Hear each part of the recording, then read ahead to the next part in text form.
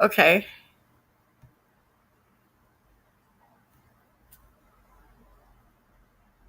Just, I'm sorry. I'm sorry.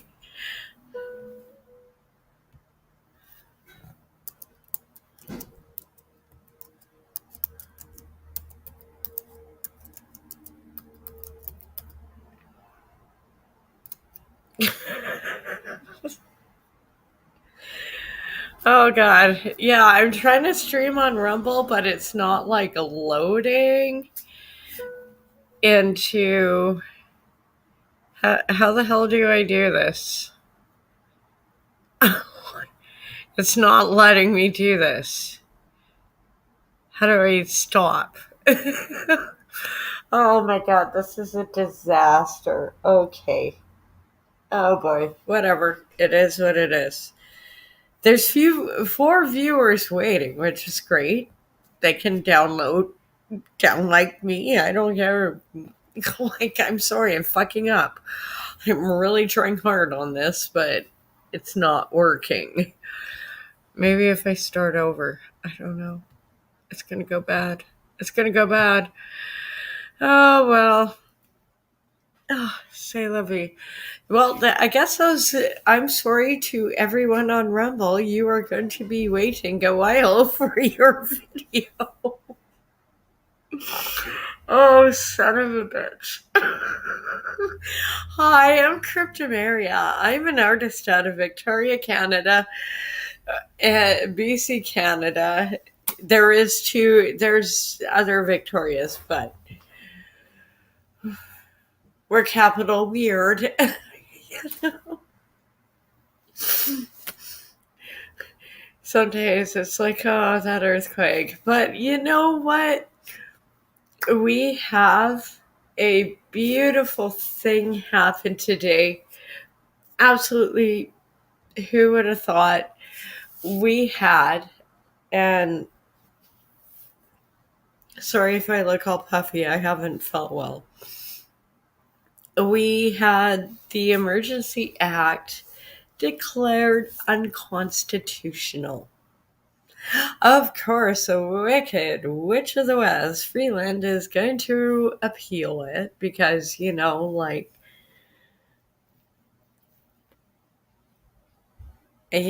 hasn't wasted enough tax dollars, so let's just like fill it more. And also she's got her little panties in a bunch. Oh, little. Oh my god. Yeah, it's been a crazy day in Canada, and I think everyone's celebrating and cracking that champagne over it, but at the same time, it's if she's gonna appeal it, it's gonna go bad. And sorry, it's like automatically, like soon as I start streaming, my sinuses go crazy. So this is gonna be an interesting stream. I will promise to stay awake and not fall asleep. Sometimes it happens. Sorry, I haven't felt well. So if all of a sudden it just drops off, well, I took a nap. You'll find another channel. No offense. I, I have no idea what happened to Rumble. Am I streaming on Rumble? I don't know. Hi, if I am. I'm not following your comments. Sorry. But this is a good breakdown, and this is amazing. This is a victory for Canada, and this is like totally turned down. Like, what the hell? And I can't believe it, but we won. So 2 years to the day of the beginning of the 2022 Freedom Convoy, the federal court has declared that the Trudeau government's response to that protest was unreasonable and unconstitutional. The case was heard by Justice Mosley of the federal court, and today he issued a decision in a group of cases challenging the invocation of the Emergencies Act. Those cases were brought by us at the Canadian Constitution Foundation, by the Canadian Civil Liberties Association, as well as by individual protesters who had been directly impacted by the emergency orders. I can't wait to tell you all about it. And this was an illegal action.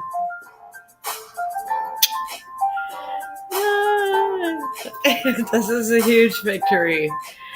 And I think half of Canada. If you're new here, welcome. My name is Christine, and I'm the litigation director at the legal charity, the Canadian Constitution Foundation, I'm not trying to generalize for fundamental freedoms in Canada. Ottawa. I upload regular videos about our ongoing cases and about other interesting developments in constitutional law in Canada. So if that sounds like something you'd be interested in, please hit like and subscribe below. They have also, please really remember nothing channel. in my videos is ever legal advice. If you have your own legal question or problem, please consult your own lawyer. So this decision came out. It's 190 pages. It is extremely gratifying for civil libertarians, but frankly for Canadians of all political stripes who understand the value of public protest in a democracy. And we understand the dangers of governments using a massive sledgehammer like the Emergencies Act to shut down protests. And now, just for those of you who oh my God, haven't been paying attention to how extreme the Emergencies Act is, it's really extraordinary legislation. It basically, it does allow the federal government, once an emergency is declared, to create new criminal law by executive order without advance notice, without parliamentary debate.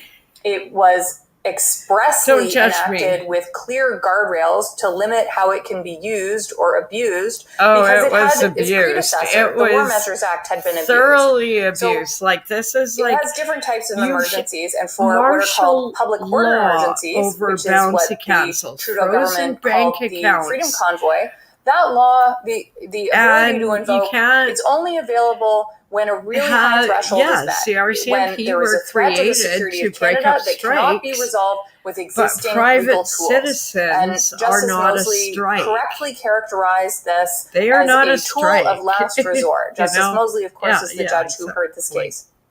Now, this decision is a complete repudiation of the government's position and a massive political humiliation.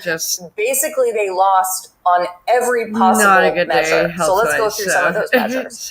First, Justice Mosley said there was no national emergency.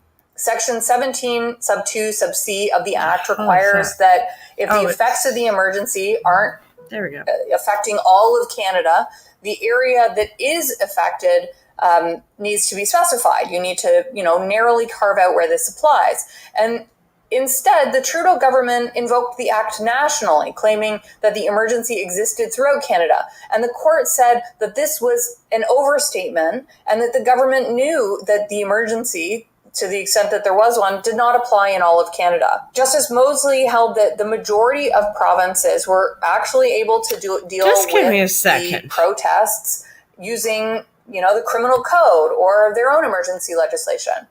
Justice Mosley said that because of that, because there was no national emergency, the invocation was unreasonable and outside the scope of the government's authority. And he said he could decide the case just on that basis alone. But to really hammer the point home, he also found that there was no threat to the security of Canada. This is a phrase that has a defined meaning in the Emergencies Act. Its meaning is the same as in the CSIS Act, another piece of legislation. In order to constitute a public order emergency, which is how this protest was characterized, there needed to be, under the statutory definition, the definition in the law, there needed to be a threat or use of serious violence against persons or property for a political or ideological purpose. And Justice Mosley wrote that there is only room for a single interpretation of that statutory provision. The meaning of threat to the security of Canada has the same meaning as it does in the Emergencies Act as it does in the CSIS Act. And we know that the head of CSIS testified at the Public Order Emergency Commission that there was no threat to the security of Canada. The only specific example of any threat of serious violence provided by the government was in Coutts, Alberta, where arrests were made by the RCMP using the criminal code.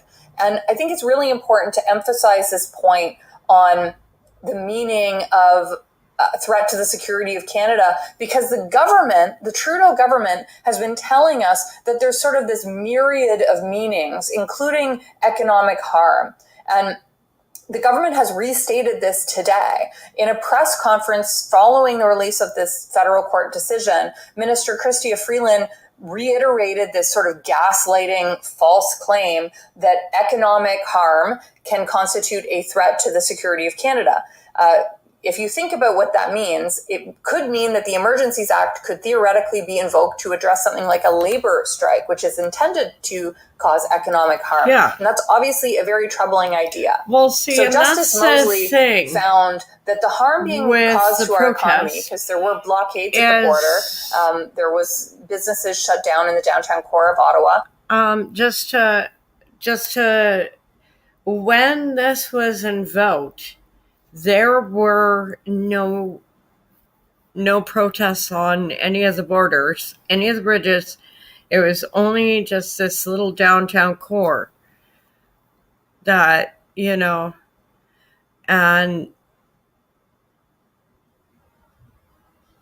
that's how small it was at the time. It was, I'm trying to think even how many trucks it was. It wasn't even like all of Ottawa like it was in the first days. It was just like around the Parliament. And now Parliament is pretty much like Fort Knox, or, it's like, I don't know. And some of it, I've pointed out in other streams, I really want to check this.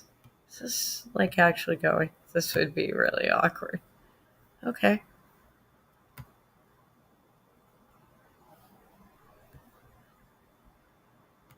It might be going. I don't know. Hi, Rumble, if we're going. Just oh dear. I'm going to have to sort this out. I'm sorry. I have too many screens up, and they're not all getting along right now. But yeah, it was pretty incredible what happened. He said that is very real and it was concerning, but he said it did not constitute threats or the use of serious violence to persons or property. And it didn't meet the statutory definition. And without a threat to the security of Canada, the invocation of the Emergencies Act was unreasonable. So in addition to finding that the threshold to invoke the act wasn't met, Justice Mosley also found that the regulations enacted under it were unconstitutional. So once the public order emergency was declared in February of 2022, Cabinet created regulations that prohibited participating in or supporting or traveling to a gathering that could lead to a breach of the peace. And it also created regulations to freeze bank accounts of quote, designated persons involved in the protest. And the court found both those measures were unconstitutional. They were unconstitutional, prohibition was an unjustified limit to freedom of expression. It had the effect of criminalizing attending at a protest by anyone, including peaceful protesters just standing silently on Parliament Hill with a sign. And Justice Mosley also found that the freezing of bank accounts was an unreasonable and unjustified search under Section 8 of the Charter, which is the part of our Charter that guarantees our privacy rights. Bouncy houses wrote that financial records are part of our biographical core of personal information, and it can reveal personal details about someone, like their financial status, their wealth, their lifestyle choices, and things like that. And the suspension of bank accounts and credit cards didn't just affect people involved in the protest, it affected their spouses if they had joint bank accounts. And that did happen. It happened to one of the individual applicants in this case. And Justice Mosley found that there was really no effort made by the government to address that problem of sort of cutting out your spouse if they were back home in Alberta and you were protesting in Ottawa from your wife being unable to pay the mortgage or buy groceries. Even worse than that, Mosley found that there was no standard applied to determine when someone should be a target of this freezing or how to, appeal that decision if it had been made. And he described the process for freezing accounts as the police just making it up as they went along. So the outcome in this case is obviously very different from the Public Order Emergency Commission's decision, the Rouleau inquiry, but the important difference is that this case has the binding weight of precedent. Now, the government has already said they plan to appeal, but given how detailed the reasons are in this decision, I think that they are going to have a mountain to climb. But we are ready to fight the appeal. If you want to support that fight, you can visit the ccf.ca/donate and help us pay for our legal bills associated with this case. Anyway, I really am thrilled with this update. I hope you are too. I'll link to the decision below so you can read it yourself. That was awesome. Okay. Oh, wait. Why is it being weird? Okay. That's like... How come that's doing that?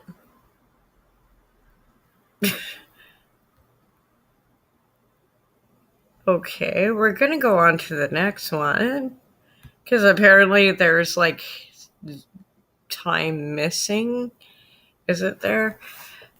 Hopefully I pulled up a lot. I tried to pull up as much as I could. Oh my God, this is like a disaster for technology tonight. Canadian politics. Today, the Federal Court of Canada has deemed the Emergency Act. And once again, we're talking about sorry. it 2 years later, literally almost to the day. The Federal Court of Canada has deemed the Emergency Act as unconstitutional. They shouldn't have done it, and there are some severe repercussions they shouldn't have done for it. those actions. So, in case you've been wondering what the update with the Emergency Act is from the Freedom Convoy, oh no, I can pull news. up. We'll go back to another video, everybody. This is going to be a video that you're going to want to smash the like button. You're going to want to scroll down. I've been trying to pull up some of my blogs post from notifications that on to an adds layer of insurance because this is incredible news. This is an incredible video, and I'm so pleased to bring this to you. And you're probably going to want to share this video to like Facebook groups or Reddit or whatever it is because more everyone people who knew constitutional law knew this was wrong. And everybody's got never to be aware should have happened. The government messed up, just like we thought, and finally they messed up, and it's going to get swept under the carpet. And I also want to take a moment to thank everybody that has donated to my dog fighting cancer. She's got a big lump on her leg right now, and this is overwhelming. Really not good. I'm trying to not blur the lines between my personal life and what's happening with politics, but an overwhelming amount, massive donations, massive amount of support, and thank you. I'm kind of nervous because her surgery is on Thursday, and it's super traumatic. And this is like my family dog, and my dog is my protector for my daughter, and also my next child. Yeah, I'm having a second kid. So there's the news for that. So my dog has got to stay alive, has got to. And without further ado, let's get into this video here. So this is trending on X or Twitter everywhere. The Freedom Convoy, Freedom Convoy, Freedom Convoy. It's going parabolic viral. I've got some notes pulled up. I'm super excited to talk about it. But before we get into the notes, we're going to get into some of the Twitter posts that have been, brought up by some heavy hitters.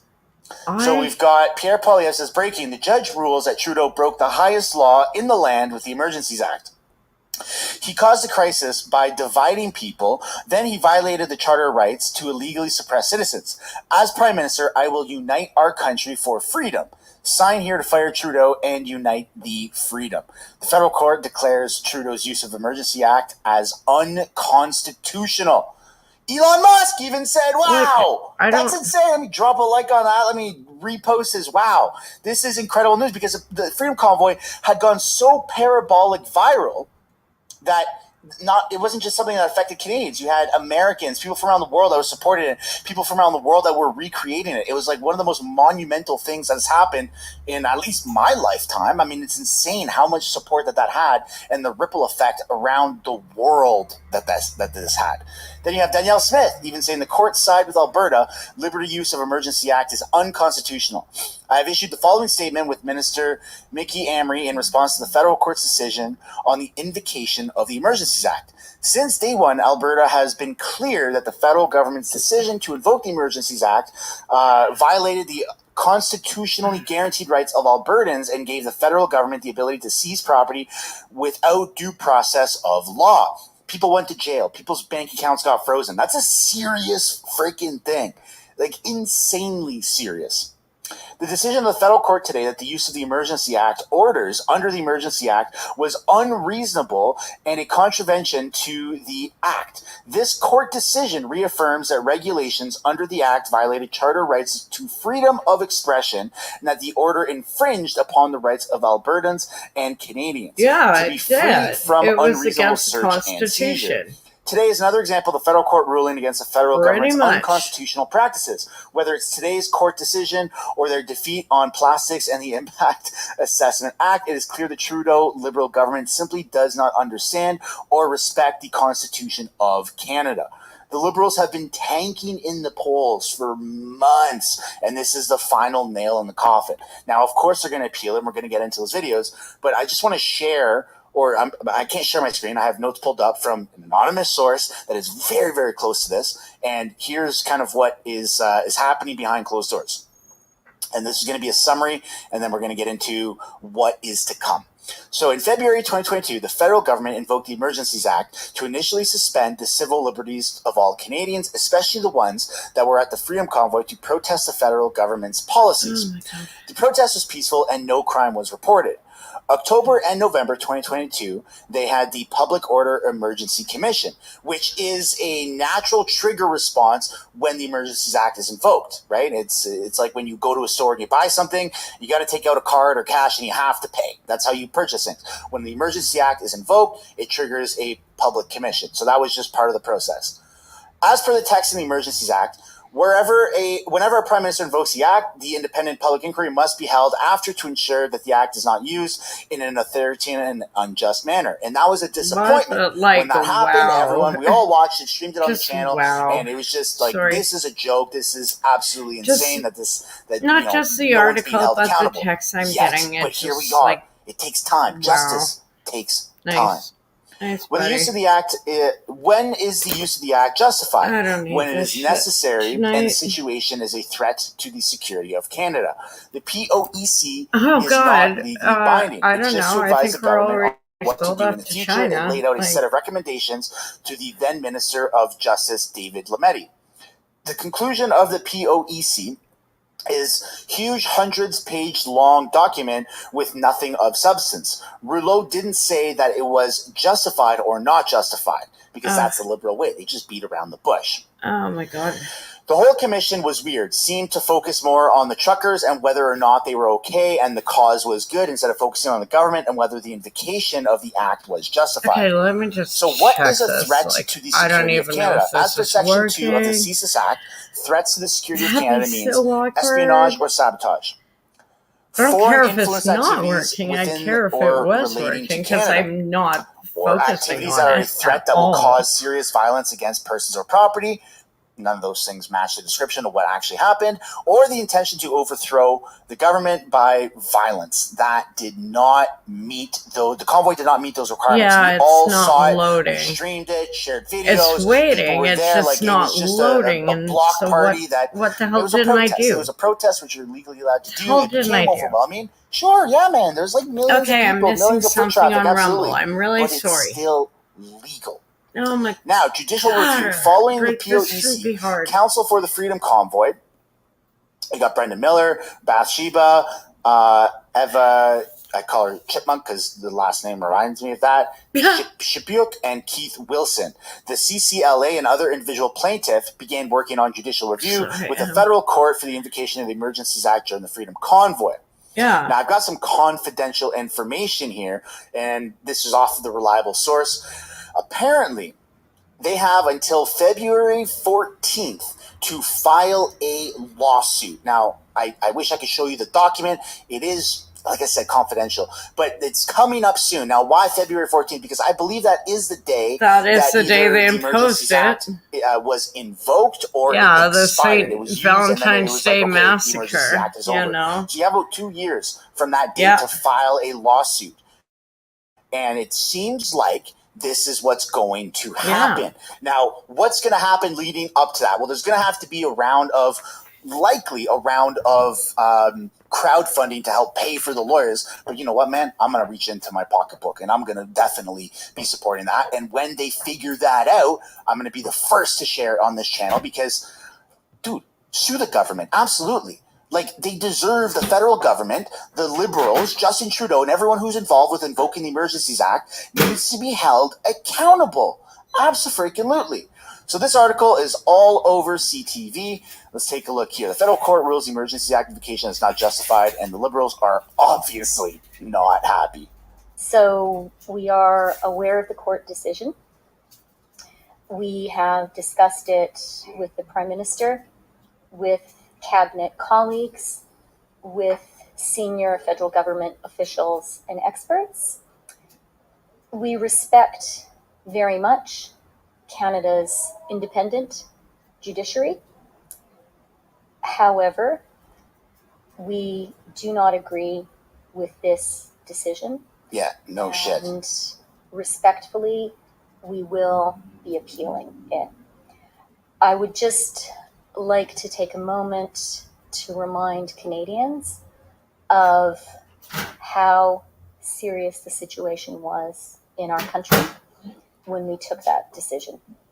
It wasn't. You did not meet the criteria at all. It was overwhelming. There was miscommunication. We heard it from the police. We heard it from CSIS. We heard it from the federal government. We heard it from the chief of police at the time in Ottawa. The government didn't know what to do. They were panicking and they overstepped their boundaries. That's been very, very clear. And the only difference between when this was actually discussed publicly to now is time. And I'm here. Hello, everybody. I'm here. I'm popping up on your phone, your TV, or whatever to remind you that that shit was illegal. And the federal court in Canada has just said that shit was illegal. So it doesn't matter what Freeland is saying. It doesn't matter that she's on CPAC and CTV and CBC going around saying, we're going to appeal it. You're going to lose, bro. You're going to lose because that shit was illegal. You can't forget what happened. There is millions of videos and millions of hours of footage, raw, unedited footage of what actually happened during the convoy. And it did not meet the requirements for the Emergencies Act to be invoked.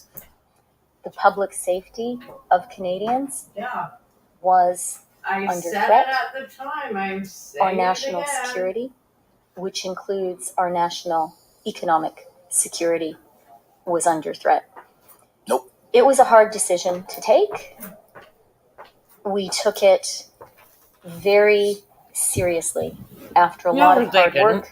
After a lot of she did. She froze everyone's bank accounts and we were convinced imposed martial law. I was convinced at the time it was the right thing to do. It was the necessary thing to do. I remain and we remain convinced of that. Yeah, of course you do, because you're a liberal dumbhead. Listen, it doesn't matter what Chrystia Freeland or what Justin Trudeau says. That shit was illegal. You have people from all around the world, smart people. They can appeal it. It was illegal. Me, high-profile people, everyday people that were there, people that got beat up unlawfully by the cops that were using their power because they didn't know what else to do. Everyone has agreed. Everyone with a brain, with common sense has agreed that shit was illegal. You may not have liked the Freedom Convoy. You may have thought it was obnoxious. That doesn't mean that it was illegal, which is why you can purchase stickers down in the description that say speech or hate speech. It does not equal speech that you hate, because, again, just because you don't like something doesn't mean that it's illegal. It doesn't mean that it's infringing on anybody's rights. Now that the federal courts have decided that the Emergency Act is actually unlawfully invoked, it's a big victory for Canadians. You have someone right here that says on X, Emergency Act invocation declared unreasonable by the federal court. It is declared that the decision to issue the proclamation and the associated regulations and order was unreasonable and it's like almost 200 Emergencies pages, Act. so It is it's declared long, that the regulations infringed Section 2, subsection B of the Charter, and declared that the order infringed Section 8 of the Charter, and that neither infringement was justified under Section 1. And there is no award of costs. And that's why you're going to see those Freedom Convoy lawyers and the general public sue the federal government for what they've done. And they have until what I understood to be February 14th. That's a little bit insider information, folks. So if you haven't been subscribed to post notifications on, that will be a good one to be like, oh, that's a catalyst for me actually subscribing this guy. I have till April for my potential one, but I don't know. Upon reviewing that decision, I should let it go. We obviously reiterate the respect for the judicial process that Minister Freeland has just mentioned, but a fundamental aspect of the judicial process is also proceeding on an appeal. And after that consultation with the Prime Minister, with Cabinet colleagues, we've taken the decision that we will be proceeding on an appeal, as is within our rights within the judicial system. There you go. They're pinned up against a corner. Everyone is pointing fingers, going, hey, man, what you've done is wrong. And the courts agree. And they're like, buts don't count in court. There we go. We got another photo here. And upon determining the decision issued by the proclamation, and okay, so this is all on Twitter and X. If you it's intense. Go, this is a big day in Canada, and you can look at all those leaked pages everywhere that show this stuff. It's all public information now. This is like, but the February 14th type detail is pretty important because this actually happened. Very, very soon. This is a good thing. It's not over, but it's a good thing. Prime Minister Chrystia Freeland says government will be appealing the federal court decision. As of recording this video, it has 130,000 views.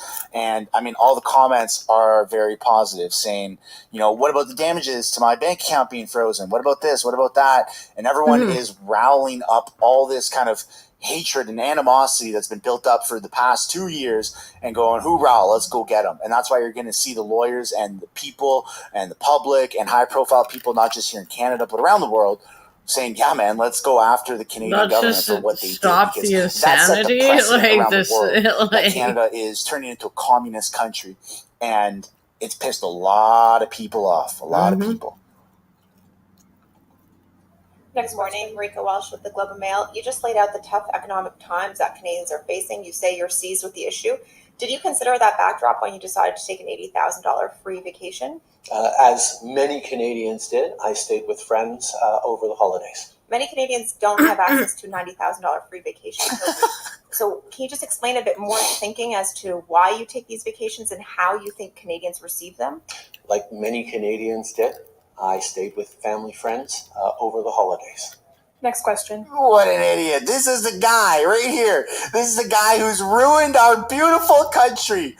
Our beautiful free country where things were once affordable, where people love to come and visit Canada, where people were looking forward to moving here, not because of government handouts, but because of opportunities that Canada and pretty much only Canada can provide to Canadians. And this guy right here with this stupid smug face is I know, it's like he just doesn't even give a shit. Illegally invoking the Emergencies Act. And let me tell you, if it wasn't over up until now for Justin Trudeau, it sure as hell is over for him now. There will be no recovery for him. Their PR team is going to be spiraling out of control because of this. And they're going to try to appeal it the best that they can because it just, no matter what happens with the outcome of this, whether the Liberals win their appeal or not, Trudeau will still always be Trudeau, and we can count on Trudeau to catastrophically fuck up.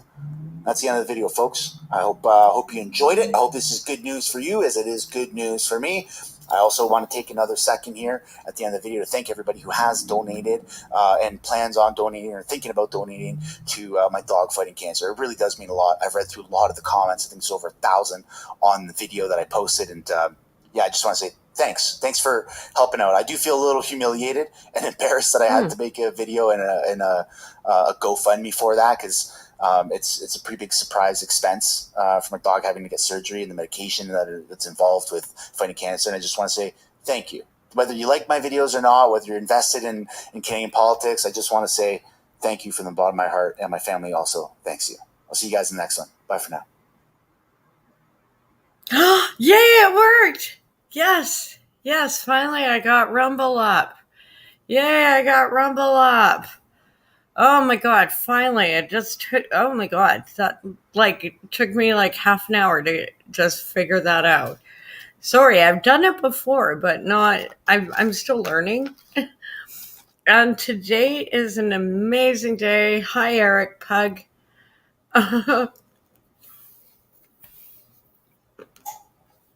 Pugs are awesome, awesome puppies. They make the best fur babies. Well, it's hard to pick a good, I think you find ones that resonate with your personality. Oh my god, why is this so damn? Okay.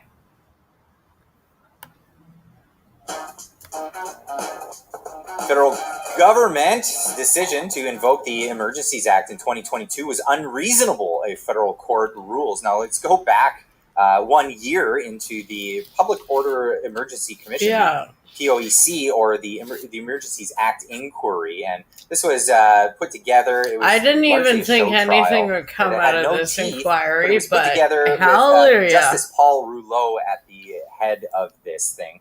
And, well, of course, handpicked by Justin Trudeau, a member of the Trudeau Foundation, found that Trudeau was justified. And these are the reasons that he gave. I wrote this a year ago. Justice Paul Rouleau justified the use of the Emergencies Act, not because the Freedom Convoy was a threat, but because the government failed in their duties at all levels. Government incompetence is now the threshold to suspend civil liberties in Canada. Now, that was the case a year ago. Moving forward, it doesn't look so much the case. But at the time, yes, of course, Justice Paul Rouleau had this to say. In fact, I've sometimes think I'm no more than a puppet with a lot of puppeteers behind who are making the whole system work. And I deserve virtually no credit for all that's happened to date.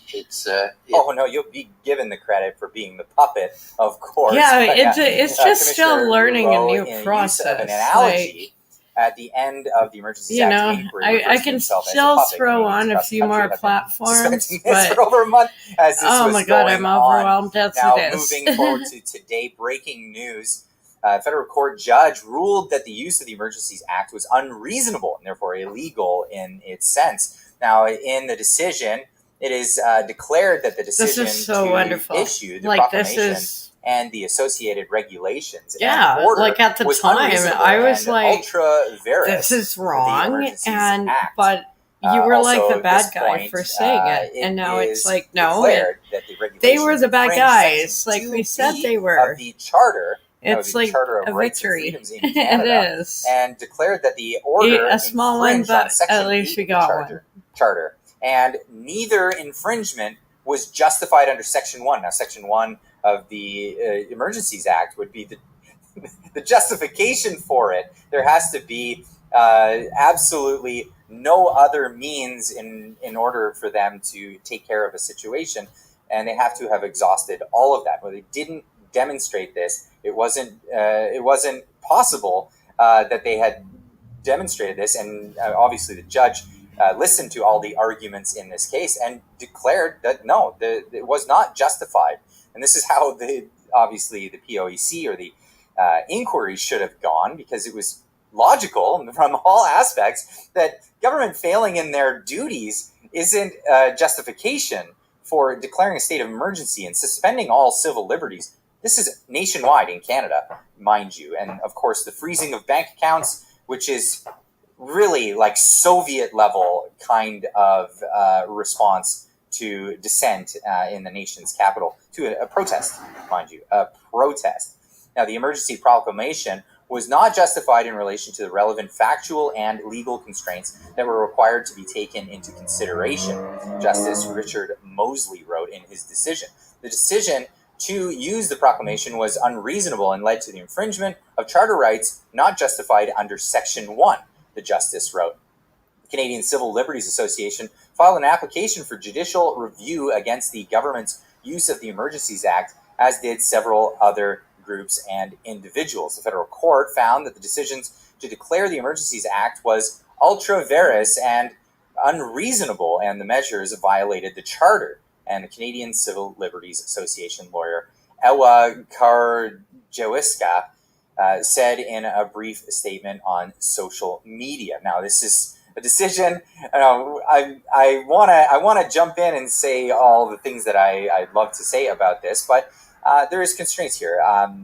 As a public figure here, and I'm not a legal expert, I don't want to give any sort of legal opinion on this. So I'm gonna, bide my time here, get more information from legal experts, and that's probably the best case scenario to go forward. Now, breaking, Pierre Poilievre put this on Twitter. The judge rules that Trudeau broke the highest law in the land with the Emergencies Act. He caused the crisis by dividing people, then violated charter rights to illegally suppress citizens. As PM, I will unite the country for freedom. Let's hope he's actually telling the truth in that.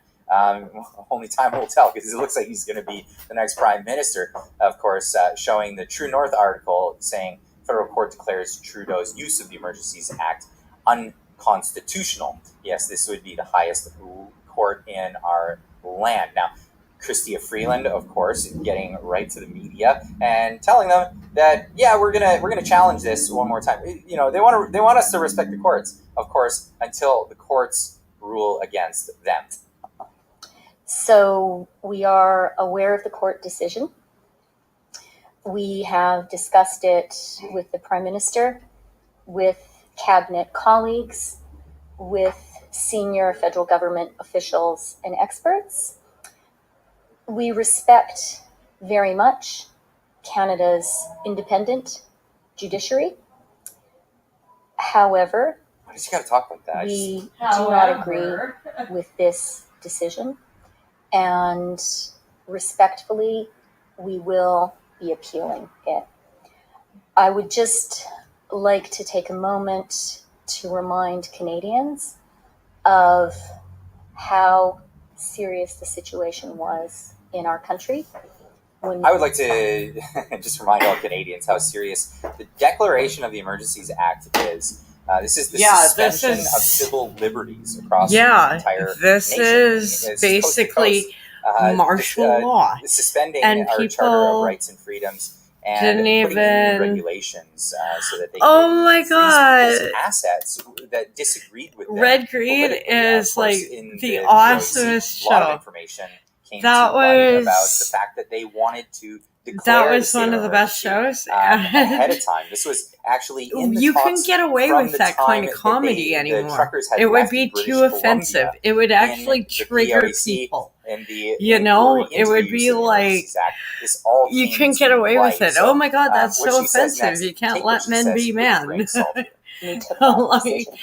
Oh God. The public safety. Oh God, the 2020, like they'd be like wearing duct tape dresses. Our national security, it'd be awful. Which includes our national economic security. Exfoliating, but awful.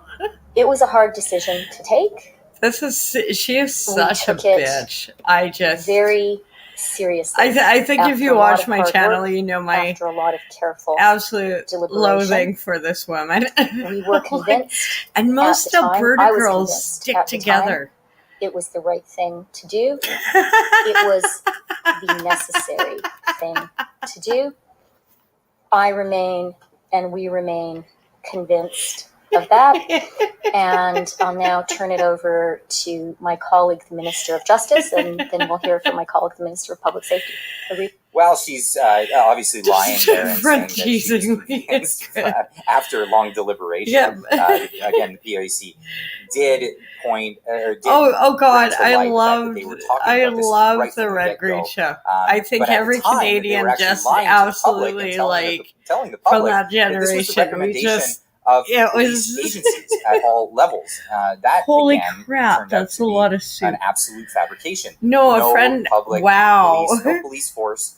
no CSIS, the RCMP, or local level police or provincial level police at all asked for this to be declared, even though this was their statement at the time. Now, he made like turkey soup, so that's like coming forward and saying, and seeing all the like nice little work containers and everything. It's just like well upon done. reviewing that decision, well we done. obviously reiterate the respect for the judicial process that Minister Freeland has just mentioned.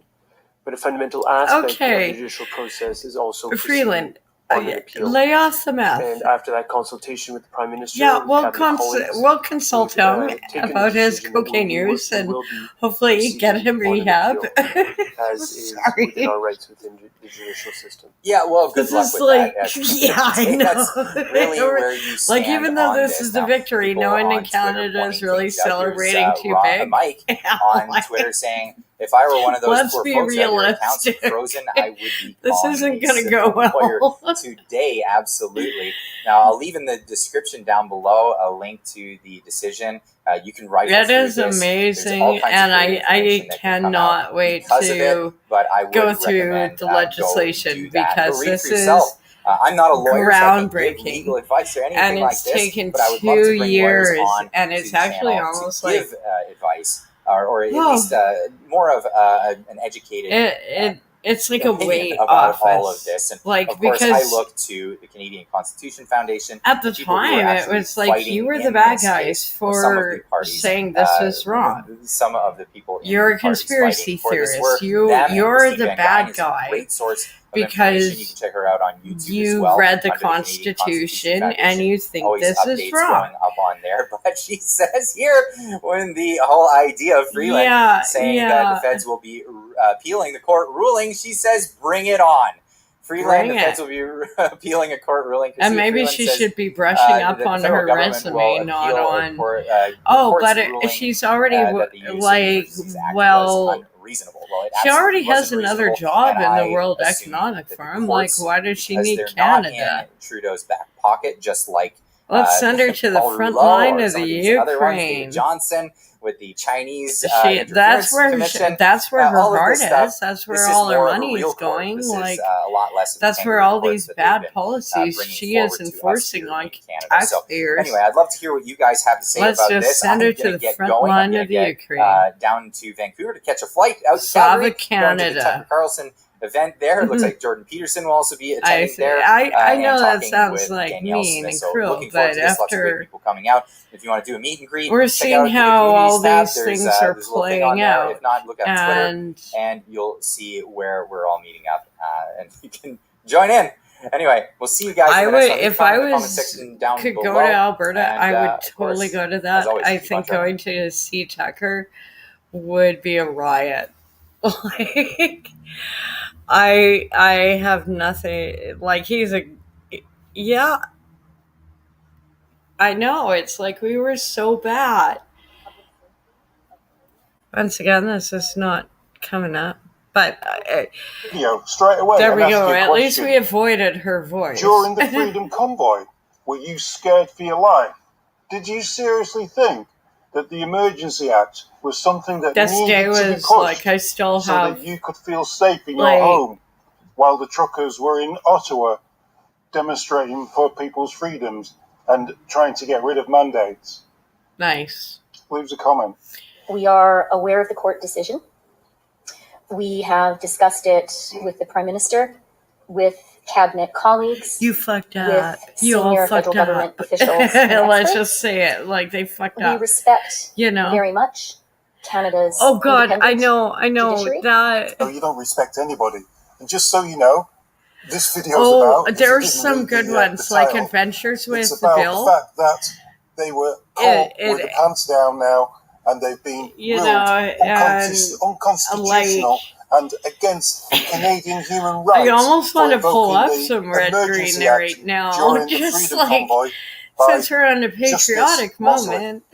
However, we do not agree with this She is so pissed off, but she knows she's like, will be appealing. No, it's okay. You can appeal it, bitch. So there you have it. The Emergency Waste more tax dollars. It's not going to go well. And Freeland and their cronies are going to contest it. It's not going to go well. Obviously, to get to this point, we did have inquiries, and it's only going to get bigger. Like the more you poke, we've the had somebody who could actually look at the evidence, and this is the decision he's come to. You should respect this decision, and you know what? Just stand down, call an election, because this is exactly. We want an election. Call a no confidence election. Yes. Let's get that in there. Let's do that now. We this had is Doug ridiculous. On the radio from Democracy and it's Watch, gonna get it's like he wants it to escalate to the point so he can impose martial law again. And so, like I've been saying during the peace, like the truckers' protests, I was saying again, keep it peaceful, because right now we have some unpeaceful protests. And in the future, the appeal court although I did pull up some France, but that French protests are different than Canadian protests. Okay, can we just be civil? Don't go full France. From all the evidence or full Trudeau. The Ottawa police chief. This was nuts. Like, this was like watching a war zone. And this was and the highways with the OPP, and there needed to be coordination, and there was no reason for the Emergency Act, and now the courts have proved it. The courts have fucking proved it. This is like a beautiful. Because how does this like? How does that look like Canada? Over what? Like bouncy castles? Exactly. Why couldn't they just move them along? Why were the police so absolutely useless? There was absolutely no reason why any of this should have gone as far as an emergency act. Yeah, it wasn't a national emergency. What will happen now? And saying that hopefully you will have commented, taxpayers, given me some insight into private business owners are terrorists. Out in the comments. And then meanwhile, think about what could look at now. Gaza now. The cops give them coffee. The money that was raised. What you about know? It's trucks? Like, okay, no problem. We've got friends on here who've had you want to cause jihad, no problem, but hey, we can't let put against them bouncy castles go unavenged. And, you know, like, unconstitutional. What? You know, it's the hypocrisy of these protests. Where do we go from here? It's going to be a very interesting. And where do we go from here? Because I'm sure a lot of us would love to see all of them go to jail as their next step, but I don't know if that's going to happen. About this, whether or not it just makes a little bit of a ripple and then goes away. Let's see. So exciting. Yeah, it's going to be an interesting few days, guys. Yes, it will be. It will be.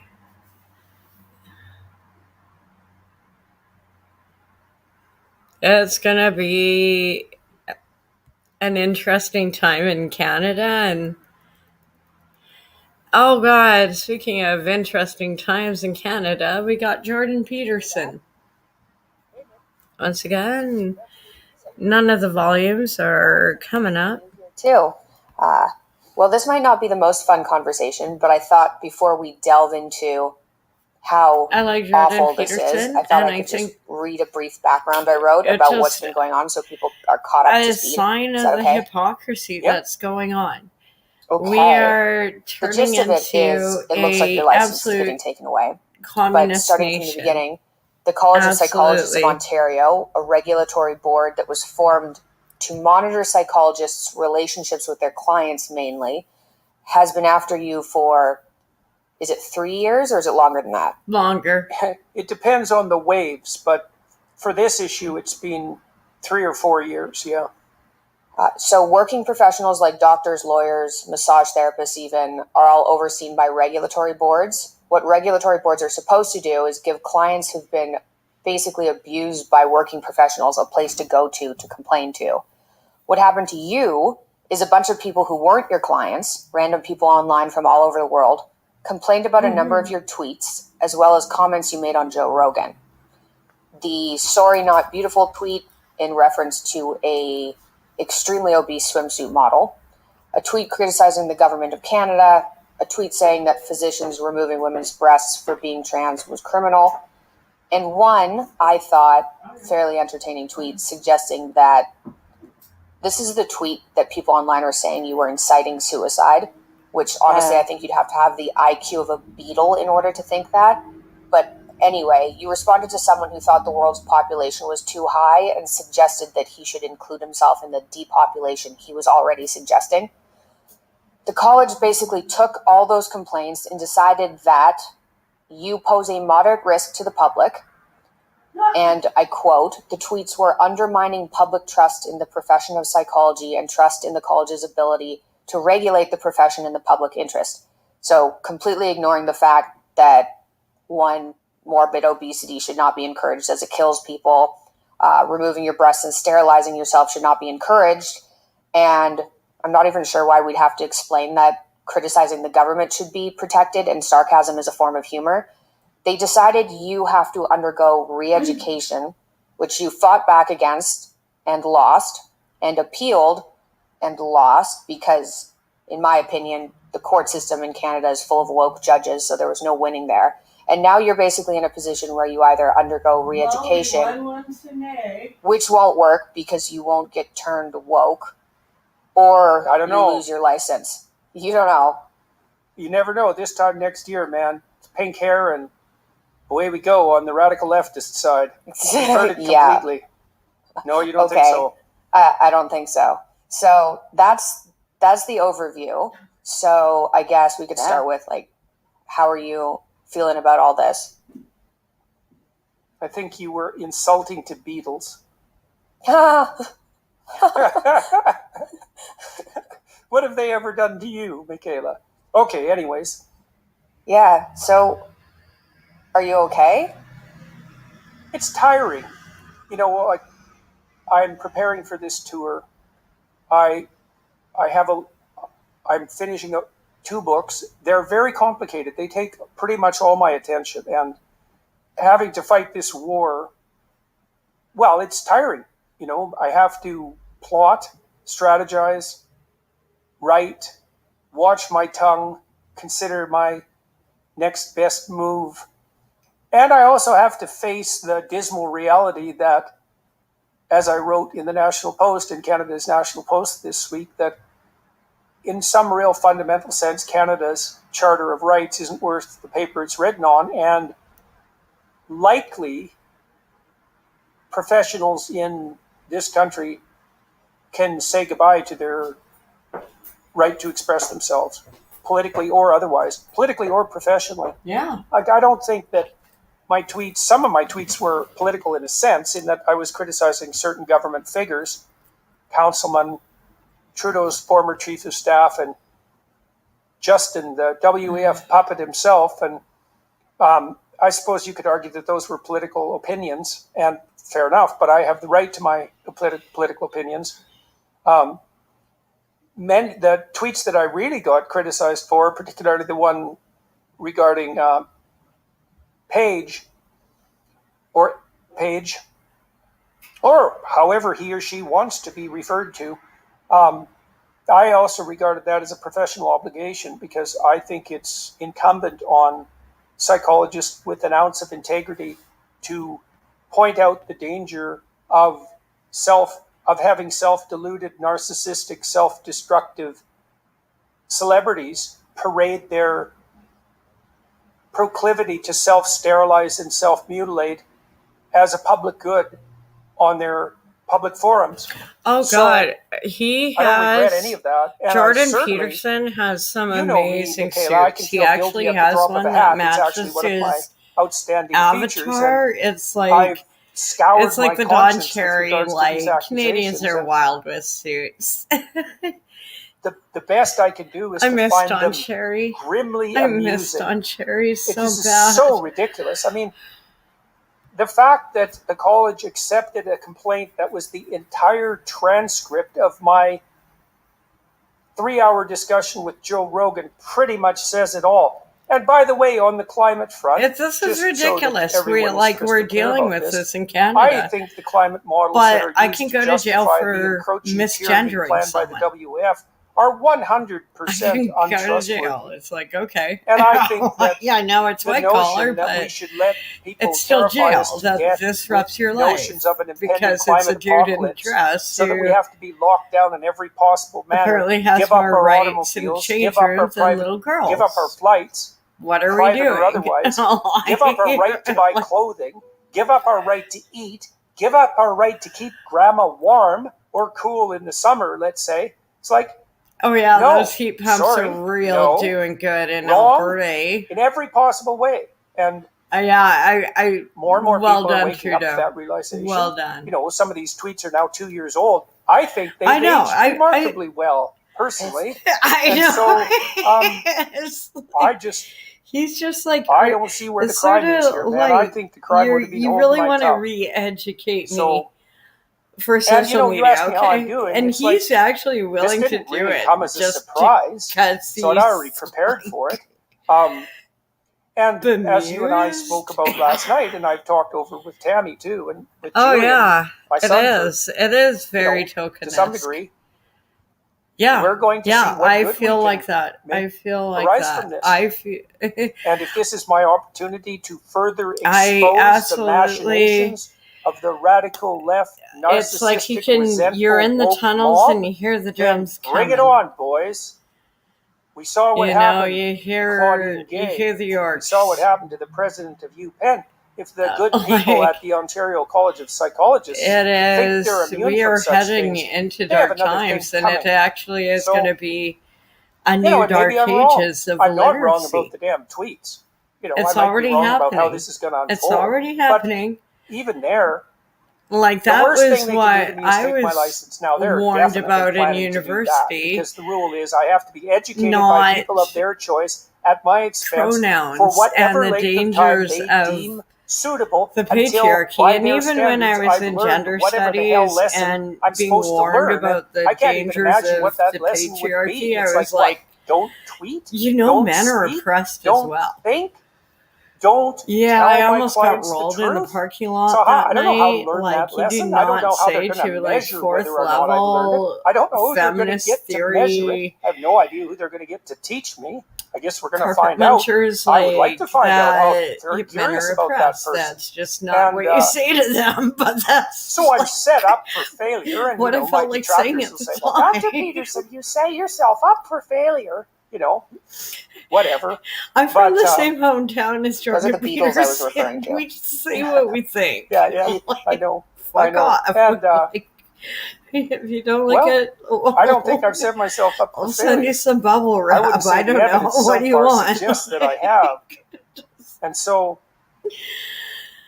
it's so much of it's preposterous. One of the things I asked the college, but they never answered. I asked them 40 questions in a letter of this level of impossibility. One of them was, all right, so you got about a dozen complaints. Maybe they got like 17 complaints and decided to proceed with 13, something like that.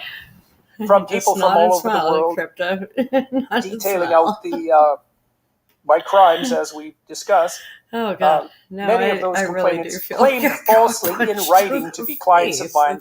By the way, which didn't have a glitch in the matrix, apparently. None of them, just to be clear about this, none of them were clients of mine or new clients of mine, or were anyone I commented about on Twitter, or knew anyone I commented about on Twitter. So we want to be clear about that. And you can. I'm Cryptomary on X as well, where we're streaming live as well. Hi to my family and friends there. You guys are awesome, and also it's annoying. A big fuck you to the Canadian government. Those are hard licenses. And to get, I really hope those tampons are working out for the Canadian forces in the men's room. And also very hard. I'm really proud of you. Therapist, which I was. Real proud of you. Taken about I think that is like, I'm. So I that's was a good so thing to close to passing and my I'm not exam. that happy about the prospect of. But I think it was just a few tampons having their way with my professional credentials. It annoys me deeply.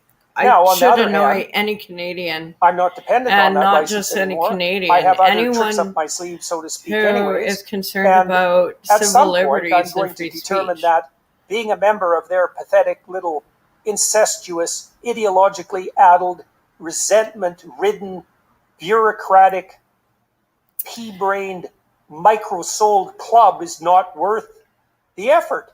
And I suppose we're probably there already. But it's almost Shakespearean. It's so eloquent. In my delusion. And like I said, maybe I'm wrong and I should just shut the hell up and pack up and go home. But my sense, grandiose though it may be, is that today we these won. bloody colleges, today we won, and 2 years ago, I never would have the free speech and free imagine we actually would have gotten this victory, and we still haven't won one. What sort of professional consultation are you going to be able to obtain? This is a when the victory people you're talking today to are with the Emergency Act. When you bring them your 13-year-old daughter who's in major distress, who's so concerned about her body that she's thinking about sterilizing herself and having her breasts removed, and we're going to have to talk to Trudeau about this. Except lie to you that it's all right. Nothing's going to happen, but who knows? How's that going to go for you? Maybe something will happen. You think that through for like 15 seconds. And if you don't think that'll happen to someone in your family soon, you either don't have a family or you're deluded, because it's coming your way real soon. So, I feel that I have an obligation to fight this out in the public sphere. In many ways, it would be simpler for me just to tell them to go directly to hell and give up my license proudly, See, and, that's the route I took with my other YouTube account. I don't know. I'm not there yet. But, it might happen. At the same time, I was I'm not going to retraining. To its end. And he's a better man than me, obviously, because he is the man. Of honor and care. The results won't be precisely what my would-be enemies intend. Let's put it that way. Yeah. This is what, luckily you're in a position where this isn't going to crush you, but if this happened to somebody who didn't have multiple streams of income. And it does happen to people who don't have multiple streams of income. Well, the problem with it's not that easy to be re-educated and lie. First of all... like what? I could go to YouTube retraining and have kept my other channel, but I don't think I'm going to get retrained. Consistently? Becoming I wouldn't have the patience to sit through it of your pretense. and be like, oh no, I can just deal with this. An honorable person in this situation is they're basically screwed. There's nothing they can really do. Because if they quit, which is what they should do, they should tell them to go to hell publicly and repeatedly. Amy Ham, the nurse in British Columbia, they've tortured her to death, and she was very afraid of them, and she's come out swinging again. So she's got some spine. That girl. Did she oppose what was going on with COVID?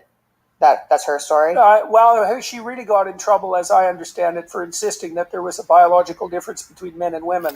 Oh, that always gets me in trouble. Right? Of all facts. Oh my God, trigger warning. If you are willing to compromise yourself on the issue of the reality of biological sex, but then I'm pulling up Jordan Peterson, of course I'm going to get in trouble.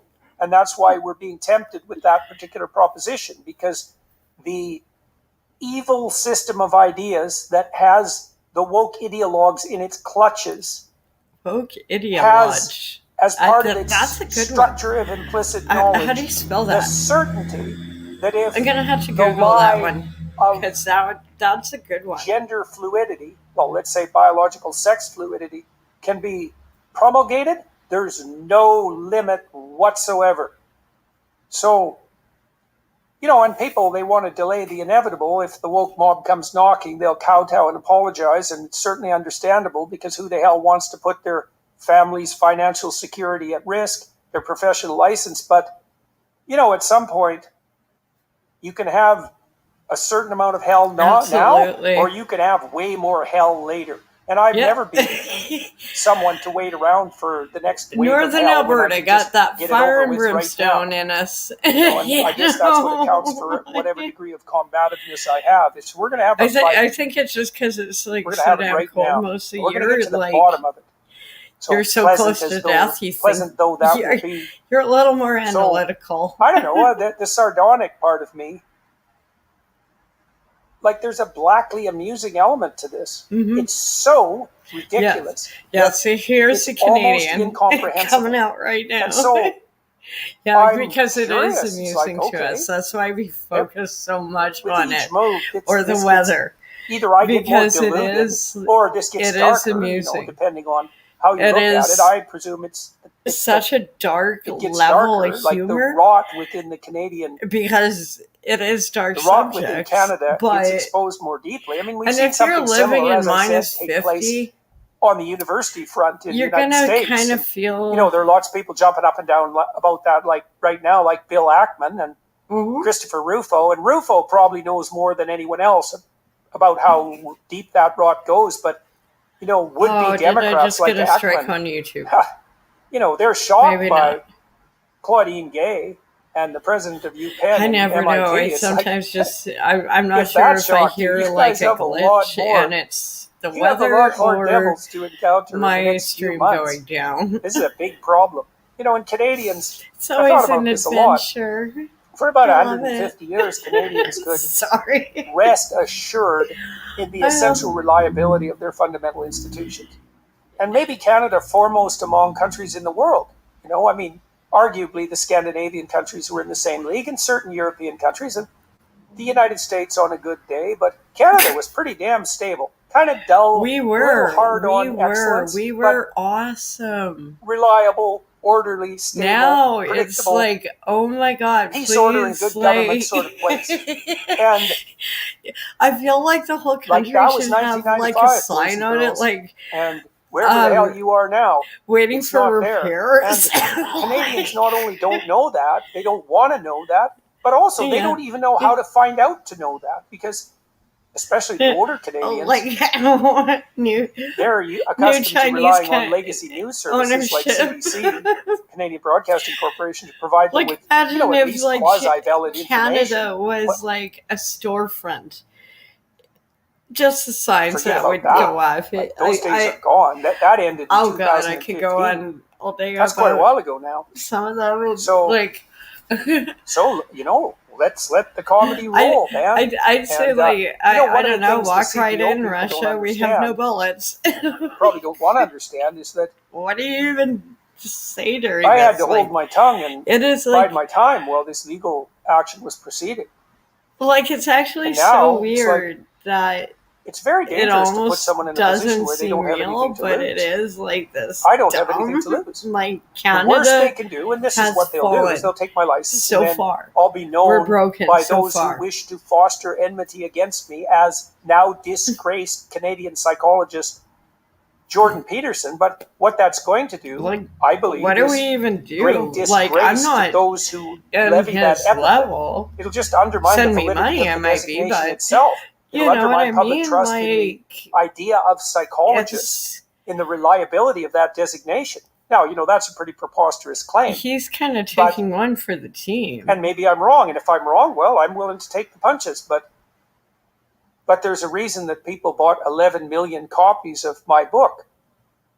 The reason they bought 11 million copies of 12 Rules for Life was that they found it helpful, like psychologically helpful, which was its purpose. There's a reason that, and I mean that's video the thing interviews and lectures that I this produced kind of on level of thought crimes YouTube and released on YouTube, mostly for free. Not that I haven't benefited financially from all of this, because I certainly have, and I'm not the least bit ashamed of that. He just wanted In fact, I'm pretty happy about it. Yeah, and grateful for it, and hope it will continue. And I'm striving to make sure it does. It's like, but also there's a reason people are watching those videos. If you want the information, he's not going to hold you back. Like, we'll see whose reputation suffers. Hopefully, I won't do anything too stupid and angry along the way, and I don't think I will, because I'm actually not. He makes his angry. bed every morning and cleans his room. I don't know. That is like part of the book. I'm sad for my country. You know, and we've talked too. You move, but it is I can move to Arizona in a heartbeat. Yeah. You know, my son Julian, he's an American. He could leave. Lots of Canadians are moving. 3 times as many Canadians move to the U.S. as vice versa. We're going to be the worst performing economy in the developed world for the next 30 years by the current projections. It's really. We make less money now in Canada on average than people in Mississippi. And sorry for everybody in Mississippi to use you as that example, but hey, you're all doing better than Canadians, so you can be happy about that.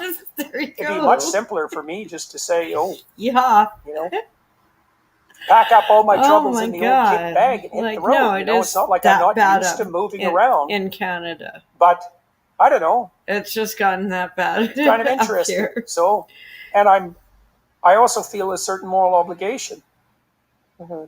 Do you think that you're going to continue this battle legally? Well, we do have one avenue. There is one appeal route left. We can appeal directly to the Supreme Court. It's a very low probability maneuver, and you know, another loss. Yeah, like it's right? Like, do you want to spend more on lawyers? Which is the most likely outcome. Well, then those who are not very fond of me will say, to those who want to believe, well, you know, 3 different levels of Canadian judiciary decided that Dr. Peterson was wrong. Who the hell is he to make claims that this is an inappropriate response? And look, I can understand why people would believe that. I would want to believe that. Right. You know, that's the entire court system. We all know it. It just it certainly implies that you'll be happy to know now, though, that the federal court today announced that you have the right or even the obligation to reveal your pronouns when you address the court, and that you also can start your whatever it is you're doing with an Indigenous land acknowledgement. So people can make of that what they want. Yeah, that is actually that is Arizona sounds like the right move. That's my opinion. Yeah. Well, you have a personal stake in the matter too, but I also appreciate that. You know, I'm pretty happy that you'd be happy if we moved down there. Hey man, that's his daughter, and she's like, "Hey, Dad, whatever you decide." Plans to stay. Whatever you decide, man. Plenty of people thinking in that direction, but for now, I think we'll continue. This is kind of fucked up. I'll continue in the course that I've set myself on, and Tammy's behind it, and you know, Canada's behind you. I'm willing to play come what may. You know, I already have my ducks in order with regards to my strategies. I'm going to say what I think. I don't really care what happens. Like that's not exactly. It's not like I don't care. That's wrong. Sorry, that's ill-stated. There isn't anything better that could conceivably happen to me than exactly what will happen to me, regardless of how it appears, if I am careful and state the truth. I firmly believe that. I don't even think I believe it. I think I know it. Yeah. Whether you're feeling stressed, anxious, or simply seeking a moment of peace and tranquility, the Hallow app has something for you. Hallow offers an incredible range of guided meditations and prayers that are designed to help you deepen your spirituality and strengthen your connection It's almost too happy for a With Hallow, you can explore different themes and types of prayer and meditation, such as gratitude, forgiveness, and centering I like prayer. you, Jordan, but you can also choose no. different lengths of That's way meditation too to fit happy your for schedule. me. Whether you have a few minutes or an hour, I need with some its like user-friendly interface and hundreds of guided meditations, Motorhead or the Hallow app has quickly become a go-to resource something. for people seeking spiritual growth and healing. Download the app for free at hallow.com/Jordan. You can set prayer reminders and track your progress along the way. Okay. Hallow is truly transformative and will help you connect with your faith even on a as deeper much level. as I'm So not what are you going to waiting force for? it down, Download the Hallow but app today if at people have clips, hallow.com/Jordan. I That's pull their ads. hallow.com/Jordan. I pull their hallow.com/Jordan ads. for an exclusive Like, 3-month I free let them trial. play. 10,000 plus prayers and Oh meditations. god, my cheek is... I don't know if it's starting to feel better. So, whatever It still success I've feels had like I is got because punched I in say the what I think. face. And obviously I paid a certain kind of price for that. I don't have a research career anymore. Although that's not exactly true either, because I have some pretty damn good researchers on my staff, and we're doing some remarkable things And at you a rate can't that's limit 100 times faster research. than anything I could do at the You university. can't Like, I don't publish think in as some a sense I haven't lost psychologist, anything. but you Like, cannot I had to change. I'm not a limit free full-time practicing speech. professor anymore, although I'm still a professor emeritus, so I have Like that designation. this I don't is have a clinical ridiculous. practice, but I'm kind of practicing on a global stage. That's not an exaggeration. I don't have a university, but I'm building one. That's kind of interesting. There's nothing in it that hasn't been gained apart from a certain amount of stress. But, what, are you going to have a life without stress? I don't think so. And if you're not worrying about something big that's real, you're going to worry about something that's small and delusional. So you can forget the whole stress-free thing. You wouldn't even want that if you could have it. People are way too ordinary and unreasonable to want a stress-free existence. You hear people say, I just want to be happy. It's like, that's all you want, is to be like walking around in a cloud of delight 100% of the time. And then they say just as if that's the easiest thing in the world for anyone to imagine. I really think it's like there is something about Canadians that is this attitude. Do you think, is there, so I've been talking about this a bit on my Instagram, and people have reached out and said, is there anything I can do to help? But what's the answer to that? Yeah, there isn't. Sure. Is there? Paper would be best, but if you have to do it electronically, do it electronically. Sure. That's helpful. Maybe we'll link that then in the description. I have envelopes. Oh my God, I have envelopes. I still think it's I could actually write to the college. Your license was gone, as soon as you became famous in 2017. It wasn't going to be there, which you said yourself, I think, in 2016 or 2017, that speaking out it was like already this is going gone. to.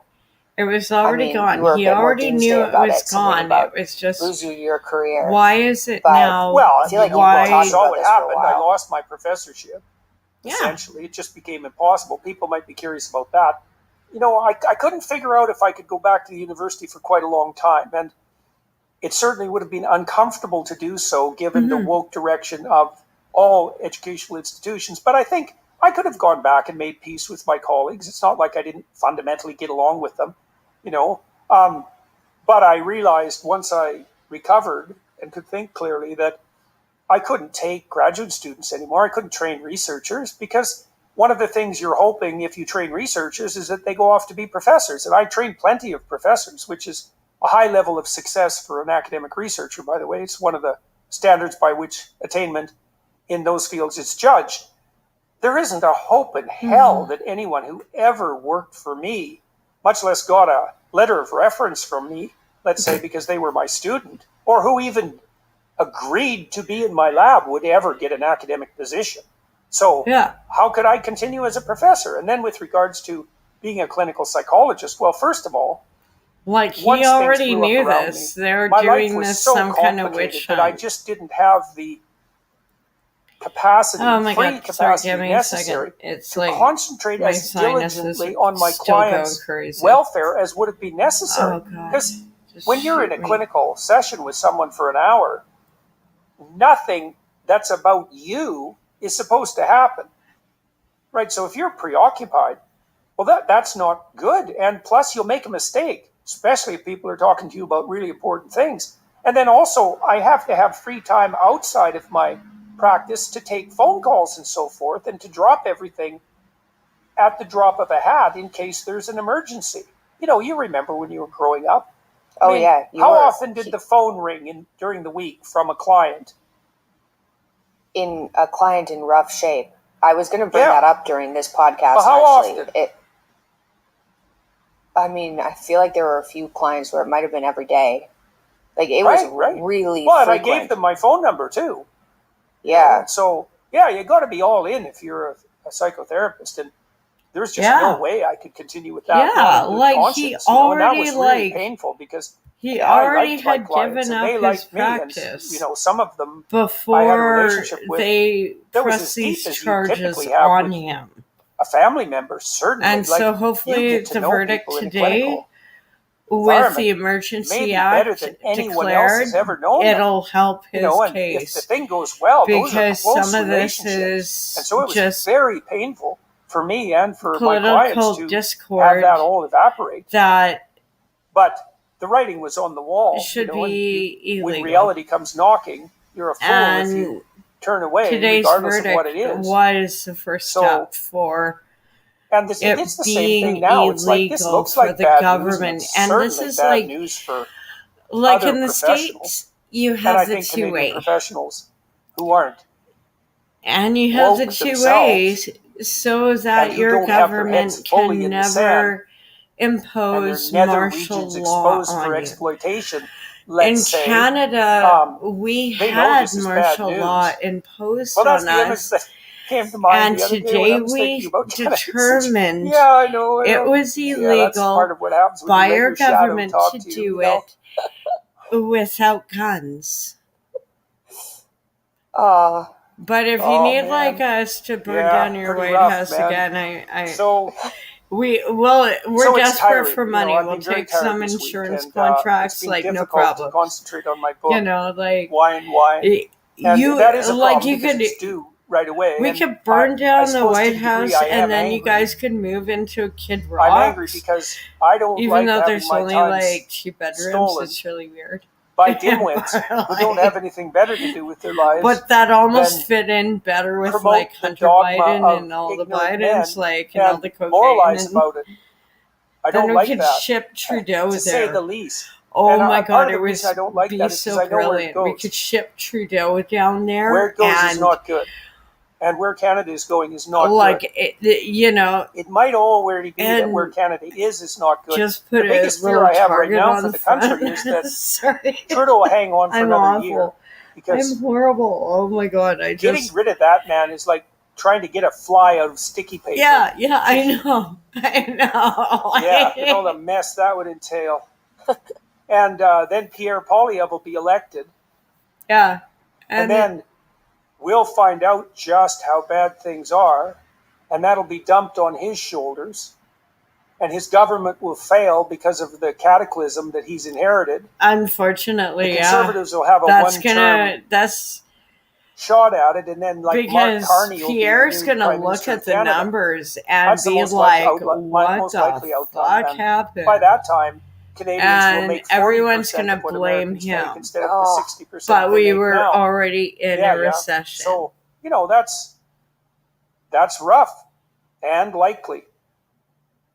So maybe not, but hopefully you know, Pierre can I have some of the abilities of pull Cassandra. out that Hail Mary Cassandra was pass a seer who in, you was know, fated to be entirely accurate in the her fourth predictions. quarter of the Her end torture zone. was that no one ever listened to her. So I don't have that I problem don't know because if people he do listen will. to me. But Like, hopefully I he do will. have some But it ability just, to see down the and a road lot of to people, where I know things are this is going. going to I sound mean, I'm really, optimistic fundamentally. I certainly do a lot of believe that people are like scared as a he's going to get species, taken we're on the out cusp before, we're on the because cusp he of a is potential too much of a prosperity threat and realm of to possibility that's Trudeau, unparalleled. and Trudeau just, It's unparalleled. it's like Game of I Thrones, like that better. like, I or, tell you, you he know, could sure like he carry just, everything to he'll an take out unimaginable hell in anyone a who handbasket disagrees with him. with equal ease. But And today, you know, at I'm least, hoping we that we're got, all wise enough to pick the he former cannot route and use the not to Emergency engage Act too as his own little tool carelessly in the delights of the latter. because he's having Everyone a can see little that playing itself fussy out.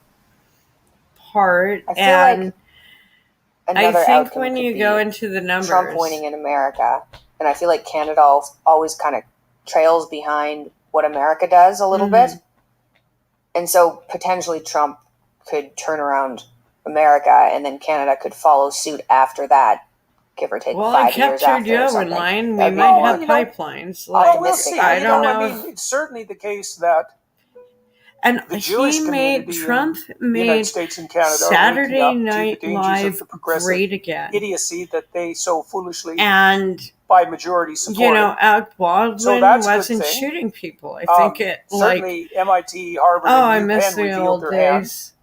What So do you even the say? degree of rot in the educational institutions is becoming to be somewhat apparent, even to people who are inclined not to believe it, which is like I want to go back to school, like to real school, not just my online stuff. But the public has had enough of the woke nonsense, especially on the green front. I mean, it's not worth it. Working class. It's not worth it right now. Let's put it this way: not very happy. We saw what happened in Argentina. Did you see the new president went to the WEF? Oh my God, that was beautiful. That was a beautiful speech. If you haven't seen it, oh my God. In English? No. Oh man, it's good. Yeah. So the AI is beautiful. really coming along. Yes, We're it going to use that is. for Oh yes, Academy, it looks like he's speaking in English, and he even has his voice and his accent. But it's the same words as I've gone through it so many times. Like he went to the WEF. This is an amazing speech. And said, "You guys have got the problem go fuck wrong. yourselves. You're the problem." Yeah, they are. And that's what I think. It's like top-down centralizing globalist green utopians moralizing about the poor expelling carbon while flying around the world in their jets. Yep, they're the problem. Pretty obviously. That's you, Al Gore. It's interesting that they invited him. I thought that was interesting. It is interesting. I'm actually impressed. Because I think they're starting to get scared. That is one of the things that but also in the rules of diplomacy, Argentina was a member, is a member, courage to speak, is a country. So, and here's your leader. And he's going to serve it to you raw. And I wish Trudeau had a set like that. As you pointed out, at the end of February, and that's fun. It's a great adventure to see if we can offer high-level university equivalent education for 10% of the price to everyone.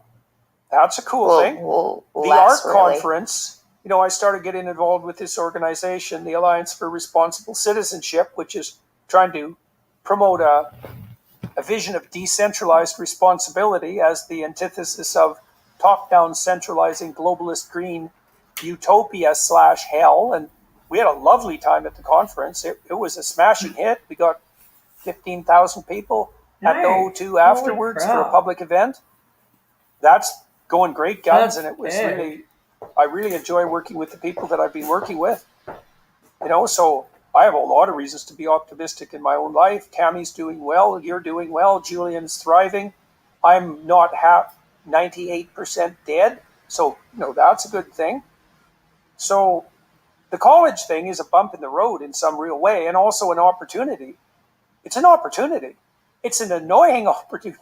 Well, it is an annoying opportunity, but I'm doing my best to be grateful for it too, because I do believe, and we've had lots of experience like this, and we've already talked about this, is that just because the thing that's happening to you at the moment presents a problem doesn't mean it isn't rife with opportunity. And I do think that's a reflection of the old dragon gold symbolism. It's like you have to confront a dragon to get the gold. But what that also implies is that, it might look like a dragon, but maybe it's a treasure house. And we're sort of taking that attitude with regards to Peterson Academy, and also with Essay, the app that I'm working on with Julian. It's like, nobody teaches people how to write. Okay, well, if nobody's doing it, and you see that, well, then you could do it. The universities are disintegrating. Okay, well, hey, people still need to be educated. And that's a better way of looking at the world, is just because it looks like, I don't know if there's any such thing as an opportunity that doesn't present itself as a problem. Yeah. Well, that's a great way of thinking about problems. It's a good attitude. It's not naive. No. That doesn't make it easy. If you're really having trouble with your wife and you figure out what the trouble is, you could radically improve her life and your life, and maybe the ability of both of you to communicate with everyone else. That's a hell of a gift, in the guise of that problem. So I'm okay. Tired. That's the only problem. Well, okay, maybe it's like something about living. I suppose there's some danger in that, but I'm trying to finish this book, and it's a really hard book. And so when something like this comes along, and I'm burning up energy I really don't have, and there's a certain danger in that. And I get a little more irritable. I think I was mouthy on Twitter last night again, what I not used being as so, for a number of months. The thumbnail on YouTube. But a dragon. I think that's I a used danger, a dragon tonight. and it's one of the dangers of this sort of trial by process that I'm in at the moment. We won a victory today. One of the typical outcomes for people who are and hopefully it benefits down him by because he's taking one for the team. He really is.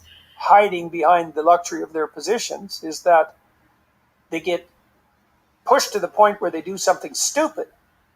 Then as soon as they do something stupid, of course they're screwed because their tormentors jump all over them and say, well, we knew you were like that from the beginning. And that's what we were warning everyone for. That's the social justice bird's voice, by in case you were wondering. Lovely. Yeah. It's like, Dad. Yeah. Dictatorship by screeching harpy. That's where we're at now. Right, we're going to find out. Oh, this is Christina Freeland, Screeching Harpy. Yeah, soon. Definitely. We're just doing this for your own good. Yeah, I know. That's no good.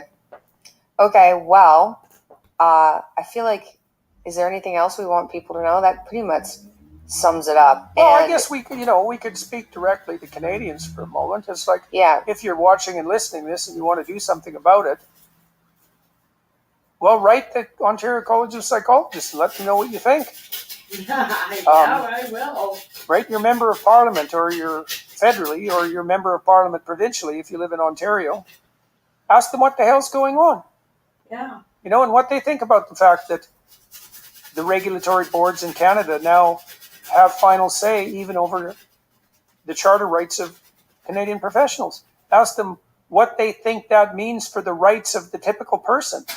Look, guys who are watching and listening, and think about it for a minute. Yeah.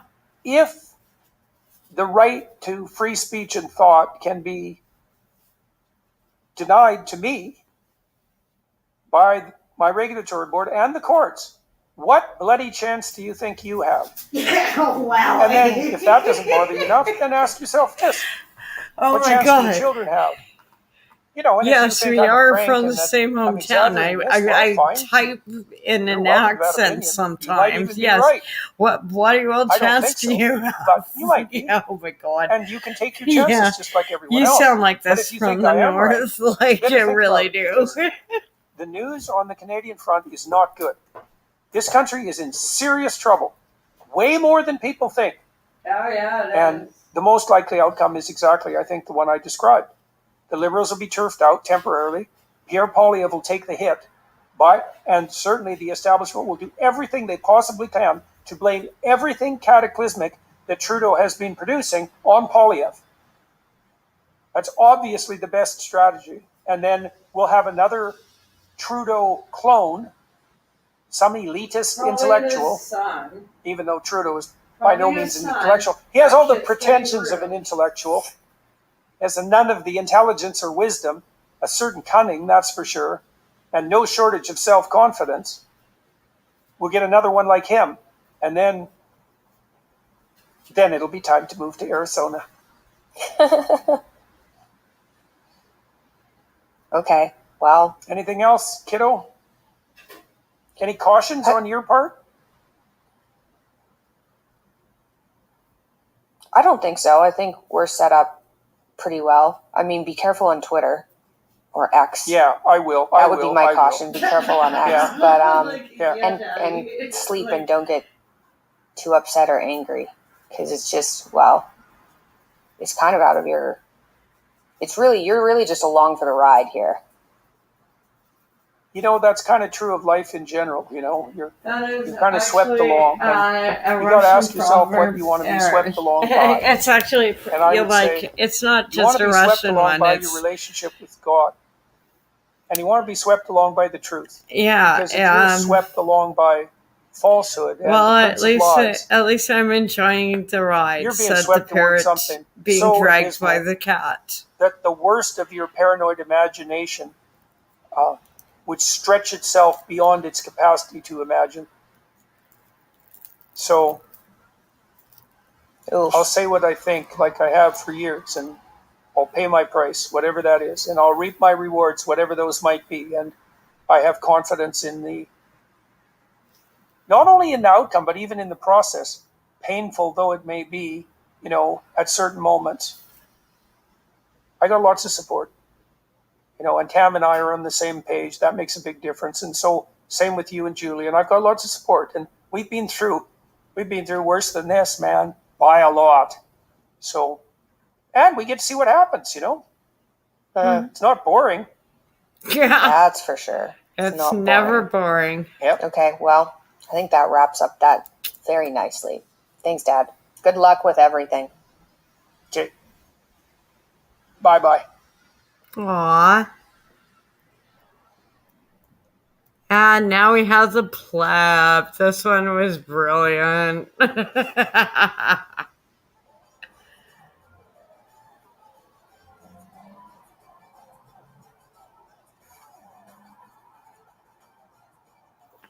And once again, the volume is just not working with me tonight. Ladies and gentlemen, the pleb is back. In tonight's story, a judge has ruled that Justin Trudeau's use of wartime measures on the Freedom Convoy protest was illegal. As well, tonight, Tucker Carlson calls Justin Trudeau's office to troll him and warn him that he is coming to liberate Canada. And in our last story, I have more updates out of France with the Freedom Farmers. You won't want to miss tonight's story. Stick around.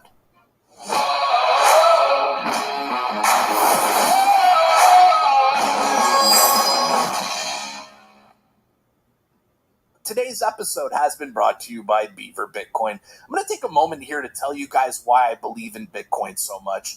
Our governments are stealing from us. They can print money out of thin air anytime they want and hand you over inflation, which is essentially a hidden tax. Now, Bitcoin protects you from this. There will only ever be 21 million Bitcoin ever produced. You can't print Bitcoin out of thin air like our governments print money. So, if you want to protect yourself from tyrannical governments, head over to beaverbitcoin.com/pleb. Use the link in the description below, and thank you to Beaver Bitcoin for sponsoring today's report. And before we start tonight's report, guys, double check that you're still subscribed to my channel. I'm still receiving hundreds of messages from you guys. Go read my comments of people saying they've been unsubscribed from my channel against their own will. So let's stick it to the censorship, subscribe to my channel, turn on notification bell, and let's start tonight's report. Well, guys, we're kicking off tonight's report with some breaking news here, as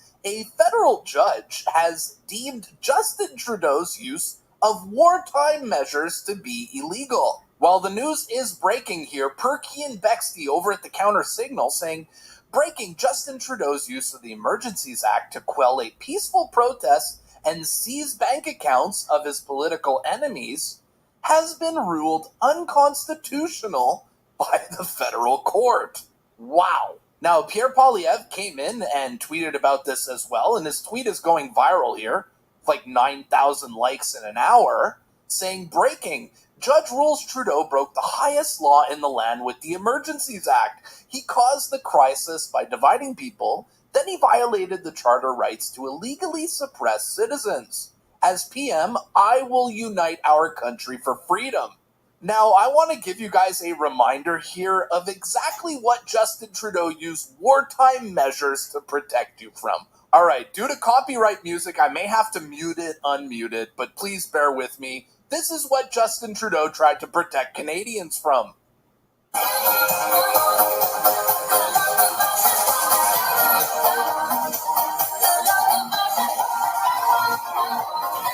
Come on, come on, come on. Come on, baby, do the locomotion. Come on, baby, do the locomotion.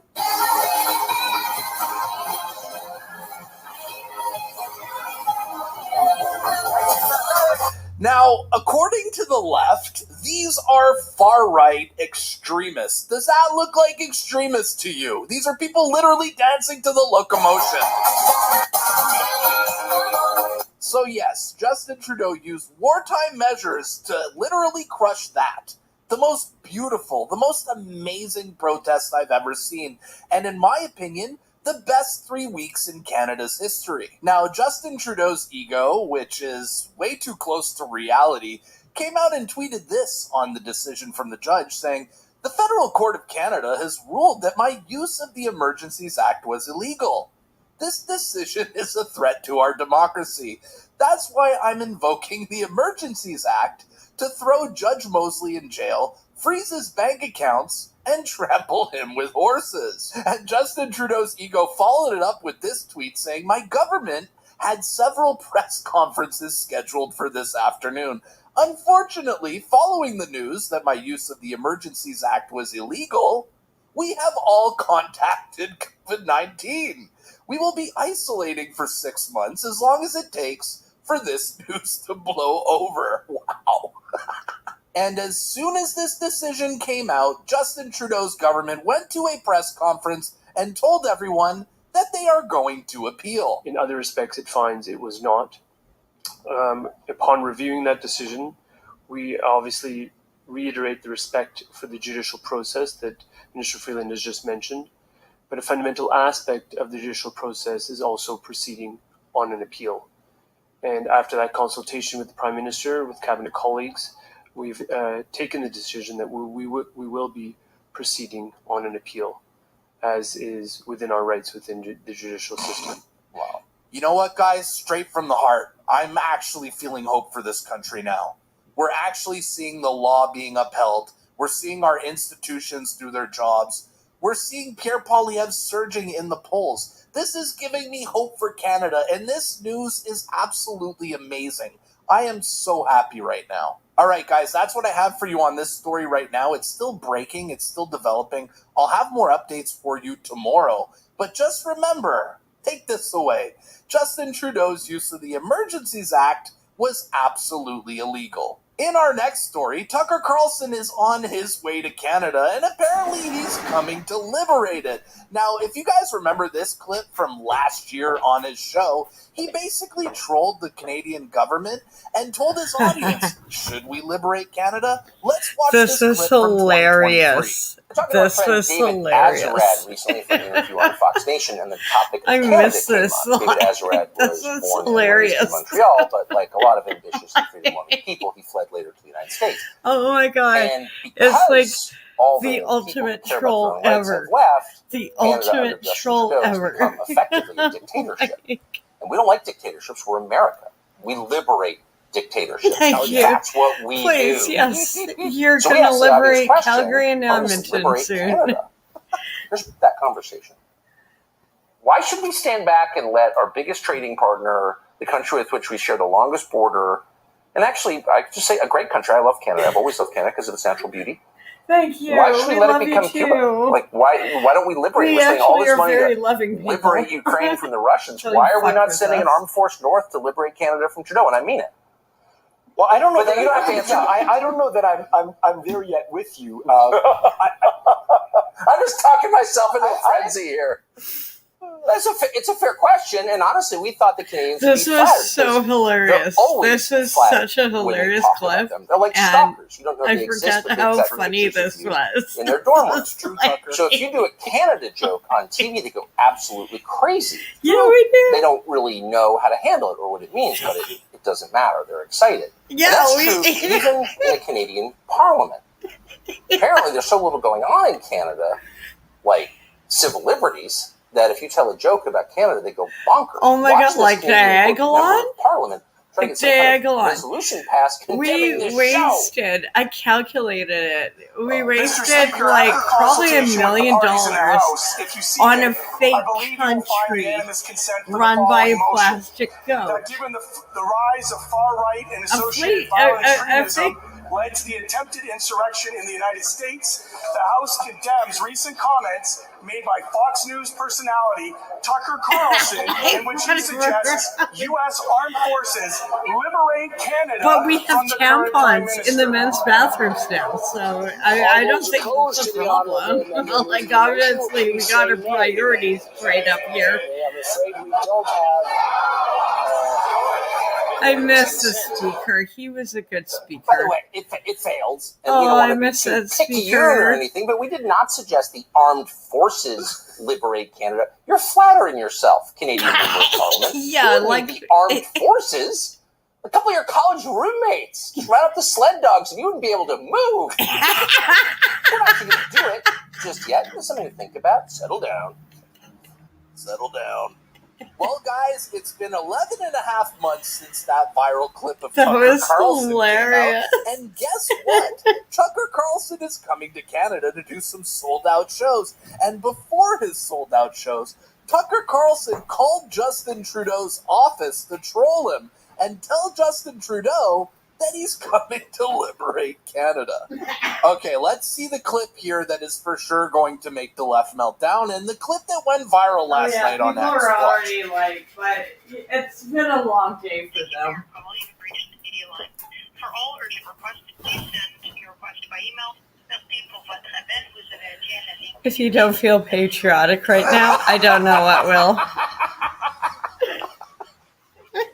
Look how Tucker reacts to the French speaking here. How do I rewind this? Okay, when she talks in French, look at Tucker's head. He's like, "It's so funny, man." What the hell's he even saying?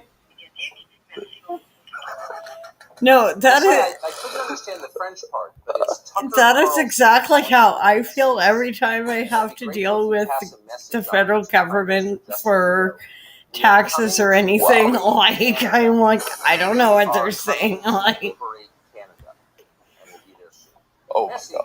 Oh my God! He's coming to Canada. He did The say left thank you. Is going to absolutely melt. Wow! And of course, upon hearing that Tucker Carlson was coming to Canada, the left tried to have him canceled because this is what these commies do. Let's go look at their petition.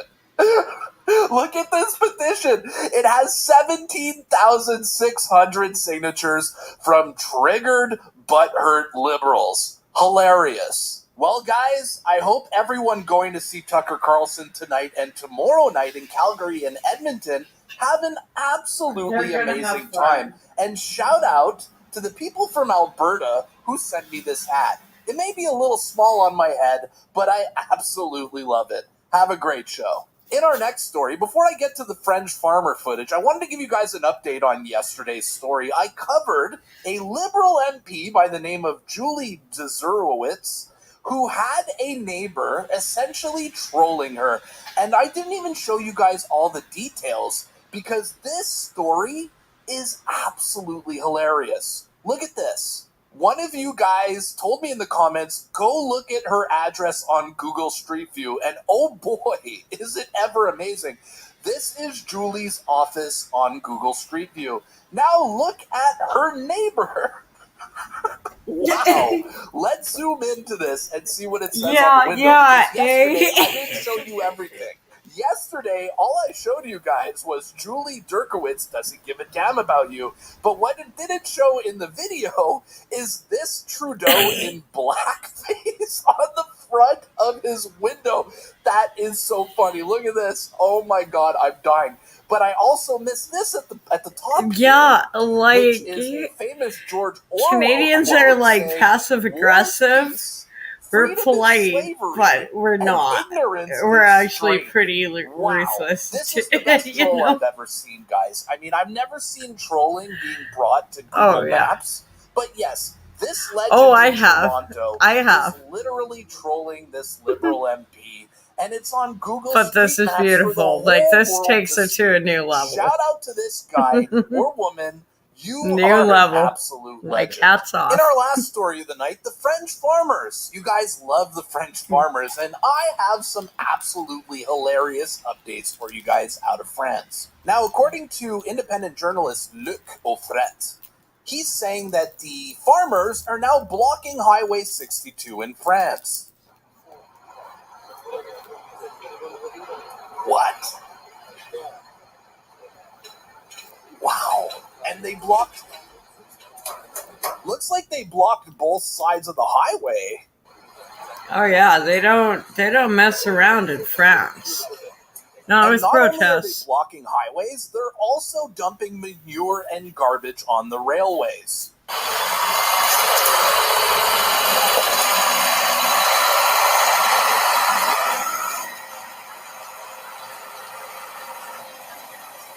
Wow. That is wild.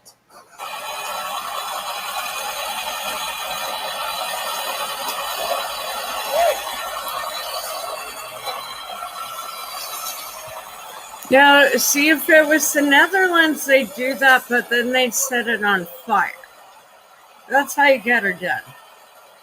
I mean, this is getting real. People are getting... To the independent journalists who captured this footage, getting fed up. Now shut down the trains between Bordeaux and Angers in France. Wow. Also, it appears that the farmers are now dumping paint on government buildings.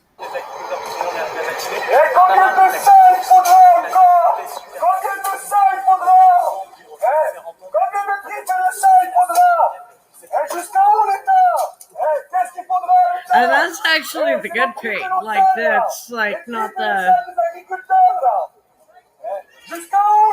Apparently, from what I gathered from the French translation, after this represents their blood and their guts. I watched like so much of the yellow vest protests. Manure is back as they are dumping sewage in front of that exact building. Ruthless. Watch this.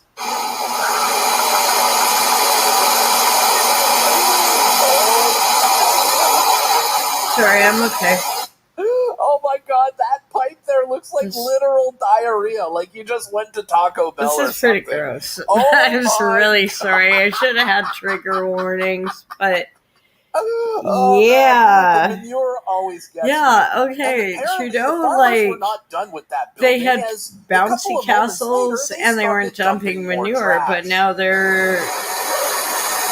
It could be worse. This is... They're not fucking around, eh?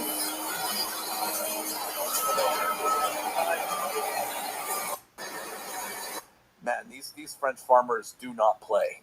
No. And a last update here from the French farmers. Apparently, Highway 62 that I showed you at the start of this coverage, well, for a second day in a row, apparently the highway is blocked on both sides. This the farmers is are like not giving insane up. So that's to see. The latest out of France, and I'll continue bringing you guys more updates on this story as they come in. Oh yeah, and before I forget, 2 days ago, I posted a video on Joe Rogan's endorsement of Pierre Poilievre. I feel like I got punched. It's for the so best bizarre. 24 hours of a video I've ever posted. Well, guess what, guys? Yesterday's video on Pierre Poilievre trashing the World Economic Forum. There's a glitch in the Matrix, son. Went out of the way, and now we have back-to-back days with records on this channel. Sure I'm okay. Yesterday's video did 300,000 views in under a day. That I owe is too much in insane. I just want to taxes. say thank you guys. I love you. Thank you for supporting me, man. You guys are making my dream come true, and I promise I'm going to continue working hard and give you guys the content that you love. I love you. I appreciate you. Thank you. All right, guys, that's a wrap here for today's report, but I got a couple of questions to ask you here to end off the video.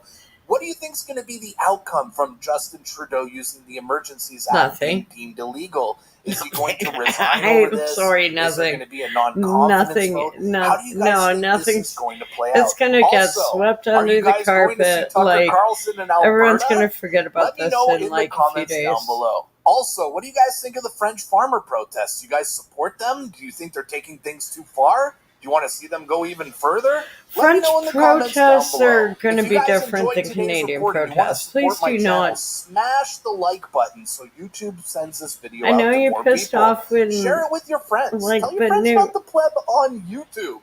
And if they you want did that to John Horgan, and it's like... My name is okay, this was your Tuesday but it was report, also over. Peace. Like it wasn't. They were spreading manure over something unrelated to farmers. It was just like, hey, if you want to do that, I don't I think it's gross. Okay, can I just say it's gross, but it's shit. Like, it's pretty shitty. Oh, God. The next one is brilliant. This chick is like. And I really wish on the World Economic Forum and all those the big next shops are one, there, they would actually just say it. Just say it. Why are you brilliant. beating around the bush?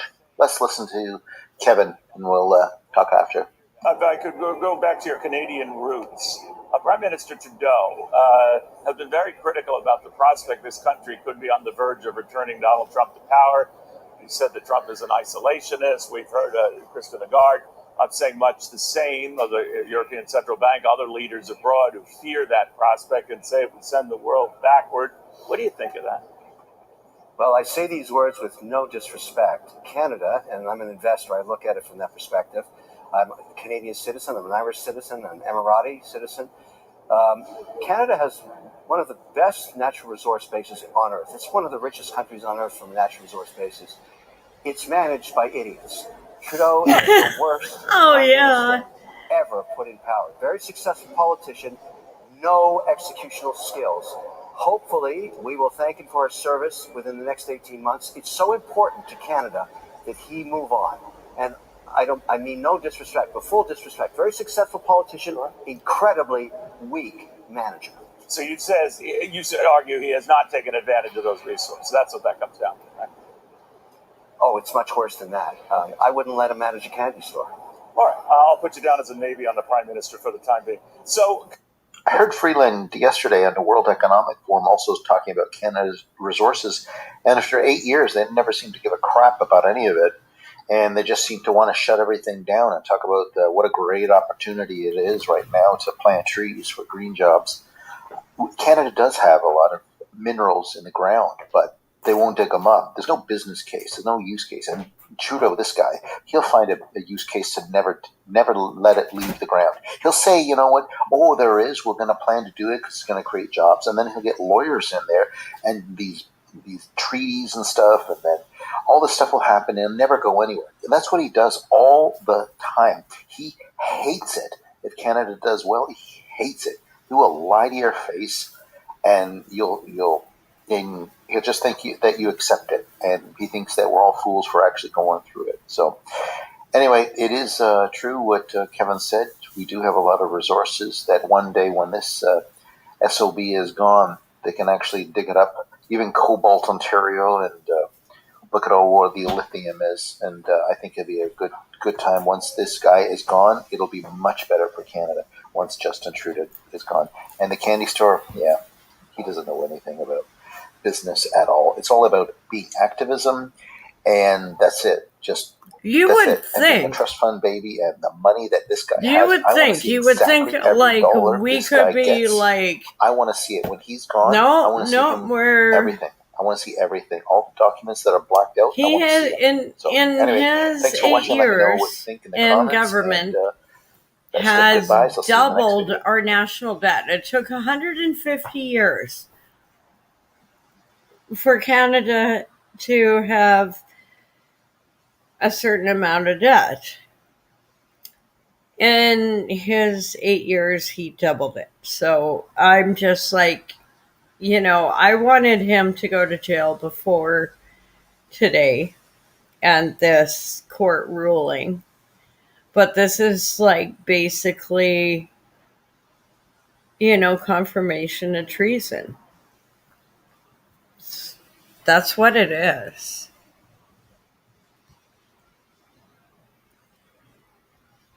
And this was a brilliant one. I kind of love some of these German protests. I'm sorry. No, I'm not.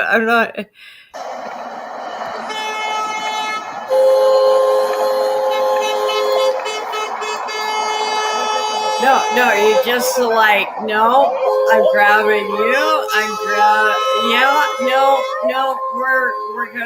We're going across the road. And then you look.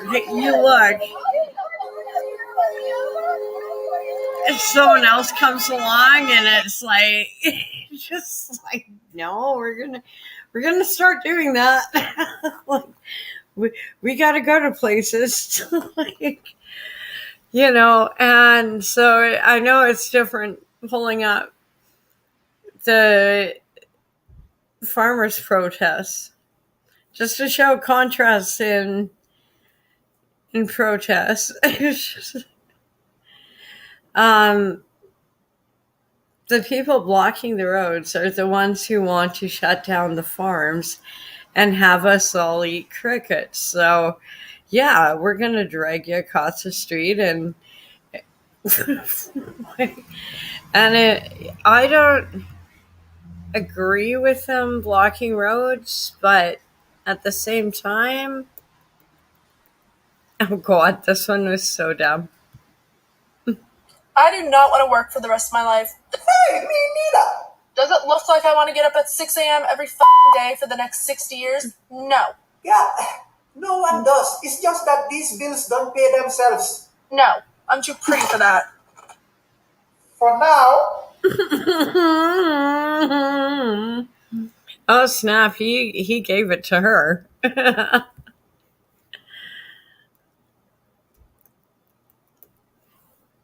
Yeah.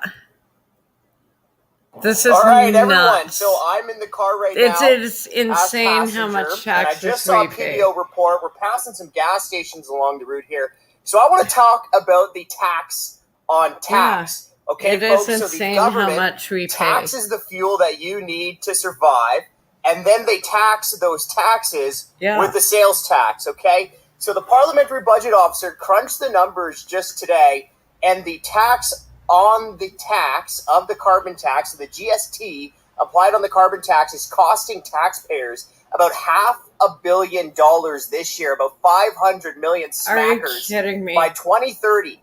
The GST on the carbon tax alone will cost taxpayers more than $1 billion annually, okay, folks? Tax on tax is costing Canadians big time, and that's just the tax on tax with the GST on the carbon tax. Of course, there's been some other PBO reports, too, looking at the carbon tax and the fact that it's costing average families up to $710 this year alone, even after considering the rebate. So, it's kind of interesting because Trudeau and his ministers are at a cabinet retreat in Montreal today trying to think of all the ways they can bring down the cost of living, and they're not even doing the most simplest things, like taking the tax on tax off, okay, folks? So they don't have to spend a bunch of money at this cabinet retreat trying to figure out ways to save you money. They just got to start cutting taxes. And I mean, holy moly, step number one should just be ending the tax on tax and scrapping the carbon tax. You figure that would be folks. like We're going to be real talking simple, about more ways but of how the I don't taxes are driving up the cost of living. But just remember, today's PBO report shows that the GST on the carbon tax alone is costing you, dear taxpayers of Canada, about $500 million this year and more than $1 billion annually by 2030. Tax on tax is costing you big time. Yeah, that kind of sucks, eh? Dang. Oh, this was sad. But this was like, holy crap. As Illyria police get set to raid this home on I've they seen so many clips of this, and it was just wrong place, wrong time. Then a flashbang. You hear the screaming. And it the was video goes dark. What they didn't see was this camera really next door. Look at and for this, your procedure and like grateful. make sure you got the right information. I think I just says, I'm scared. This was so scary. My baby's in here. He's on a ventilator. Courtney is at Rainbow Babies and Children's Hospital oh my God. with 17-month-old son Waylon, who was born premature, and he has special needs. His crib at the home has a ventilator and oxygen. They were nearby as he sat in this rocker. This as smoke filled the home, and Courtney was handcuffed. as she kept asking for her baby. I remember seeing the flash and seeing the smoke come in. And you can see it on the room footage too. But here's where the confusion sets in. A warrant for a teen was issued for this home, but he hasn't lived here in over a year. Yeah. The home is now rented by Rita and Marlon Jennings, Courtney's aunt and uncle, who have no relation to the suspect, but they raid the home anyway. I walked in my house and I couldn't believe it. I don't like anything to be on my kitchen table, so you can imagine everything piled up on the floor. And just everything was overturned, the beds, the TVs, everything. The child is now being treated for inflammation of the lungs, and his eyes also suffered irritation too. Price says doctors say the smoke affected the child. And she's only in the area because her baby needs heart surgery. And now that has been delayed. We came here for a fresh start. And now I just feel so unsafe here. I'm just trying to tough it out and stay for better care, but I just do not like being here now. It's really hard. Illyria's mayor sent out a statement saying the incident is being investigated and they will release police body cameras. As for Jennings, she only wishes police would have done their homework before crashing into her home, where her nephew is already fighting for his life. I love that movie. It's really weird, but it is a good movie. And I found the previous it's definitely up there. I haven't seen it Thanks for watching. Stay in updated years, about but breaking news and top it's stories one of on the those NBC ones. News Like soon app as you or said follow it us on sticks social with you. media. It's a good one. It's definitely like one people should check out.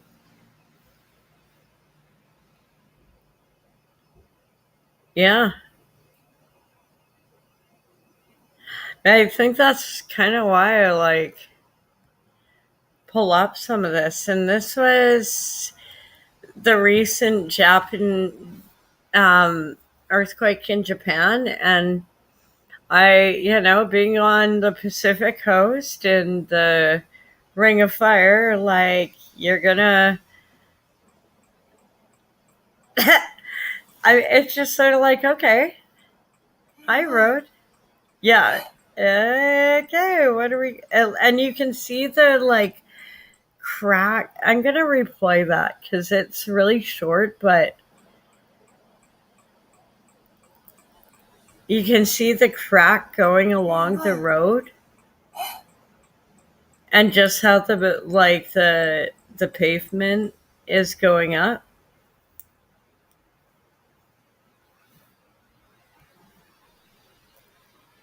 Yeah, but any earthquake below a 6, I'm probably gonna sleep through. I don't even really notice. We've had a few.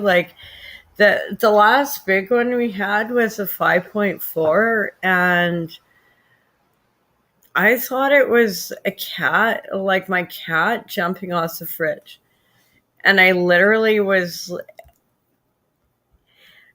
it sounded like that, and it felt like that. It just felt like my kitty. I don't know. Wow, yeah. Well, I mean, we're going to get something soon, and I'm not sure which region. We've had some things on the island, and it's almost too quiet, if that makes sense. It's like we haven't had many little tremors or anything, and it's almost too quiet.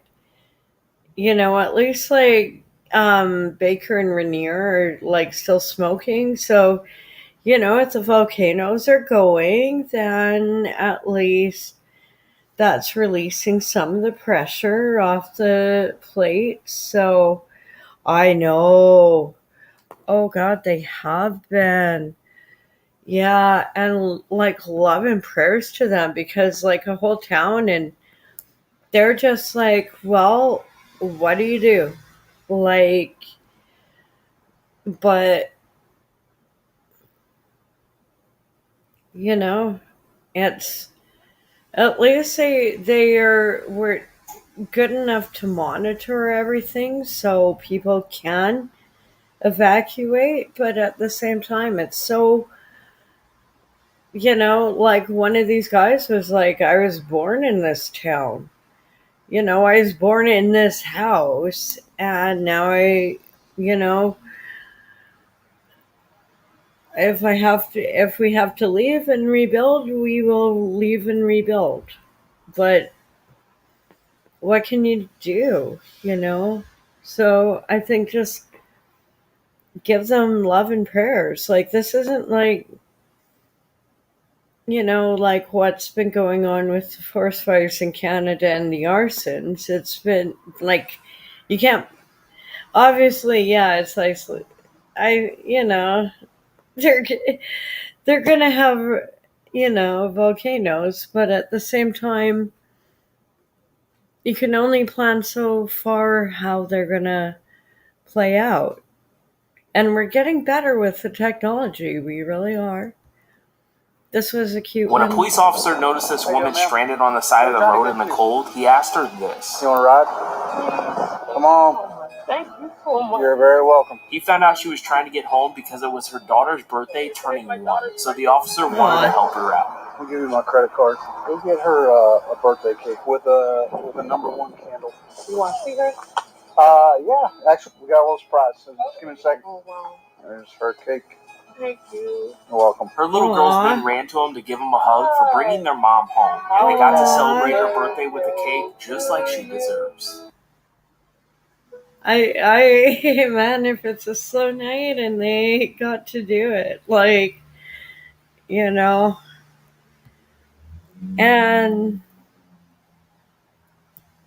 yeah, Canadian government has publicly named 85 Chinese research institutions that they believe may pose a threat to national security and potentially sensitive research on Tuesday. Isn't that wonderful? I love that. I love how Trudeau loves. Oh, this was the Cabbage Patch Kids. This is so dumb, but if you're from the 80s, you'll totally remember this.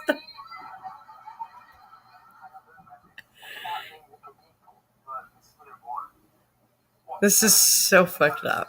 I don't even know if I want to play this whole thing, but how is this so... Okay, it's just their channel. It's probably better we're not listening to it. Give me a second.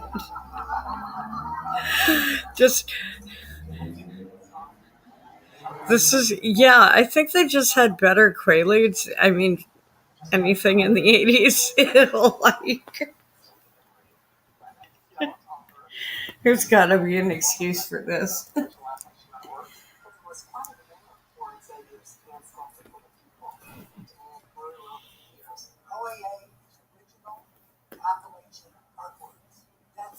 Okay, I need a joint. Give me a second. Sorry.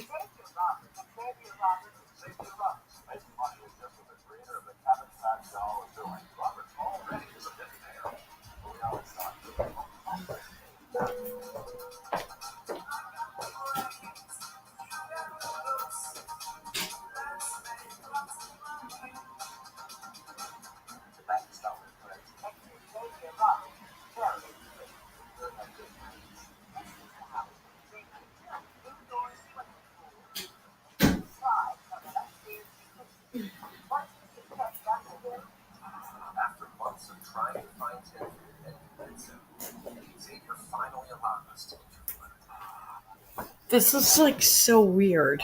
Like, this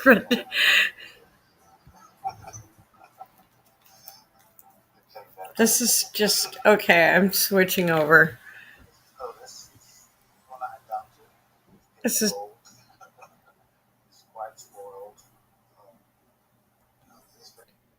okay. That was just weird. You can, if you're really curious, you can see the rest on my blog. But we're going on to Blue Lobster. This is actually like it doesn't even seem It's amazing real. how blue they are. That pretty color. It almost seems like a fisherman's Almost prank. doesn't even look real. No, it doesn't. My dad left us a little present. Apparently they're real.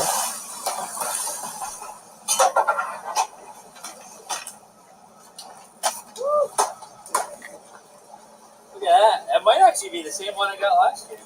That looks like the one I got last year, doesn't it? Look at that. They say that these are 1 in 2 million, these blue lobsters, but there's no way. They have got to be way more rare. This is the same general area where I got the blue lobster last year. My father just caught this. So pretty much within a couple miles, the same area I got this last year, he just got this blue lobster. And that is a very, very pretty blue. It's a female with a big V-notch in her tail, so that means it's got to be released. You got blue antennas, blue everything. Like, that's crazy. Like, it doesn't look real. Like, I'd almost think they were trying to prank us. But it's an actual thing. And your Klingon word of the day is laha. Break one's word. It was pretty.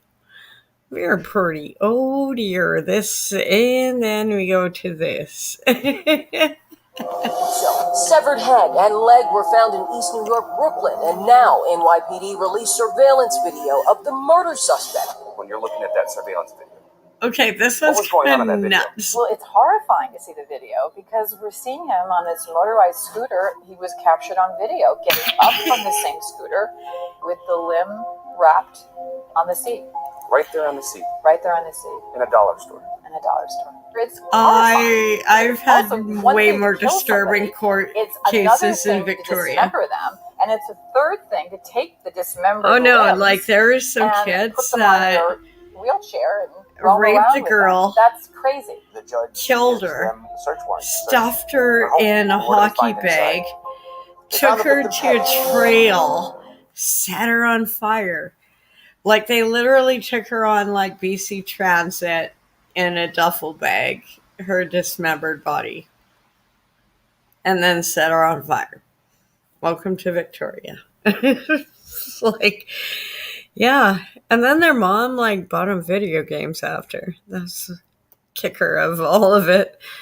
I'm sure she's killing herself or kicking herself, you know what I mean? Look But at the signs behind me here. For rent, for rent, for rent. These this homes is concerning. are all for rent because they were recently built by a builder This called is Meritage concerning. Homes. And that builder sold these houses to Progress Residential, one of the biggest Wall Street landlords in America. And they bought these houses, which are now sitting vacant on the market for rent for around $2,100 to $2,400 a month. And this is, of course, a concerning trend because these homes could have been purchased by regular home buyers, but instead a Wall Street investor bought them up, and now no one is living in them because the rents are too high. And I personally wonder, what is Progress Residential going to have to cut the rent on these houses in order to rent them? Right now, it looks like there's around 20 available for rent. No one's living in them. Are they going to have to cut the rent down to $1,900, $1,800, $1,700 a month to fill them up? We'll see in future months. And if you're an investor or home buyer who wants to track this type of data on the U.S. housing market, go to www.reventure.app, where you can look at home price and Very inventory good data app. for every zip code in America Yeah. for free.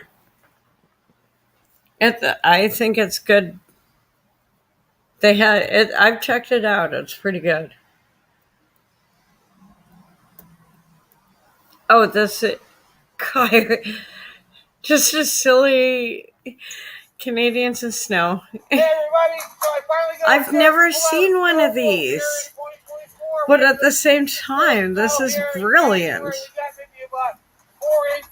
Like that's clearing the parking lot and or his parking, you know, like nothing. It combines this revolutionary technology that combines a wheel and a lever that you push down. You don't lift up so you don't kill your back. So you can shovel all kinds of snow with very little effort, and you don't need to use fossil fuels. It's stinky, smelly, with emissions that are heating the planet. Fossil fuels, no more snow blowers. You hear a single snow blower here in the neighborhood. I don't hear a single one. Can you hear the snow wolf at work? I bet you can. You know why? Because it uses this advanced revolutionary technology that combines the wheel with a lever. It's unbelievable. So you go ahead and get yourself a snow wolf. Someone's excited. The greatest invention since, I don't know, probably ever. Probably the greatest invention Hey ever. man, you So gotta love his enthusiasm. The next one was Wisconsin. So maybe we'll pull it out next time it snows. If it even snows again this year. Meantime, signing off.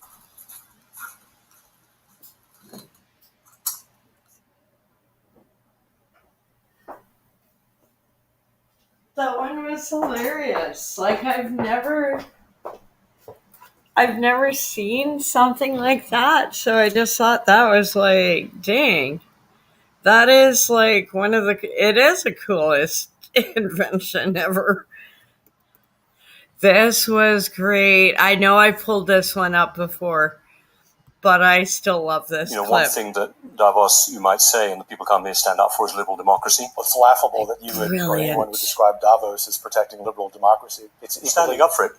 It's equally laughable to use the word dictatorship at Davos and aim that at President Trump. In fact, I think that's absurd. But I'm going to step aside from that constructive criticism and instead answer your question. President Trump, if he's the next president, for that matter, I think whoever the next conservative president is going to take on the power of the elites. The very reason that I'm here at Davos is to explain to many people in this room and who are watching, with all due respect, nothing personal, but that you're part of the problem. Political elites tell the average people on 3 or 4 or 5 issues that the reality is X, when in fact reality is Y. Take immigration. Elites tell us that open borders and even illegal immigration are okay. The average person tells us in the United States that both rob them of the American way of life. They're right. President Trump will take that on behalf of the average American. Elites also tell us that public safety isn't a problem in big American cities. Just travel to New York or Washington or Dallas, Texas. The average person will tell you that the lack of public safety damages not just the American way of life, but their life. President Trump will take that on. I guess the favorite at the World Economic Forum, climate change. Elites tell us that we have this existential crisis with so-called climate change, so much so that climate alarmism is probably the greatest cause for mental health crisis in the world. The solutions, the average person know, based on climate change are far worse and more harmful and cost more human lives, especially in Europe during the time that you need heating, than do the problem and the problems themselves. The fourth, China, the number one adversary, not just to the United States, but to free people on planet Earth. Not only do we at Davos not say that, we give the Chinese Communist Party a platform. Count on President Trump ending that nonsense. Inspired by the wise words of Javier Milei, who said that he was in power not to guide sheep, but to awaken lions. That's what the average American and the average free person on planet Earth wants out of leaders. Dang. Truth right there. Truth right there.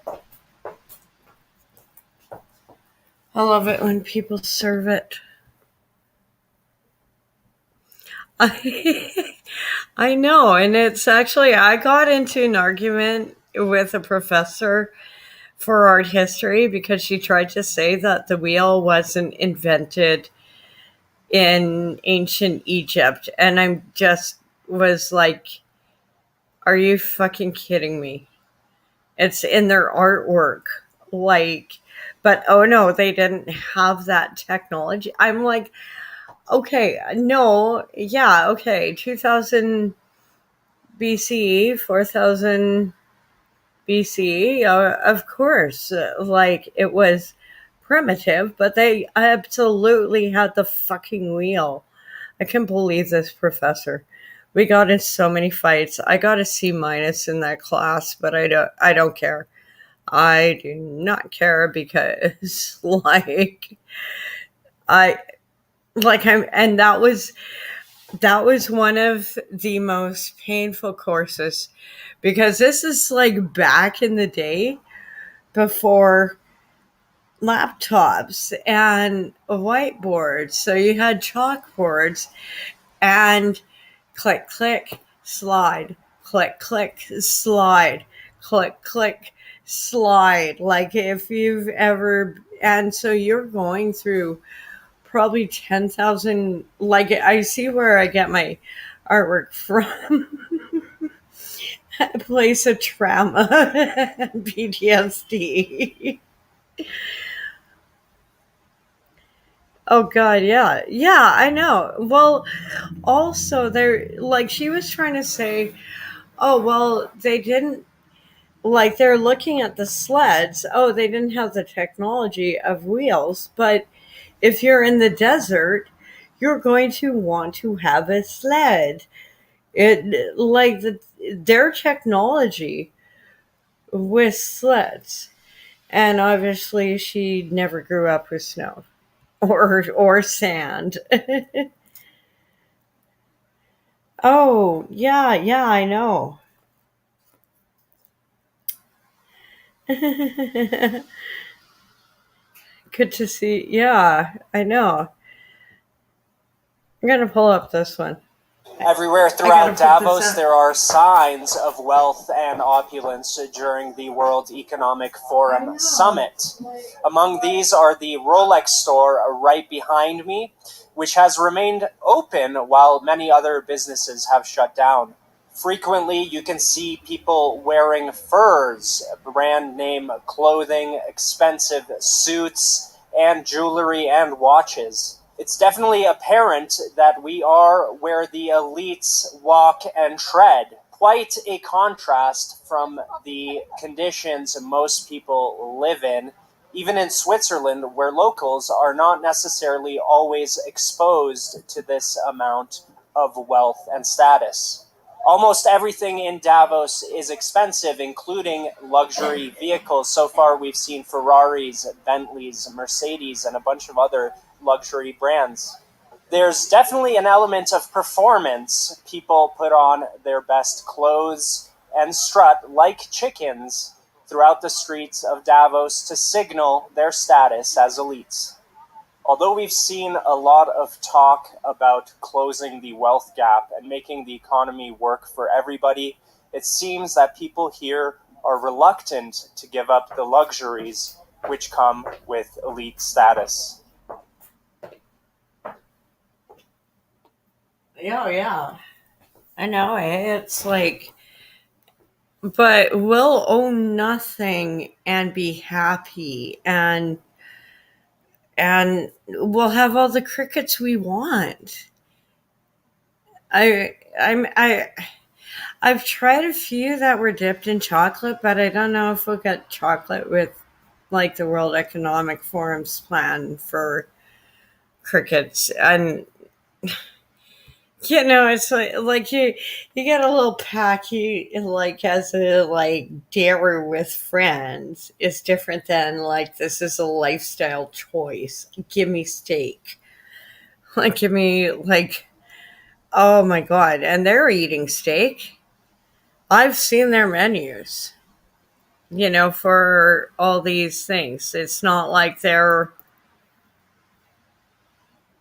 this is. I have this raccoon in my yard, and it was acting really weird, and I'm poking at it. It's in, because the way they sleep is they just poke at a raccoon, bend over first off, but branch or whatever. But I was poking at it, it wasn't moving, it wasn't behaving like a raccoon. And so I call animal control. This is like the most California thing. I wouldn't even I'm like, I have this raccoon in my tree, and she's like, yeah, that's where they live.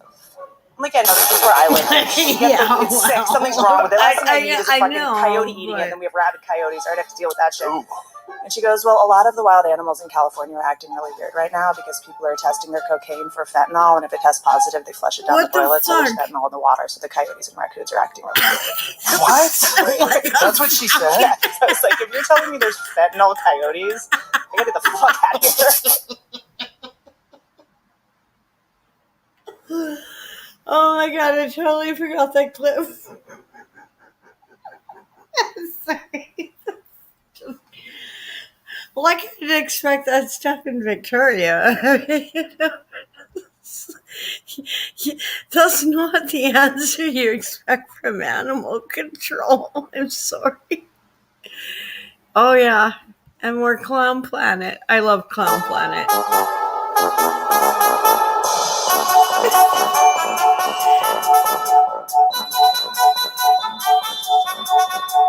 Yeah, that's super COVID.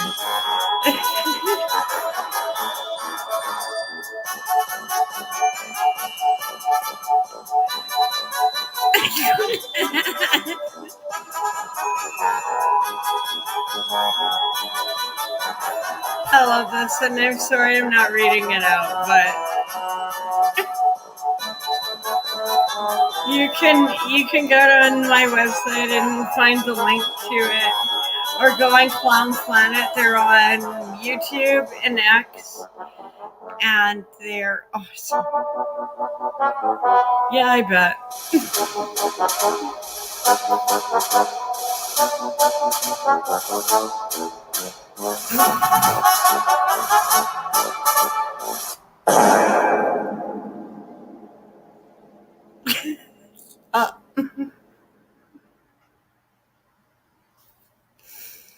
Yeah, I love Clown Planet.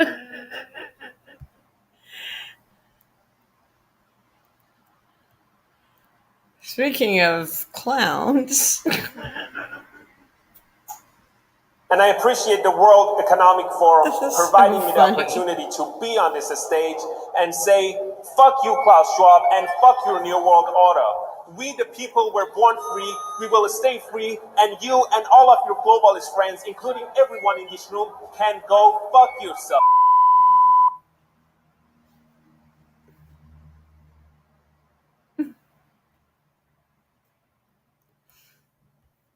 And as someone from like northern Canada, I find this hilarious. And it's not like a north-south American thing. It's like in northern Canada, like I live in -50. And I just like, it's like, oh my God, it's like, you got to put on a sweater.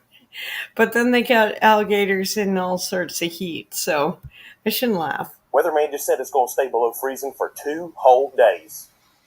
So, yeah, the governor has declared a state of emergency. Oh, good Lord, man, this is awful. Honey, come outside and feel this. You know what this reminds me of? Yep, Blizzard of 93. Ice Storm of 96. Snowmageddon 14. Season 8, Game of Thrones. Oh, no, they actually, like, this one sounds so Canadian, actually. Honey, have you seen my ice scraper? I know, I had one at some point. In the last 15 years? Well, I guess we'll just have to improvise. What do you think will work better on this? My Sam's Club card or my pistol permit? Hey, you think they're going to cancel school? You think the Walmart's still open? Please tell me that the Waffle House is still open. Because if they shut down... This is like Victoria.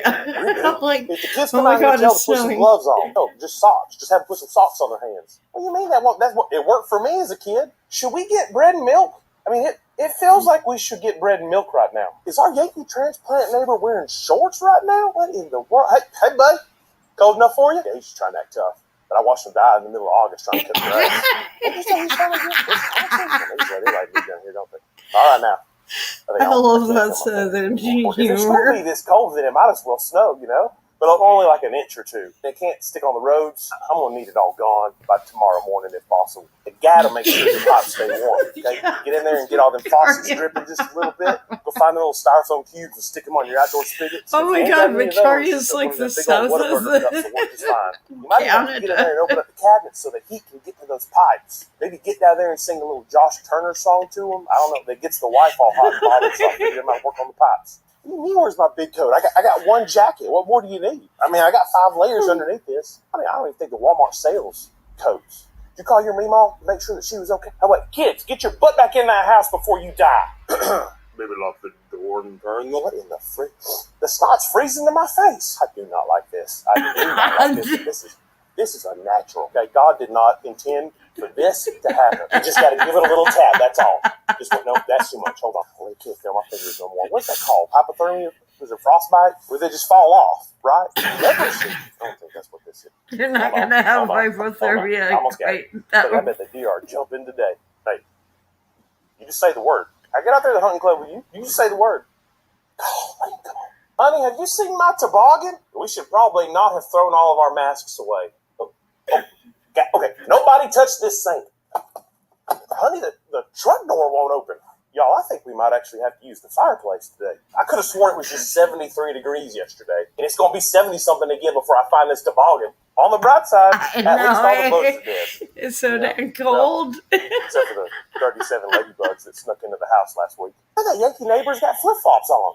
Okay, now he's just showing off. He can act like this don't bother him, but I'd like to see him do a 2:30 kickoff at Bryant-Denny Stadium in the middle of September. He wouldn't make it. He wouldn't make it to halftime. They might be Canadian. If they were like in shirts and the flip flops, they might be the Canadians. Like they're just like, yeah, hey buddy, gotta mow my lawn, eh? Sorry, don't want to bother you. What's this all this weather about? Oh God, what the hell is this one? Okay, I know what that one.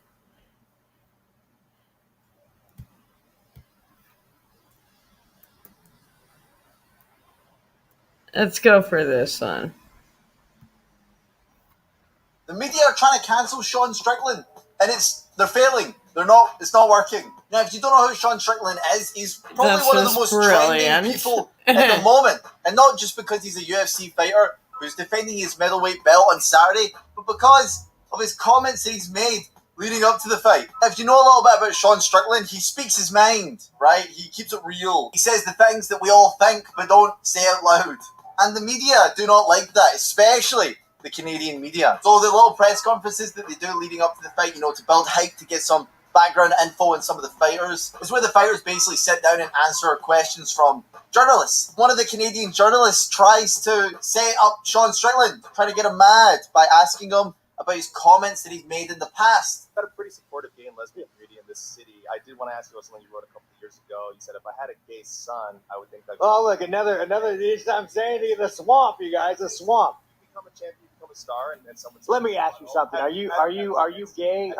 No, are you? Let me know. Are you gay? Can I get an answer? Well, no, I'm asking. This is a part of. Are you a gay man? I'm an ally of the community. Okay. If you had a son and he was like, you had a son, he was gay, you'd be like, oh man, you don't want a grandkid? No problem. Oh man, well, dude, you're a weak fucking man. The journalist also tries to stir up things with another fighter, this time a gay female fighter, and basically asks her, what do you think about Sean Strickland? That immediately backfires because she replies with nothing, because he's funny. I love him. About your fight with Raquel, I know you responded. What would you say if you see him this week? I love you, Sean. Oh. He's very funny. Damn it. Yeah, like nobody has a problem with him. Why is the journalist asking him that? Right? It has nothing to do with the fight. This isn't a political party. Right? This is a fight. Well, the reason they're doing this is because they don't like Sean Strickland. The comments Sean Strickland makes does not line up with the Canadian media, trying to rile him up so people hate him. But that's completely backfired. It totally backfired. It backfired. I'm really surprised. Canada, not exactly known for their free speech. It exploded on itself because, like, on stage. Oh God, this is so beautiful. Let's fucking go! Let's go! Yeah! He's made many comments about gays, and gender, that was actually just a fan who just wanted to shake even his hand. It wasn't even like, but he, maybe not like his comments, but like who he is. All security was like, he can't do this, but he get him shut down. They're not having it. How dare he speak his mind? Right? What he's saying doesn't line up with what I think, and I find it offensive. Well, it seemed to prove its point during. What I'm talking about. I'll give you an example of a tweet that I saw during Rachel Gilmore, the match. An award-winning journalist. God, why she says in a tweet, looks like this MMA fighter is a big insecure baby who likes to punch down. Okay, can I just stop it? And I need to stop it. I'm sorry. It is Rachel Gilmore.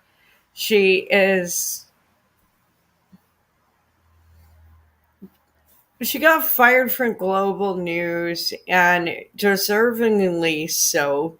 She got kickbacks during the pandemic, for promoting the jabby jab. And, like, she's corrupt. She got fired. She's a bitch. She's ignorant. She lies on the news. And I think she should just start an OnlyFans instead of like talking about adult issues like reality. I feel bad for her because like people turned against her, but if you're going to be a corrupt bitch, people aren't going to like you. That's just what's going to happen. She got kickbacks for promoting the jabby jab. A lot of YouTubers and influencers are, and much like the Epstein Kitty Adventure Island list, I think we, as taxpayers, deserve to know who made money off this.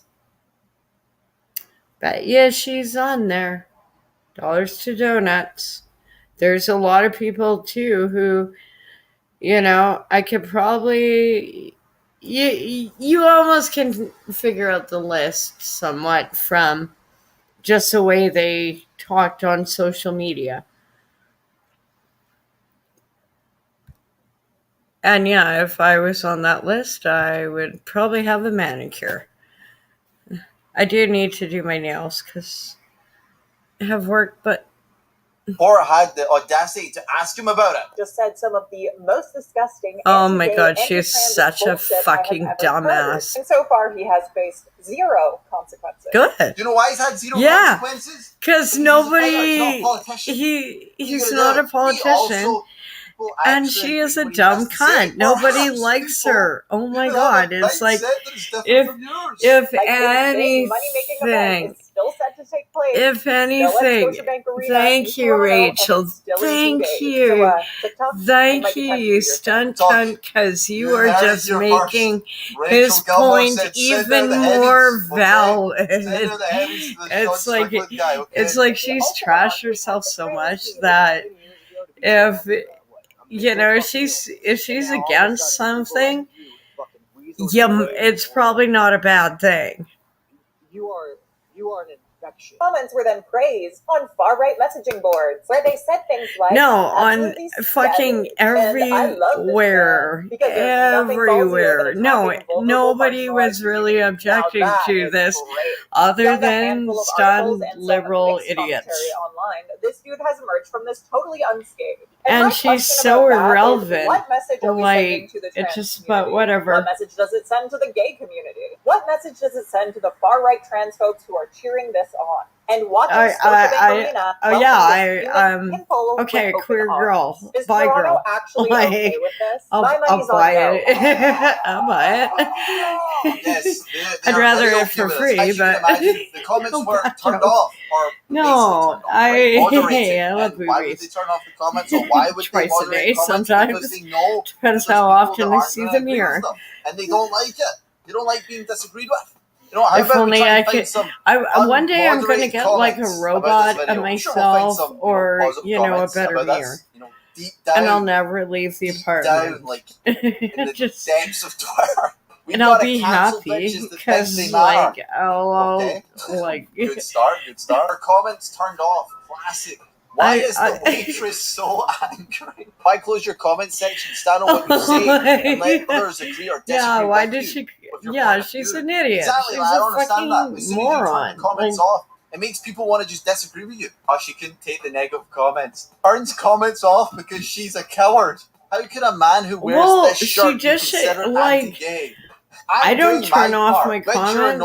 I'll mute people, but I don't turn it off. Okay, you know already. I'll leave conversations sometimes. I've had to because I keep getting spam. Where their opinions and comments do not matter. They have no power. They cannot say who's cancelled and who's not. Actually, the only people I have actually, as long as in Sean the keeps past year, doesn't matter what he says. Even though it's only like a month in, successful, and I think that's what annoys. Was the Weather Network, which is weird for Canadian. That is actually. The media's trying to cancel Sean Strickland, and it's not working. And it's to send a complaint about fake news against the Weather Network as a Canadian is very disturbing, but they had a horrible, like, and I think if anyone can critique like the weather, that would be Canadian. Like I've never had to report anyone from a meteorological channel before.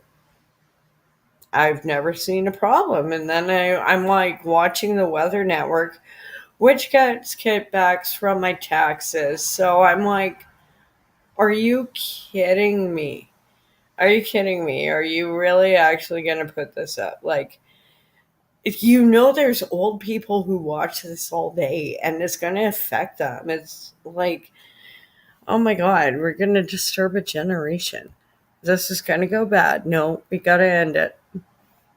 No, boy. Well, in this video today, ladies and gentlemen, I'm excited because I certainly have a special treat for you guys. Don't say I don't do anything for you. It's a type of video I haven't done in quite some time, a few weeks actually, which makes me think as well, there is no better way to get this year going than to do a woke TikTok reaction.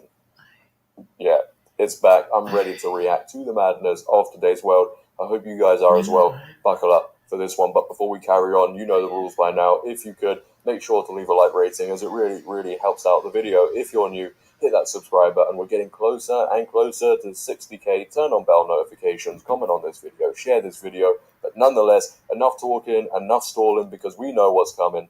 Let's just get into it. If pronouns aren't preferred, they are mandatory. Oh boy, sinuses, do not allergies are trans fun. people. You do not get to decide how someone identifies. My pronouns aren't preferred, they are mandatory.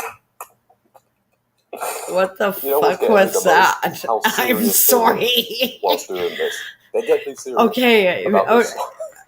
Our ancestors are shit, man. I guess these antihistamines are kicking in. Like, what the hell did I just see? What does this person look like? Secondly, what are they even on about? At least they're enthusiastic. I like enthusiasm. I'm non-binary, and this is why I use this abbreviation and not this one. Oh, really? ENBY or NB is actually a phonetic pronunciation of NB for why the fuck so does it matter? NB? Like, NB originated why is this being non-black? It predates the term non-binary. Oh my God, this is so cringe. No, okay, this is actually like cringe. Wow. Okay, why would you and I'm sure go there? For you, as is I need a minute. I just asked, I'm going for half a smoke. I need small little question. And I think I'm perfectly entitled to ask it. If this was somebody who was white asking you this is going to be so much cringe.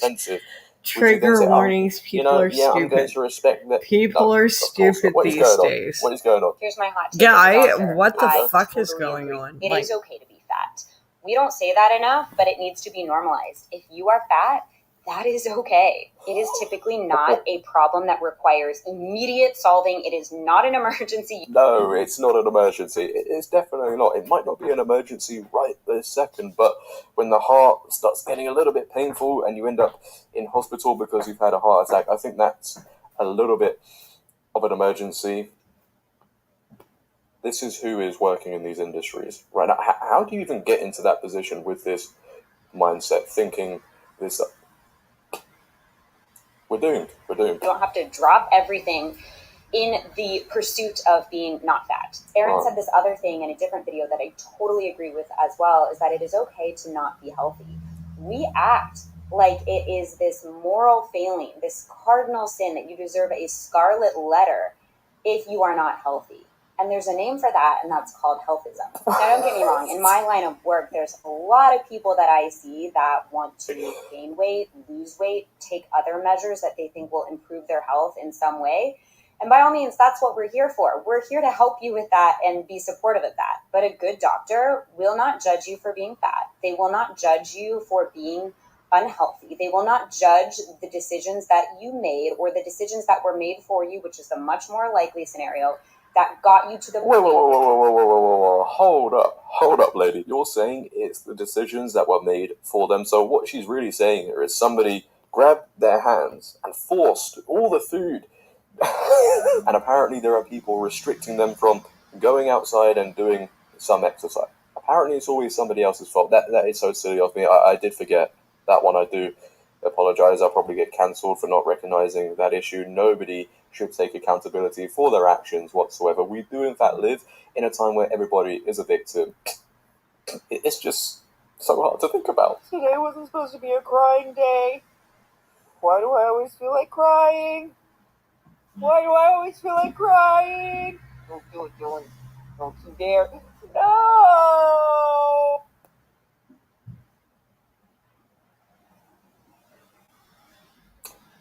Yeah, there is definitely not a mental health issue going around right now.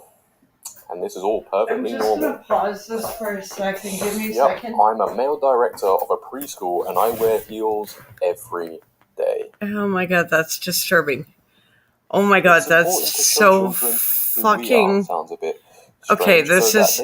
I need to pause this for a second. I'm just... I know. This is like a lot of weirdness to go through at once. But I just want to go back to that previous one about weight, where I have had some of the managers in workplaces who are big people, like they can move like ballerinas, like, and I'm actually embarrassed sometimes because like I'm like stumbling around and they're like dancing around me. Like, no, they're like, just because like some people are just naturally big.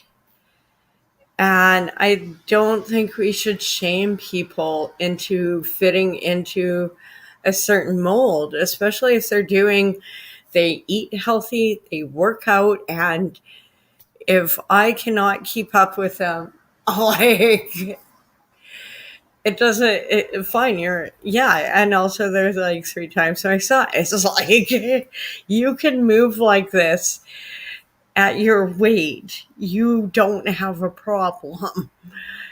I think we are just so focused on image these days, instead of what people's abilities are, especially for jobs. Like,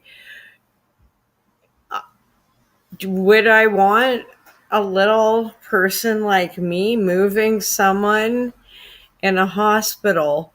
Or would I want someone who is like big and flexible and can actually like, and has a sense of humor, like,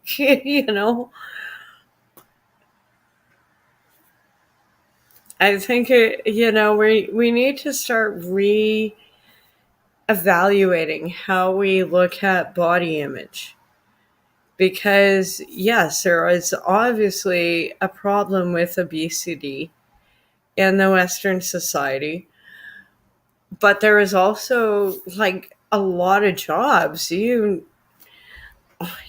I have a friend who's a roofer, and she runs a crew of around 8 guys, and I mean, she could lift like 3 of me over, like, she's twice my size. She could lift 3 of me over her shoulder up a ladder. I could not do what she does, as well as manage a whole team of well, if you've been on construction sites, like, just she'll hire the rookies, but they'll shape up or ship out, and I'm very proud of her. I'm very, very proud of like how far she came, but physically there's no way I could do anything like this woman could do. But would I ever body shame her for being a big woman? No. Because she like, well, first of all, she knows I'm not good with heights, and we're flying, and bad jokes.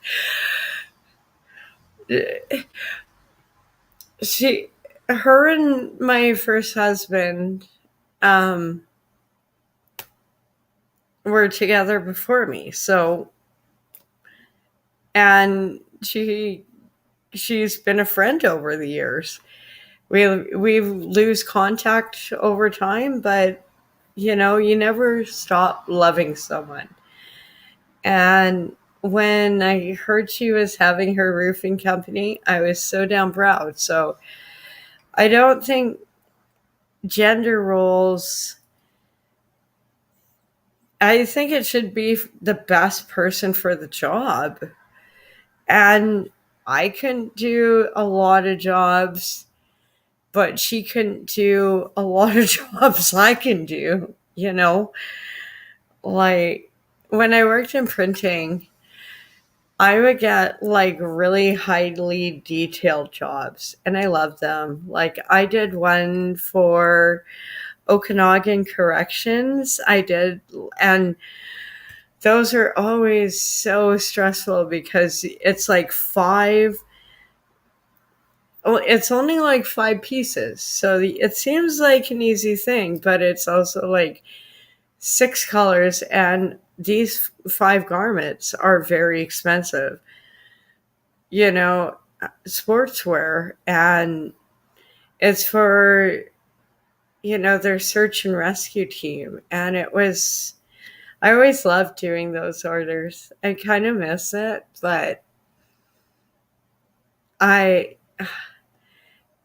but also like my manager, like some of them he would just be like, I don't it would be too detailed. And he was a big guy, so it's like, I don't have the little hands to do this. And meanwhile I'm like, ooh, this is like embroidery, this is fun. And it's like, okay. you go forth. You go forth, blonde. We trust you. I miss it. And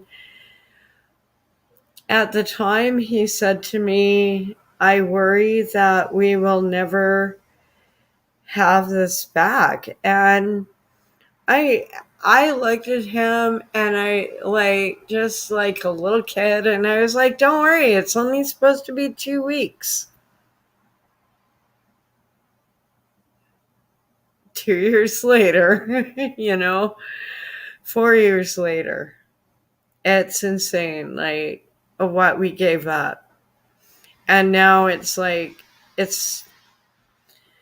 I'm pulling up this, like, it's, we winning the Emergency Act today, it was a victory, but it's not an absolute. Freeland is all high on her World Economic Forum. I went to Davos and all I got was this like Nazi flag. Yeah, like sort of high, and we can't trust him. Wow. Who knows these days? What's a woman? Sorry. No, I'm going to pull this back up because this was so weird. I just needed a minute before all the other weird. Whatsoever, projecting who you are onto them. It's not about that. It's so weird. Like, what are we doing these days? Time to homeschool your kids, ladies and gentlemen. Plus, it's yeah, fun. I bet teacher. it is. Yeah, I really.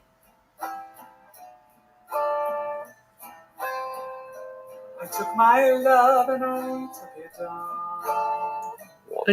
What the fuck? I climbed the mountain and I turned around, and I saw my reflection. Yeah, that's enough of that one. After coming out as a trans woman, I got to have my first lesbian experience.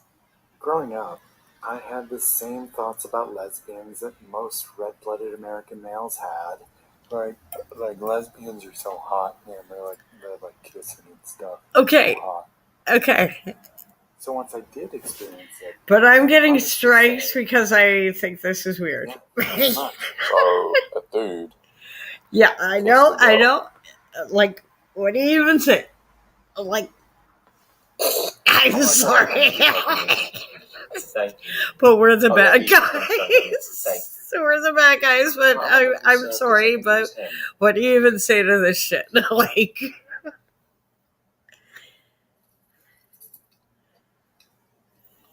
yeah, no one cares, mate. oh the my fact that people have to God. wear this sort of merchandise on them to make sure everybody knows who they are, to sort of announce themselves to the world. I'm here, and you must recognize me. I'm wearing camo. Can I identify as an Apache helicopter? And they do that. Fuck around and find out. Those are my pronouns. You wear, how much clothing you wear that shows that you just use like these this pronouns. has Not gone everybody too is far, going to and conform to how you see the world. out of how all the you problems feel. we have, When you start to recognize that, life this just is might get such a little bit little easier, one. and you wouldn't feel the need to then make these videos about how But you it gets me in constantly trouble. misgendered. It's actually And what about a when big adults have trouble in misgendered Canada intentionally? these days. While he's talking, you're talking. This was so good. The Delta Multiple times. Delta.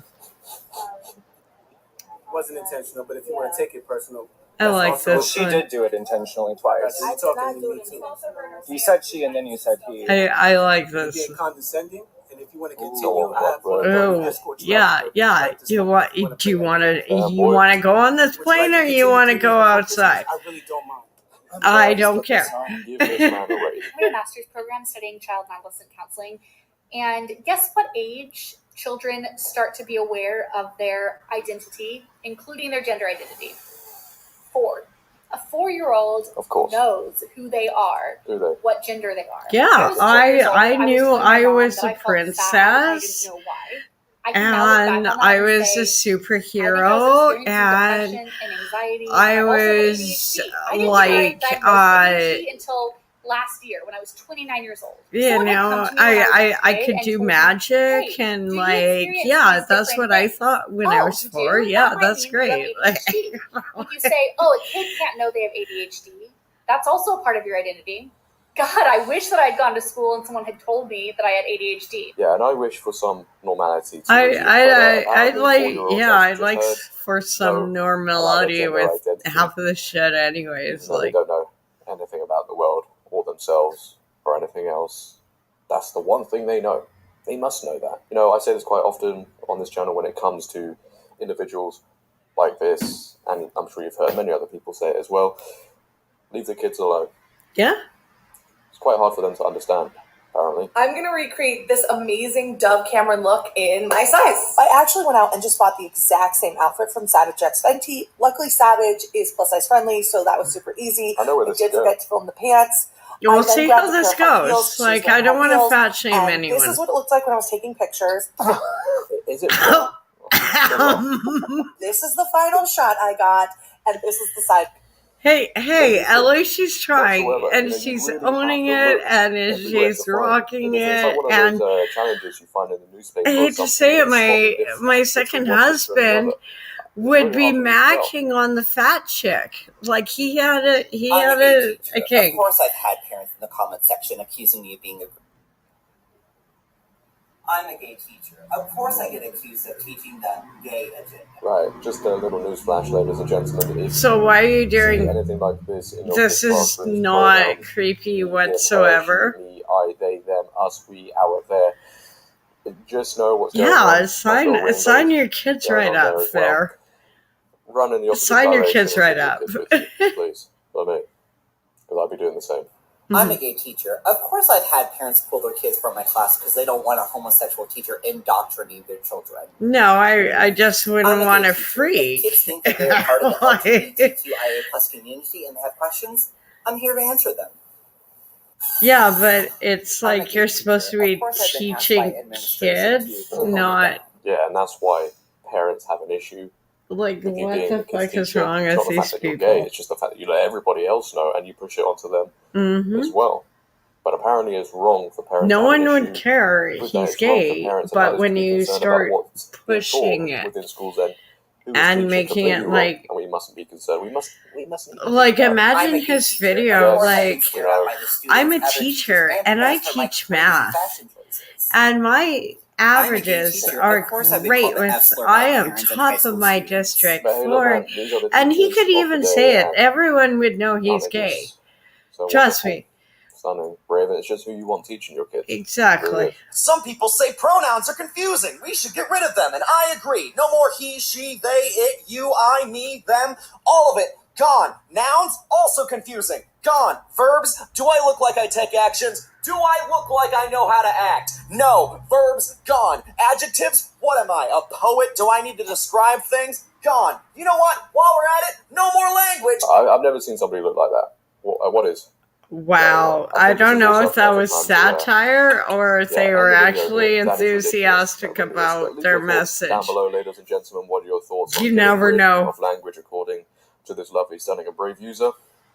Holy fuck. And all the rest of the people we've taken a look at today, I'd like to know. If you have enjoyed, oh my make God, sure to like I don't even know what to say sometimes. sometimes. Turn on bell notifications, comment on this video, share this video. But until next time, it has been your boy JD. Have a great day, stay safe, and I'm out. That was a good video, but oh my God, that, like, they really are clowns, and this was a disturbing one because this affects so many kids, and you know, it's one thing if you're it's consent with medicine, which is pretty much the crux of having the Emergency Act and all of the vaccine mandates. But this one, parents had a assumed, and so now the fallout with this, like thousands of families, is actually disturbing. And hey, like, obviously if you're going with midwives, you're going outside of traditional medicine, so you don't always have that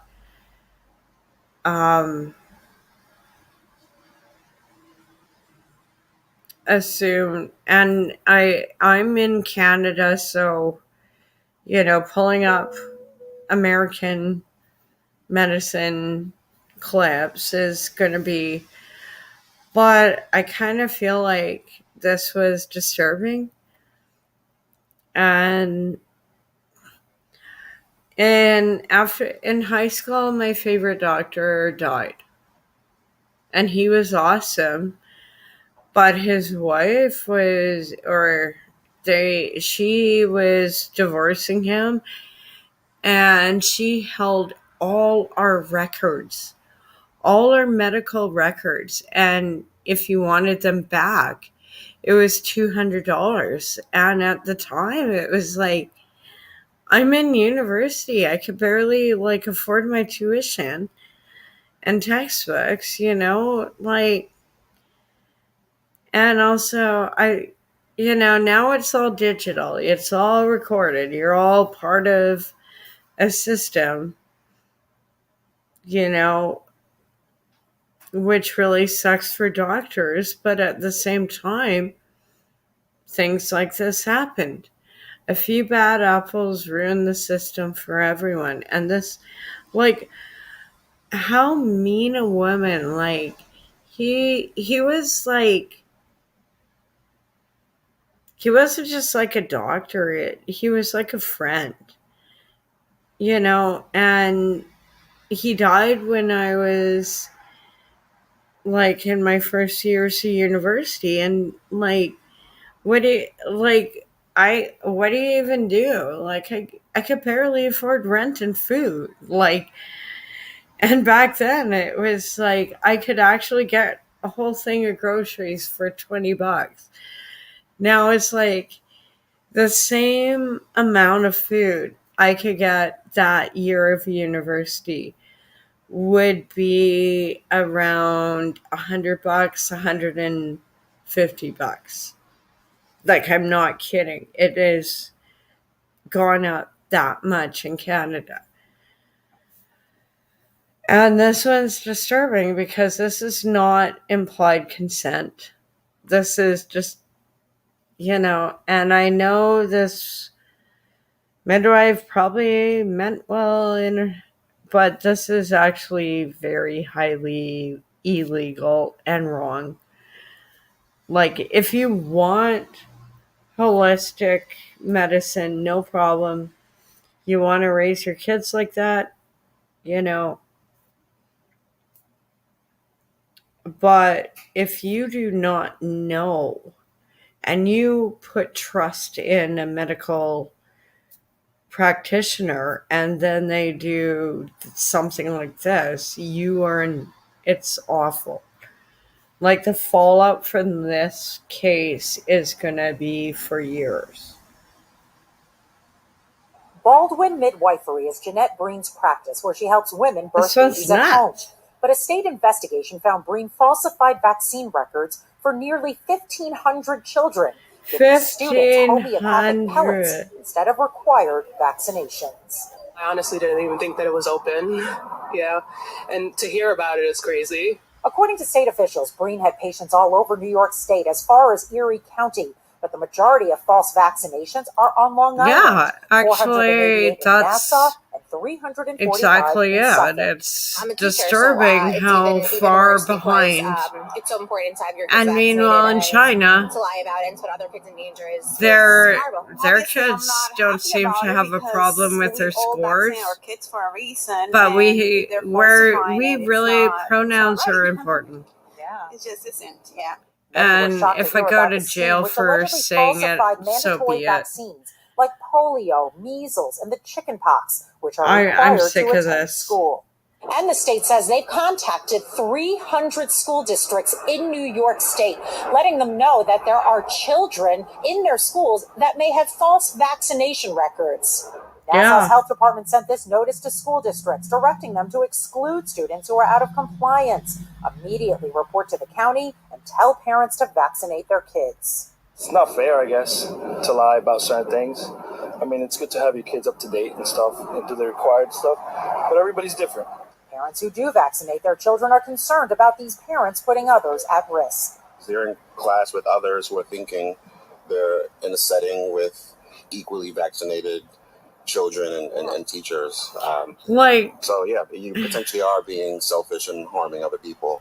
Breen agreed We to pay a aren't quite talking $300,000 about the fine. Her attorney jabby said she jab. has We no are talking comment about beyond what is in basic the childhood settlement. Casey vaccinations, Chen, News 4, like New York. polio, because Thanks we for all like watching. walking. Stay updated about breaking news and top stories on the NBC News app, or follow us on social media.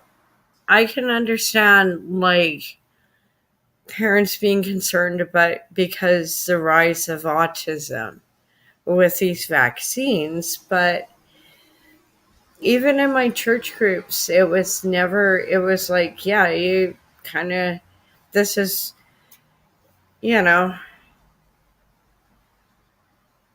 but when you are a parent who assumes that your kids are being protected because you believe in it, and then you find out, like, you got a placebo, I'd be so pissed. Like, that, you don't do that to parents. That's just mean. Like, that's just insane. Like, and it seems like the amount she was doing is actually almost on a, like, pathological level. Like, what you would study for a serial killer or something. And I'm not pro-vax or anti-vax. I'm just saying you do not lie to parents in this way. I think that case just disturbed me. I was just wondering if you've It ever was looked just into wrong. flat Earth before. The Earth is not flat. Have you ever genuinely gave it a good look? For about 30 seconds, and then I learned to do math and flew in a plane and saw a spherical Earth. Yeah. Did it? Okay. I mean, I'd say maybe it's worth giving another shot at. Thank you. All right. Thank you.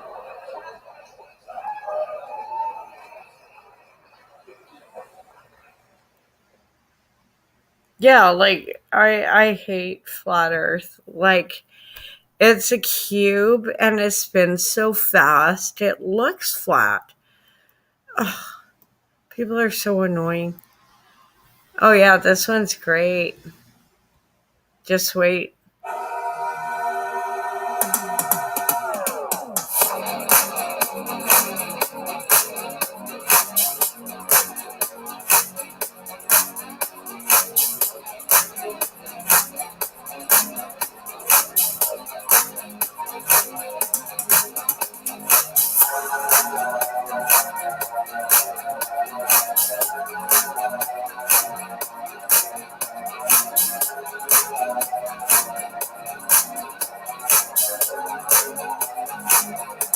I know, I know. It's like I'm like the Sheldon way. Like, no, that's not how you fold a shirt, AI.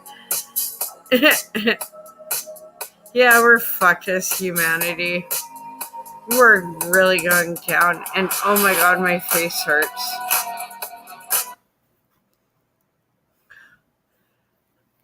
I'll make it through work tomorrow. Oh, more clown planet.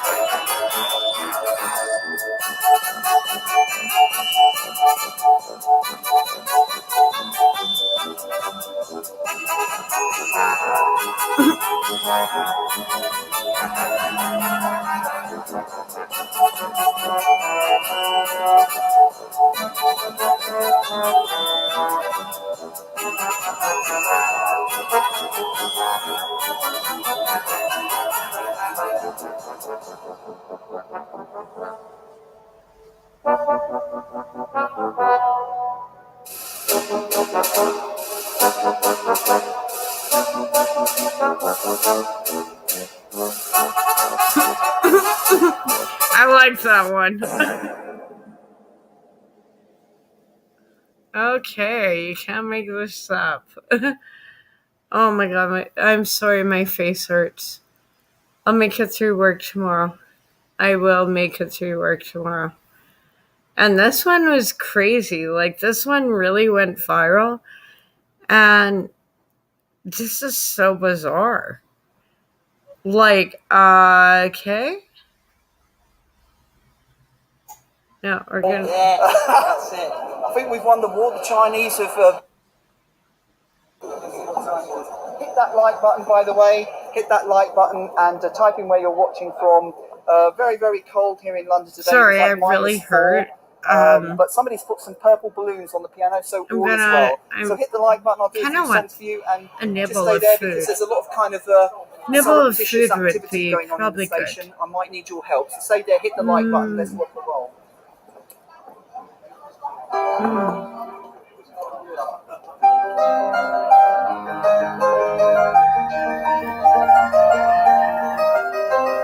Sorry, I'm not feeling well, but I'm gonna make it through. I got this.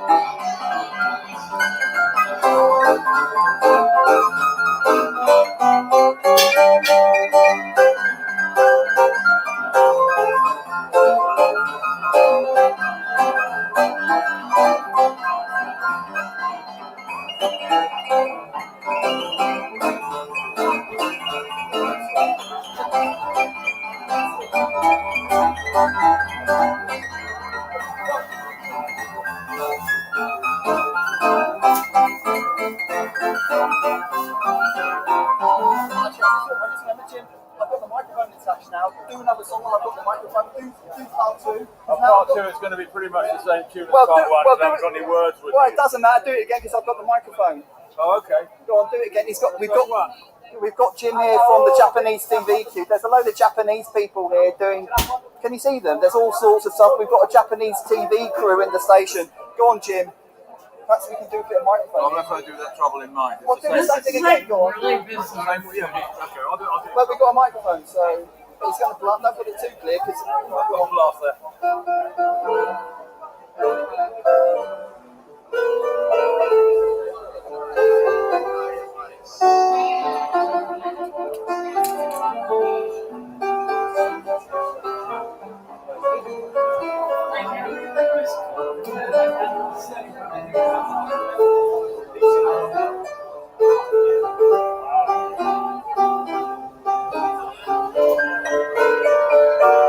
Trouble in mind, I'm blue.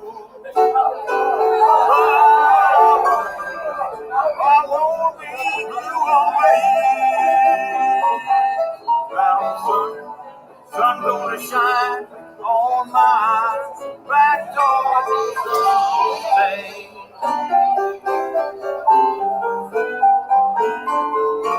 I'm gonna lay my head on some lonesome railroad line. Whoa, gonna let that midnight freight train pacify my mind.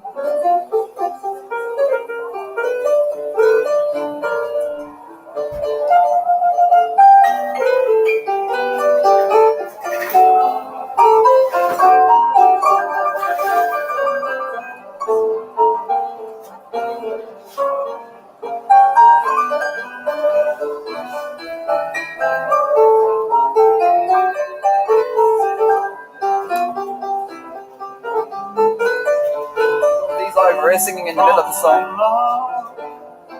Come to me for a shorty, please my soul. Lord, I ain't never had so much trouble in my life.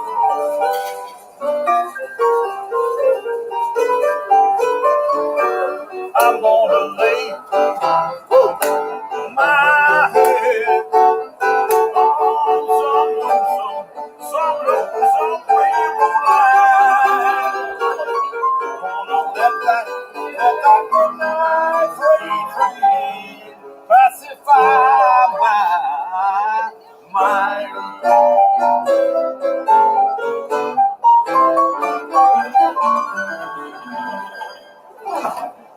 Hey. Amazing, Jim. Well done. Absolutely amazing. Jim's here with the whole. There's a whole Japanese team. I think she's nice. She go, hello. Can you dance? Can you do a dance? Let's get this girl to dance. Yeah, can you dance?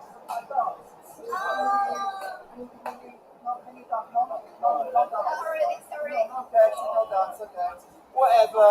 I think the British girls are more fun. There we go.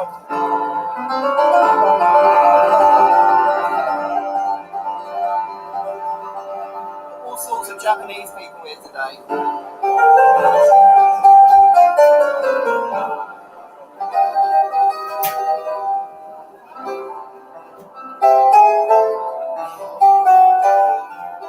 How is everybody out there, Robbie? We've got 394 people watching.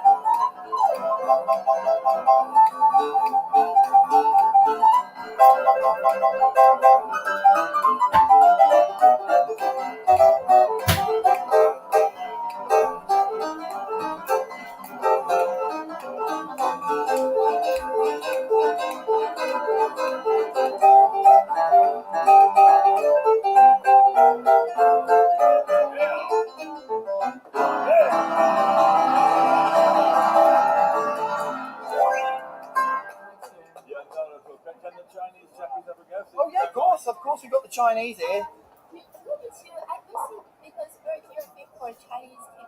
Oh yeah. Did you film us all of us in your cameras? I don't know. Are we allowed? No.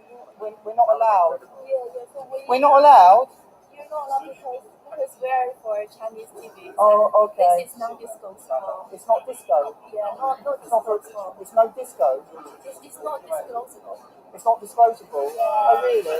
Yeah. Okay. So did you film the part Throw you out. So we will get in trouble with the Chinese government. Maybe not. Here is where it starts to escalate.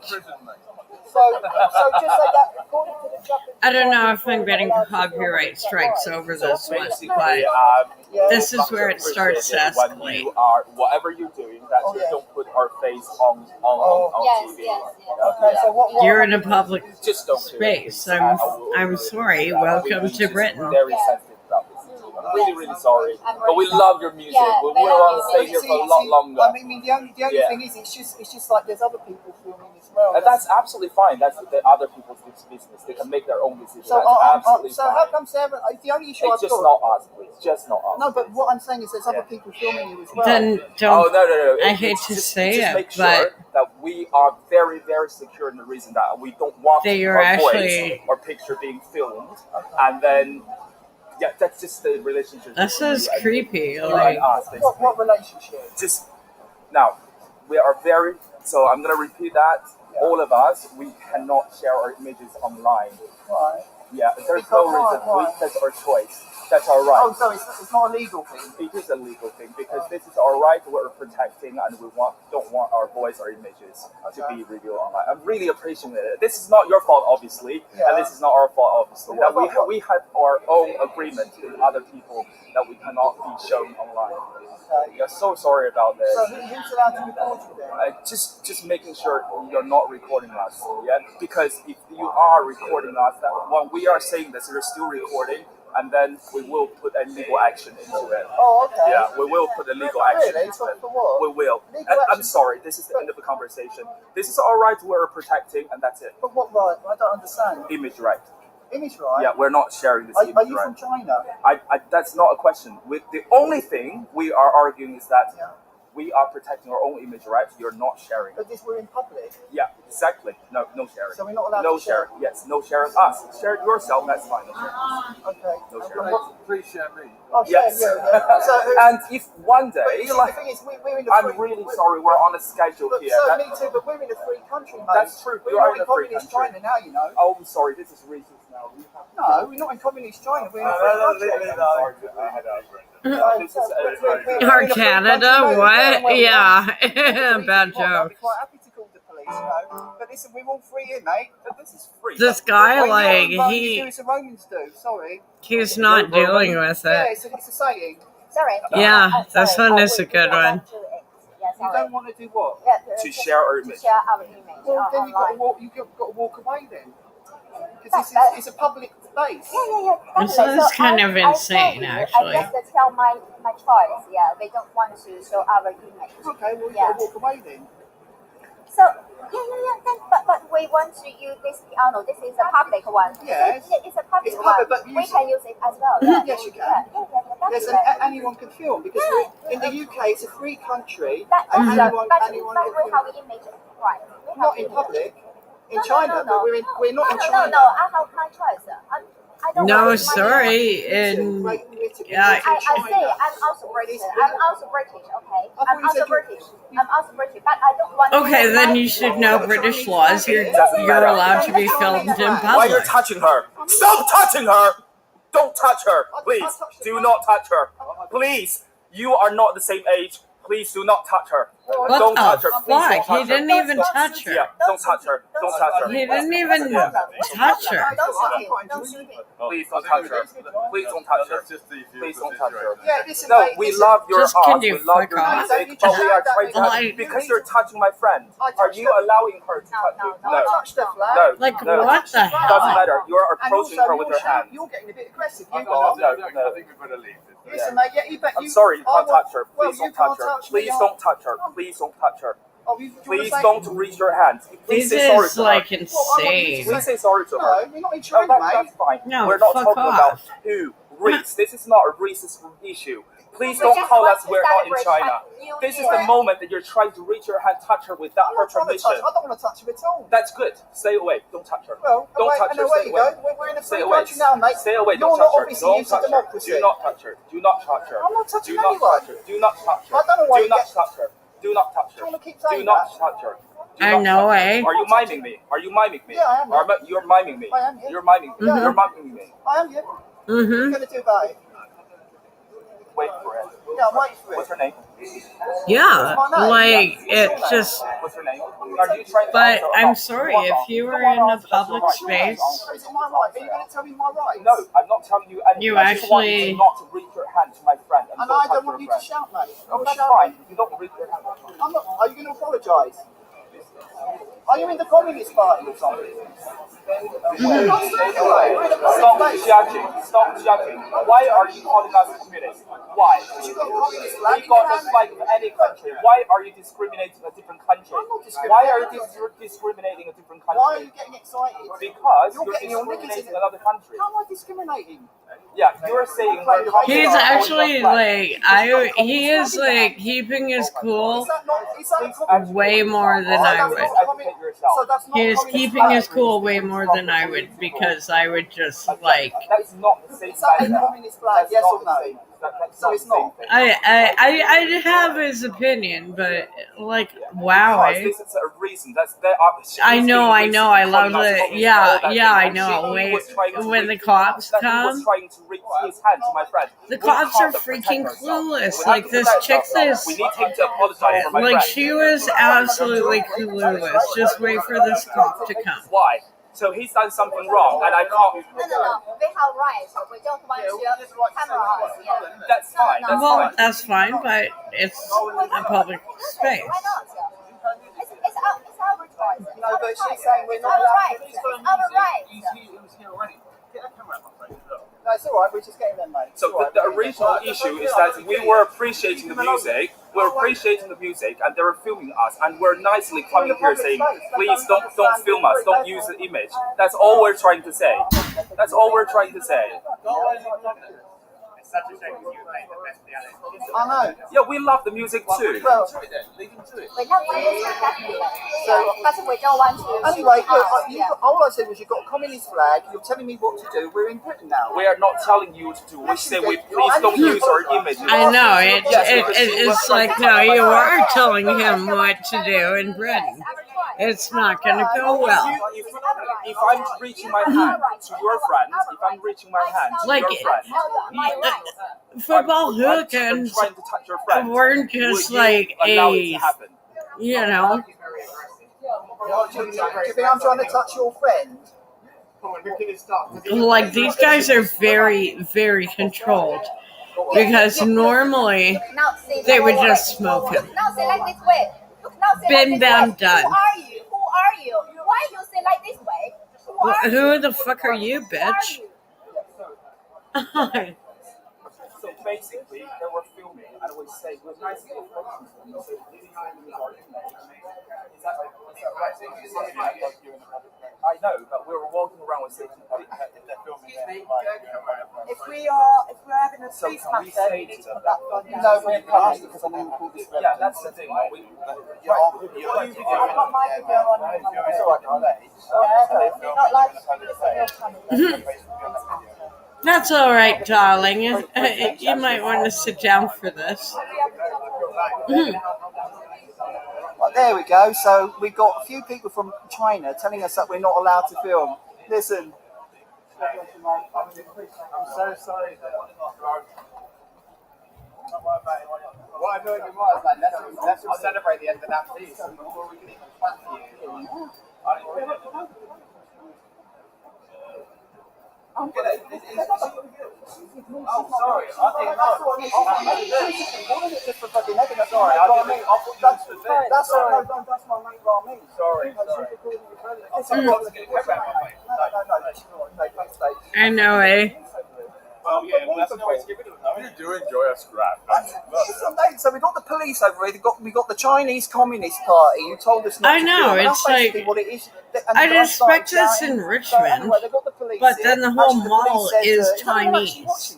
Yeah, they got 780. There is no English in the mall, and then they wonder, like, oh, there are Chinese cops there. This is a problem. I'm like, yeah, obviously, but this happened. They came over, Jim. They came over and said, you're not allowed to film us. We're in a public space. Like in Canada, they could get away with that, but not in Britain. Flags. And I said, oh, that's a communist flag. And they said, oh, that's racist. So what can you do? And then we've got the police here. We've got Kerry and them, and they're filming our whatever. So stay there. We'll see what happens. You're coming to the live drama at the piano. This is Dr. K versus the Communist Party. And let's see what's going on. Here. So basically, I think they're being told that in England you're allowed to film in public, right? That we're not in China, you're allowed to film in public. And they're basically getting their knickers in a twist because we filmed them at the public piano. Basically, that's what's going on. And now we've got the police, and they've all got their communist flags waving it. So there we go. Let's just go over and see what's going on. Let's just have a look. They'll probably start shouting. Listen. Yeah. Come and talk to me. Oh, and this cop. Oh my god. This cop is like the epitome of a stunt cunt. Like this, she is just awful. No, she's just. No, she's just awful. Awful. Like, no, she doesn't know the law. No, because the camera never lies. Mm-hmm. Listen, I've got my camera on. Okay, so I've got my camera. Let's have a conversation. This is going on your YouTube channel, and I don't want it to go on your YouTube channel. Don't channel. talk to me then, Kerry. Listen. Well, unfortunately, it's not. It's a public place, and you can't do that as a cop and say no, you can't film. Sorry. And the hands are meant to be. Ooh, Evanon. No, they don't want to. Okay, that's why I have a camera. They've requested that the video where they've approached gets deleted and not used on your channel. No, because there's money being made and they work for a company that their faces can't be shown on. Well, they should be. You're not their private security agent. I'm not their private security agent. And we're in a free country. We're in a free space. We're not causing trouble. The problem is not from us, Kerry. The problem is they are coming over, telling us what to do, and playing the piano. Now, fair is fair, but you are not their private security guards. I never said I was, and I'm having a conversation with you. And we're in a free space, in a free country. I'm not causing any trouble. There's an allegation being made, and that's why. What's the allegation? Now, you told me to stop filming, and now you say there's an allegation. The camera never lies. The allegation. That's why I filmed. You told me to turn off my camera, and now you're saying I've got an allegation. Smart man. Like, damn smart man. I know that you are putting this on your YouTube. Doesn't matter where it goes. We're in a free country. Sorry, we're in a democracy. We're not in China, and that's not racist. That's the truth. That's what our forefathers fought for. Exactly, but you can't say things like that. How do you have to say things like that? But we're in a free country. No, but we're not in China. Well, we're not. Well, they came. Listen, Kerry. If I was over in China and I started laying the law down to Chinese people at the piano, telling them what they cannot do, do you think that's appropriate? They came over here. The guy started shouting at me, and he said, "You're not allowed to film. You're not allowed." And I said, sorry, we're in Britain, I'm allowed to play. And I said, you're waving a communist flag. And then he said, you're racist. So if I've done anything wrong, tell me. I love this. This is a free speech issue. I'm sorry.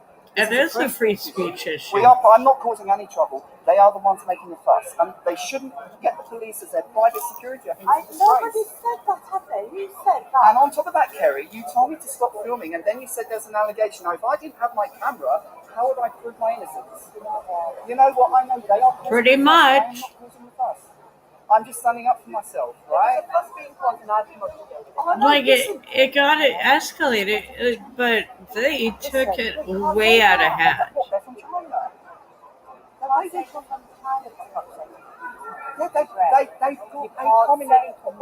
can I just say they're from China without the S? And sorry, but in Britain, it's a public space. They're filming. That's a right. He wasn't doing anything wrong. All of a sudden, this tourist group goes through, and it's like, sorry, you aren't. They stood by the piano. Yeah, it was disturbing. It's like, don't even stand there. You know he's filming. Like, they just wanted to stir the pot. You should tell them. I'm not telling them anything. This one, like. Okay, get on, play your piano. I'll have a discussion with them. Tell them we're in a free country. There we go. We're in a free country. Is anyone watching this? You see, we've got the communists here telling me not to do. I'm just going to play some boogie woogie. Is Matty England there? Matty, we need you down at the station. Look at, show them the police over there. Look, go and film them before they can run away. Yeah. They're saying, I've just been speaking to the tuner guy, he came to repair it, but he said one of the problems is, people like you bastards so harm. I play very gentle, listen. That's the stuff, play like that.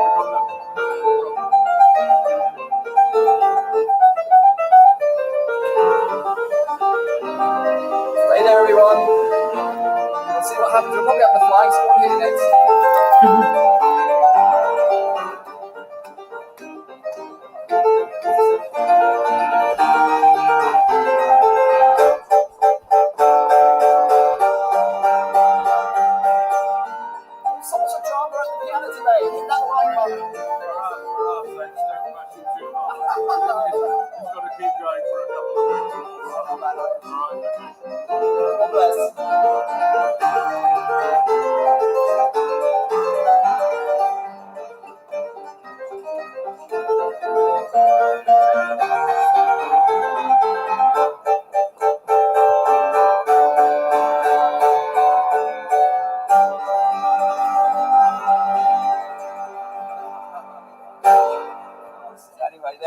Sorts of drama at the piano. So we got the police over there with the Chinese people, and they're waving a communist flag.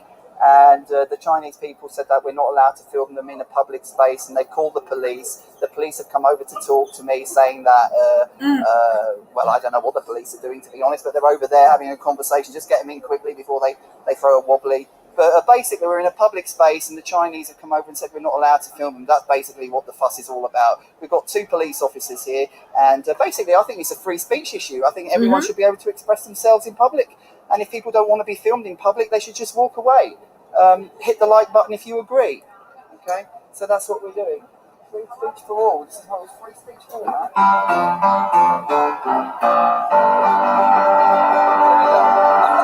Hit that like button. Stay on, you never know what's going to happen next.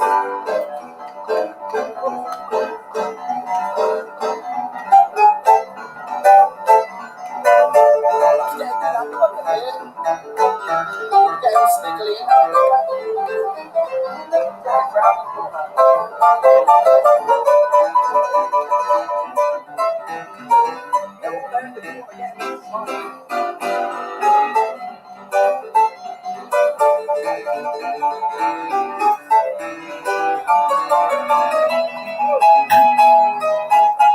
I want to learn to play like this.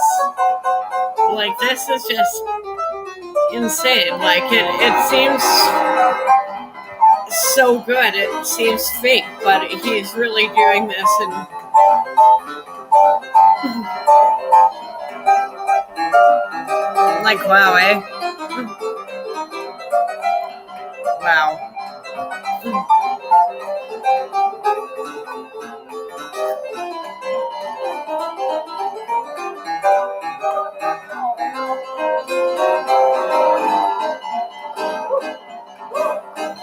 Everyone's free to film. Everyone's free to film. Show me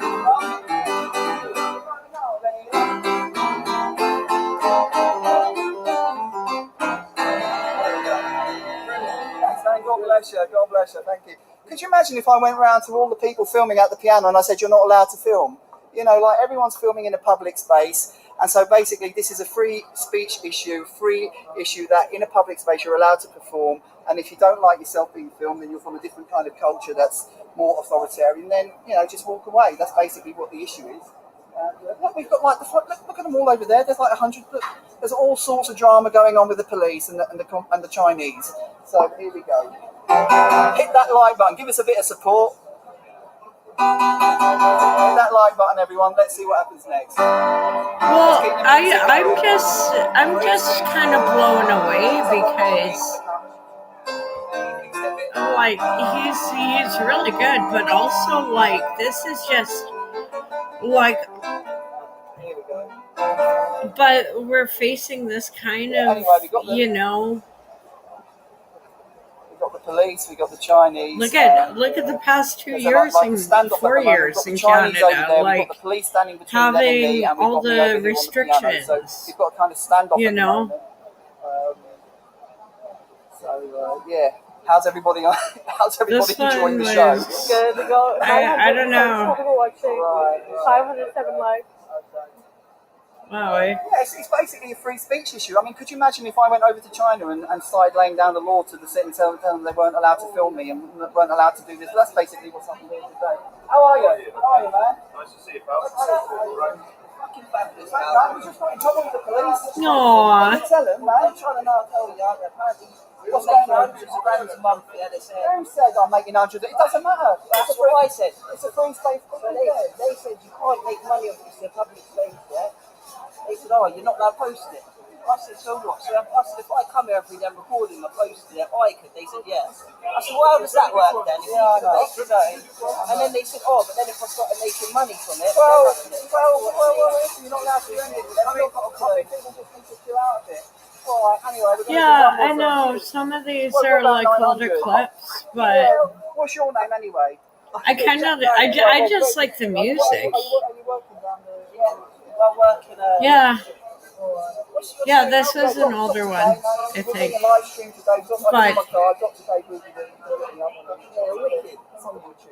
it's on the live stream today, so just check out the live stream. Thanks, man. Now we've got security here as well. We've got security. Here we go. Okay. Oh, there's security. I think I'm gonna go on to the next clip. And people are welcome on panel. Oh, God. This is like... I started my career in immigration enforcement in 1984 as a border agent. I've worked for 6 presidents, up to Donald Trump. Every president I've ever worked for took some steps to secure the border because they understood you can't have strong national security if you don't have border security. But President Biden is the first president in the history of this nation that I know of who came in office and unsecured the border on purpose. And even President Obama gave me the Presidential Rank Award, highest award available. Because what was I doing at the time? I was locating and deporting people in the country illegally. So we went for the most secure border of my lifetime, and it's not just my opinion. I've done this for 34 years. Anybody can go to cbp.gov and look at the data. We handed this administration the most secure border in my lifetime. And within months, we went from the most secure border to historic illegal immigration, numbers you've never seen before. And it's not because it's seasonal. It's not because of climate change. It's not because of Trump. This is by design. We already heard about some of these people are coming because economic reason or natural disasters. The bottom line is when you claim asylum, you must be escaping fear and persecution from your home government because of your race, religion, and political affiliation. or membership in a particular social group. That is not the fact. If you look at immigration court data over the last 10 years, you'll see that nearly 9 out of 10 people who claim asylum at the border never get relief from U.S. courts that simply don't qualify. But they're coming and staying because of Biden's promises. I wrote an op-ed 6 months before the election. I said, President Biden becomes president, we'll lose the border. Based on the promises he was making during the campaign. And he's kept those promises. Right now, we have record numbers of illegal aliens coming across the border.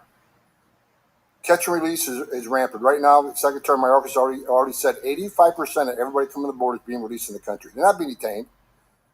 And why are they being detained? Because of two reasons. Number one, because he knows, like I do, that vast majority of these people will be ordered removed 5, 6, 7 years down the road, maybe 10. He also knows the Homeland Security Life Cycle Report says if you get an order removal and you're in an ICE bed, you get removed 99% of the time. But if you're not in detention, your chances of being removed are slim. If you're family unit, it's about 6%. That's why they're releasing them. Thousands of empty ICE beds sitting there right now, already paid for by the taxpayer. They'd rather release them because they know the vast majority will lose their case and it'll be ordered removed. But if they're not in detention, they won't be removed. So this administration comes up with what they call lawful pathways, which I think are illegal, and I think they'll lose when the decision of the courts come out. The CBP One app, 95.8% are approved. Where's the case-by-case analysis that is supposed to be done for people for a parole? It's not being done. It's a shell game. They move thousands through the port of entry so they can claim less illegal entries between the port of entries, but it's failed. Because November, December, we saw record amounts of crossings on the border, over 300,000. And people who say that the border is not in crisis, I tell you this. In 2020, the total encounters on the southwest border is 646,000. This year, 3.2 million. 5 times what we saw during last year's Trump administration. Court orders are years out, but this administration is counting on it. You overflow the system. You'll push these court dates back 7, 8 years. And what's going to happen? Mark my word. When they finally get order removal 7 years down the road, they'll have a USC child. They'll have 2 USC children. They'll get phone calls from, the director of ICE will get phone calls from the Hill saying, why'd you remove that person with 2 USC kids? Well, he didn't have 2 USC kids when he entered the country legally. So now that he has 2 USC kids, he's immune from the law. The court order means nothing. So here's what I'm looking for.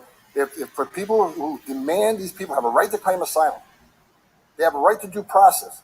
I agree. But due process doesn't mean anything if the final decision of the courts is not executed and people aren't removed. So if it takes 5 or 6 years, they still must be removed, or the system means nothing. I've been attacked numerous times because I worked with President Trump. They said our policy is inhumane. I've been called a racist and a bigot by members of Congress. But let's get one thing straight. Under President Trump, illegal immigration went to a 45-year low, 83% decline in illegal immigration. There's been several studies saying 31% of women that make that journey through cartels get sexually assaulted. So let me ask you a question, or make a point. When 83% less people are coming, how many migrants didn't die crossing the border when 83% less were coming? How many people didn't die? How many people have a terror screening database didn't try to come to the country? Because Border Patrol's 100% vigilant on the line, now overwhelmed. How many women and children didn't get sex trafficking to the United States? Forced into sex slavery, forced labor, debt bondage. How many billions of criminal cartels not made? Under President Biden, where they call this humane, over 1,700 migrants have died on U.S. soil. Historic record, not counting the Darien Gap in Mexico and Central America. 112,000 Americans dying from fentanyl. Historical increase in sex trafficking, forced labor, and debt bondage. Almost 100,000 missing kids that were released by ORR. 440,000 unaccompanied children entered the country through the service of the cartels. Someone needs to explain to me how that's humane, any of this stuff. And a record number of people off the terrorist watch list being arrested. 1.9 million gotaways. That statement alone should convince anybody on either side, 1.9 million gotaways, the border is not secure. It's ridiculous to claim so.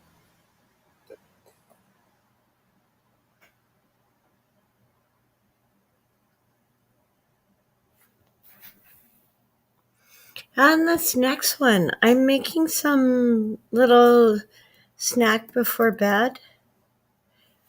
This was sad. Like, well, this guy, like, he didn't deserve this. Joshua Sutcliffe, a maths teacher with strong Christian beliefs, was banned from teaching in England by the Secretary of State after repeatedly calling a child in a by Catholic the sex school that she was born in and expressing his beliefs on same-sex marriage in the classroom. However, new government guidance states that there is no general duty that says schools have to agree to change the name or pronouns of pupils, in complete contrast to new advice from the charity Stonewall, which recommend teachers remove any unnecessary gendered language from the classroom. So no surprise, teachers like Mr. Sutcliffe are getting caught in the crossfire. Well, I'm joined by the man himself now, Joshua Sutcliffe. Joshua, thank you very much for coming in. It's a pleasure, Jacob. Thank you. So you were teaching at the St. Aloysius Roman Catholic school in Islington. I was there for about a year, just over. Now, if I remember rightly, St. Aloysius is an important saint. I think he might have been a Jesuit, school named after him. You would expect following the teaching of the Catholic Church. Yes, you're right. Jesuits are renowned for their strong Christian convictions, and sadly, St. Aloysius College didn't necessarily follow in their namesake. And it's run by the Archdiocese of Westminster. The Cardinal Archbishop of Westminster is the head of the Archdiocese, and it's a Catholic school in his diocese. Yeah. Did you have any support from the Catholic Church? None from the Catholic Church, sadly, no. But I've been supported by the Christian Legal Centre, which has been fantastic thus far. Okay, so let's talk about what you did and what's been proved against you. So, you were accused, but this was at a different school, at the Charwell School, between September 2015 and February 2018. You misgendered pupil A, and on more than one occasion, and called pupil A she and her in conversation. Yes, that's correct. And that was actually one of the principal things that we discussed at the hearing. It was all around this supposed misgendering, and it remains my conviction that we shouldn't be going along with students who are wanting to present in an opposite sex. But I did always try and act professionally, when interacting with the student, and I remain professional as I sit with you today. I try and treat people with dignity and respect, and I felt I did in that instance, actually. Okay, but this pupil wanted to be known as a boy? The pupil was presenting as a boy, yes. And dressed in boys' clothes? Well, to some extent. I mean, this may be gender, it's maybe difficult to tell, but yes, I suppose so. Do you think it's fair, though, of you as a teacher to put your views onto a young and vulnerable pupil? Well, I would say that the contrary was happening, where the pupil was trying to assert their views onto me. I tried to act professionally at all times. I didn't unnecessarily provoke the student. It was actually mentioned in the guidelines that you mentioned in your introduction that you don't have to call a student by their preferred pronouns, that it's okay to hold your convictions about a controversial issue like that. And I felt like I acted within the guidance. If anything, I feel like the guidance vindicates me to some extent, because not only did I hold to those guidelines, but also to the law in our land, And then one of the other things you were accused of was a YouTube video. Is that right? You showed a PragerU video. Oh, God, yeah. And what is PragerU? I've never heard of it. You're not familiar, Jacob. It's an educational channel that's been created by Dennis Prager, and it's conservative. It's PragerU rather than Prager. I've mispronounced. Is mispronouncing as bad as misgendering? Well, it depends who you ask, I suppose. But it's PragerU. It's an educational channel. I didn't actually refer the students to that video, but it was alleged that I did. Okay, and that video said things like children growing up without a father have lower life chances than children with a father present. Yeah. And this issue here, was this that it was in a maths class rather than, or was this in a general class? It was alleged that I showed it in a form time, sort of prior to lessons beginning. But as I say, I didn't show it in form time. I think the students found it on their own accord, and I'm not sure how that transpired, to be honest. And how did you come to misgender, use the this girl was born a girl, is a girl, has not had any operation, is in all senses biologically a girl. But nonetheless, you were found guilty of having called her a girl on This Morning. How did you come to be talking about her on television, and did you name her in any way, or she remained anonymous? So you mentioned a few things there, Jacob, but I didn't mention her on television, but that interview was actually brought up in the big hearing that we had, and that was one of the allegations that I was trying to defend, that I had misgendered according to them. But like you say, this student is actually biologically a girl, and so I at that time, outside of the presence of that student, felt it was completely appropriate to refer to her by this is gonna be so actual pronouns. Oh god, I feel so Which seems to me to be a perfectly straightforward thing to do. That this girl wasn't present at that point, was she? And you didn't identify her? No, I didn't. I never have, actually. That's never. How did this come to be the business of the panel? What was their argument for including this? They said, okay, this is unfair on her. Were they accusing you in a way of bullying her? Was that the issue? I think, you're obviously having similar thoughts to what I would have, which is that was maybe outside of their remit to look into. But sadly, they were really just trying to form any case possible against me. I just think they really wanted to make this ruling, sadly. Do you worry that you may have upset this girl? I never would want to purposely upset someone. I always actually tried to really help her. That's always my conviction, is to help the people in front of me. That's why I went into teaching. But obviously I recognize that my strong convictions are due to offend people at times, and so I'm not naive to that. And then there's the issue on the gay marriage, that you handed out leaflets at a public pride march, but you handed it to this girl among other people. Was that slightly provocative of you to hand Sorry, a a friend gay wanted me marriage to have leaflet dinner, to so I'm having a girl snack. who thought she was a boy, or thinks she is a boy? Well, it wasn't intentional. It was actually sort of a narrow part of the road, and I was just handing to everyone coming through on the march, so it wasn't sort of me seeking out said student.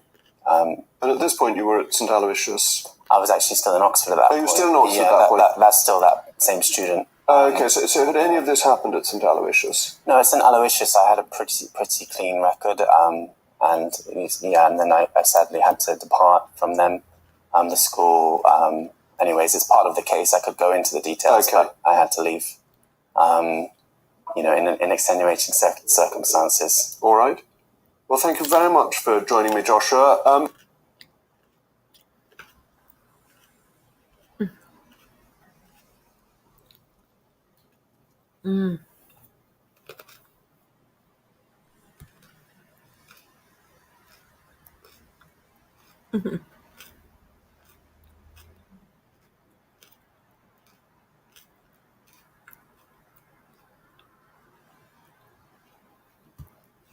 I know this is CTV. Hopefully I don't get a strike, but it's only a few moments. One man was killed Friday in what RCMP say they believe were random attacks.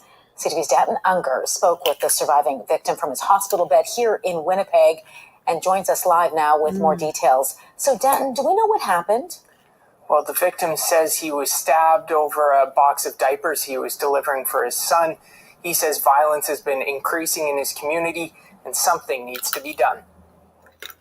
It hit me. I've just been stabbed. Recovering in a Winnipeg hospital bed, Oliver Hart relives that moment. It was so quick. It happened so fast. The 37-year-old man had just left his apartment in the Paw Friday afternoon to deliver a box of diapers and baby supplies for his son. That's when he says 3 strangers confronted him, one of them grabbing the diapers, the other pulling out a knife. The one with the knife lunged at me and stabbed me in my right side. Hart was one of 2 men stabbed in what police say were random attacks. RCMP says the second victim, 41-year-old Eugene Michel, died of his injuries. It wasn't always like this, but in the last few years, it has grown more and more violent. Hart has lived in the PAW for 12 years now, but says recently he's seen a rise in drugs and gang violence. There needs to be a bigger response, a call to action against these type of activities and these people, bringing that into our community. It's a call echoed by Andre Murphy, the mayor of the PAW. There's a huge drug problem within our area, our tri-community, but as well as throughout northern Manitoba. He believes better addictions and mental health supports would help curb the violence. But he says there are weeks-long wait lists and backlogs for the few existing supports in the PAW, forcing many residents to travel to Winnipeg or Brandon to get the help they need. We as a community, we would like to see, the same level of services in northern Manitoba and as well as in the PAW, as well as you see in southern Manitoba. Hart hopes with more supports in place, something like this won't happen again. This shouldn't have happened. And to the people who attacked me, I'm stronger than this. I'm going to keep living. Now, the Northern Health Region tells CTV News there is one 16-bed addictions treatment center in the PAW, but right now there's about a 3 to 5 week wait list for that. It says there are other services provided through the community's general hospital, as well as in Thompson. Now, the province's Minister for Mental Health and Addictions, Bernadette Smith, tells CTV News in a statement that the province is committed to supporting the northern communities dealing with these challenges, and that includes working with additional law enforcement to hire more mental health support Another workers. time.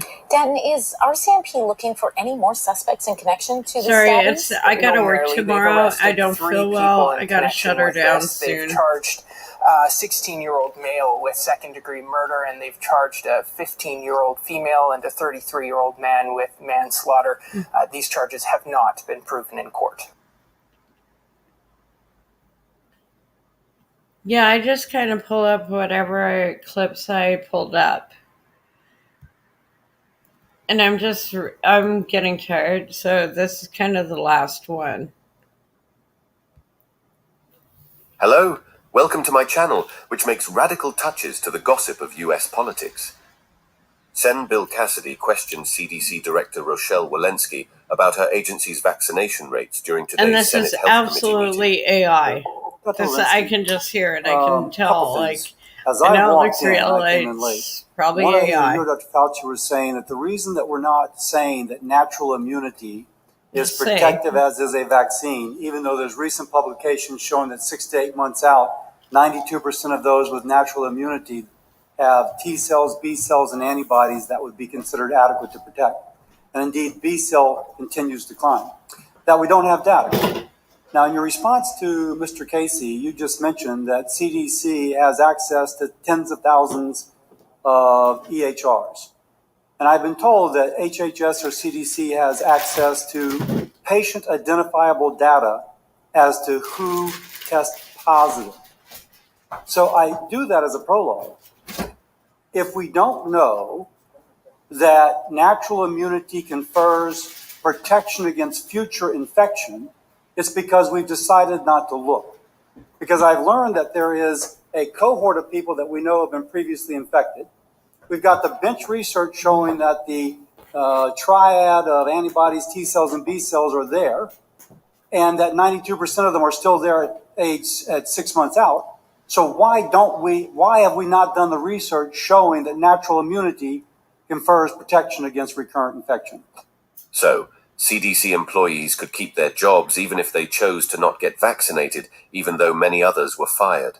Rules for thee, but not for me. Yeah, thank you so much for allowing me to clarify this point, because I understand the question. First of all, let me just reiterate that our current stand after reviewing 96 papers and a scientific brief on this issue is that everyone who's been previously infected should be vaccinated. But that's not my question. Right, agreed. So, and part of the challenge here is, as you know, the infection-induced immunity and the biases associated with retrospectively looking at the data. Several of those papers that we reviewed for that brief have demonstrated that the kind of disease that you had at the time you had it matters. Did you have disease a year and a half ago? Were you an older person? Can I stop you for a second? We could do this prospectively, because you know who is actually, apparently, I'm told you've got patient identifiable data, and you would be able to say, okay, 6 months ago, we're going to start everybody infected within the last 6 months, and be able to follow their EHR prospectively to see this. I mean, theoretically, CDC has the ability to do this right now. My lack of trust for doctors and the CDC, the WHO, and any other big pharma agency is at an all-time high. I stopped going to my doctor 2 years now. No more BP or cholesterol meds. I am done with anything they say. Never any more vaccines for me. Yet that too would have its own biases. So one of the things that we have demonstrated in the scientific brief is that asymptomatic and mildly symptomatic people who might not present to their providers, might present to an urgent care clinic, who might not be recorded in their own EHR, likely have less robust protection than those who've been severely But that could be established prospectively if using the data that you have. And you could even say, if you had symptomatic infection, you don't need to be vaccinated. We would consider you immune. You don't have to be subjected to the mandate. But if we had data that demonstrated a correlation of protection, Dr. Fauci already mentioned data that they're working on to look at correlates of protection, not just in antibodies, but as you noted, in T cell function as well. So if we were able to document a correlate of protection, we absolutely could prospectively this paper follow. that I'm reading from NIH. She's a perfect and pathetic example of why most people can't stand government workers. She literally avoids answering every single question. We pay her salary. Speaks that there is durable memory of the virus up to 8 months after infection. I'm shutting her down soon. I gotta work tomorrow and I'm tired. Including B cells, which continue to climb, T cells, and antibodies. And I'm also saying you do it clinically because we have data that's patient identifiable that we can go back and look and see if they were exposed. They could be in a hot spot like Louisiana, everyone dies, where you know they're being exposed. I'm sure I'll make it then you would see, for a bit not more. just by lab data, but empirically. I can tell you the American people intuitively understand this, and they feel a little bit like we're being willfully blind to it. I have limited time. Let me just ask you something else. What % of CDC employees are vaccinated? Nice question. Thank you, Bill Cassidy. We're actively encouraging vaccination in all of our employees and doing a lot of education and outreach in order to get our agency fully vaccinated. But the percent? I don't have that for you today. I'm told that 75 to some north of 75% of CDC employees at headquarters are still working remotely. Is that correct? We are following regulations through HHS and the federal government. No, that's not my question. I apologize to be rude, but I'm asking a very straightforward question. I've been told that north of 75% of employees at CDC headquarters are working remotely. Is that correct? Senator, I don't actually know the number off the top of my head. When you look down the hallway, are there empty desks? Are over 50% of the desks empty? Senator, I don't have the numbers off the top of my head. What I will tell you is that we're working closely within HHS and the administration to follow the governmental rules for return to There's a recent GAO report that shows, and released in the last 2 weeks, that there's been no coordinated response from the federal government to get people back into work. Now, if there's any agency that, since we're teachers in Fulton County are back at work, that the caseload of COVID in Fulton County is about 88. At its peak, it was 606. If what I've been told by someone who, frankly, kind of knows, that people in laboratories are not showing up. I have no clue how laboratory workers who presumably are vaccinated wearing PPE would consider themselves eligible to stay at home. The very fact that the CDC is incapable of answering simple questions about its employees is very disturbing and tells us much. I say this because I just want to echo. We got to lead by example in the federal government. If our public health agencies don't have enough confidence in the immunization, I have no idea if this is an old clip or a new clip, but there's going to be a lot of we're reaching the 420 mark, so I'm winding it down soon. We absolutely have our essential labs back at work, conducting their essential research towards this response. And we are following the regulations and providing technical assistance and technical support to the federal government for it's only 30 more seconds. Okay, one more I can thing. deal with it. I can deal with the King and I pain. had sent a letter dated Sorry, February the 25th I can't asking deal about with the genomic pain in my surveillance. We've face, still not but received a I can deal response. You with referenced it in your early the remarks. pain of this Both Senator clip. King and I would appreciate a response. Sorry, We'll get back to you. Thank you very much. I was gonna open up panel, but four senators I have in my order it's are just Senator Baldwin, I'm not Marshall, feeling Rosen, great, and and I need to go to bed. This is sad I to hear work CDC tomorrow. people lie, and it is I'll sad that live. our policies are made by these monsters. I feel like I got punched in the face. Like it's like I saw a friend earlier, and it's like one side's like puffier than the other, and I literally feel like I got punched in the face, and it goes like from like the back to my head, and I know I didn't bail on anything. Like, I mean, if I bailed on something, I would have like bragged about it. Like, oh, I had an epic fail. But I am the dumb that way. Everyone but this is just, I woke up this morning and I was like, okay, my sinuses don't hurt, but this hurts. Oh well. I hope you have a good night. Thank you for joining me on YouTube, Twitch, X, and Rumble. It took me a minute to set you guys up. Hopefully it streamed. And I will be back streaming again soon. I just oh god, I just hurt. I hurt. Sorry. Thank you. I'll live for now. You don't need to send me off to the glue factory yet. Thank you. Thank you for joining me.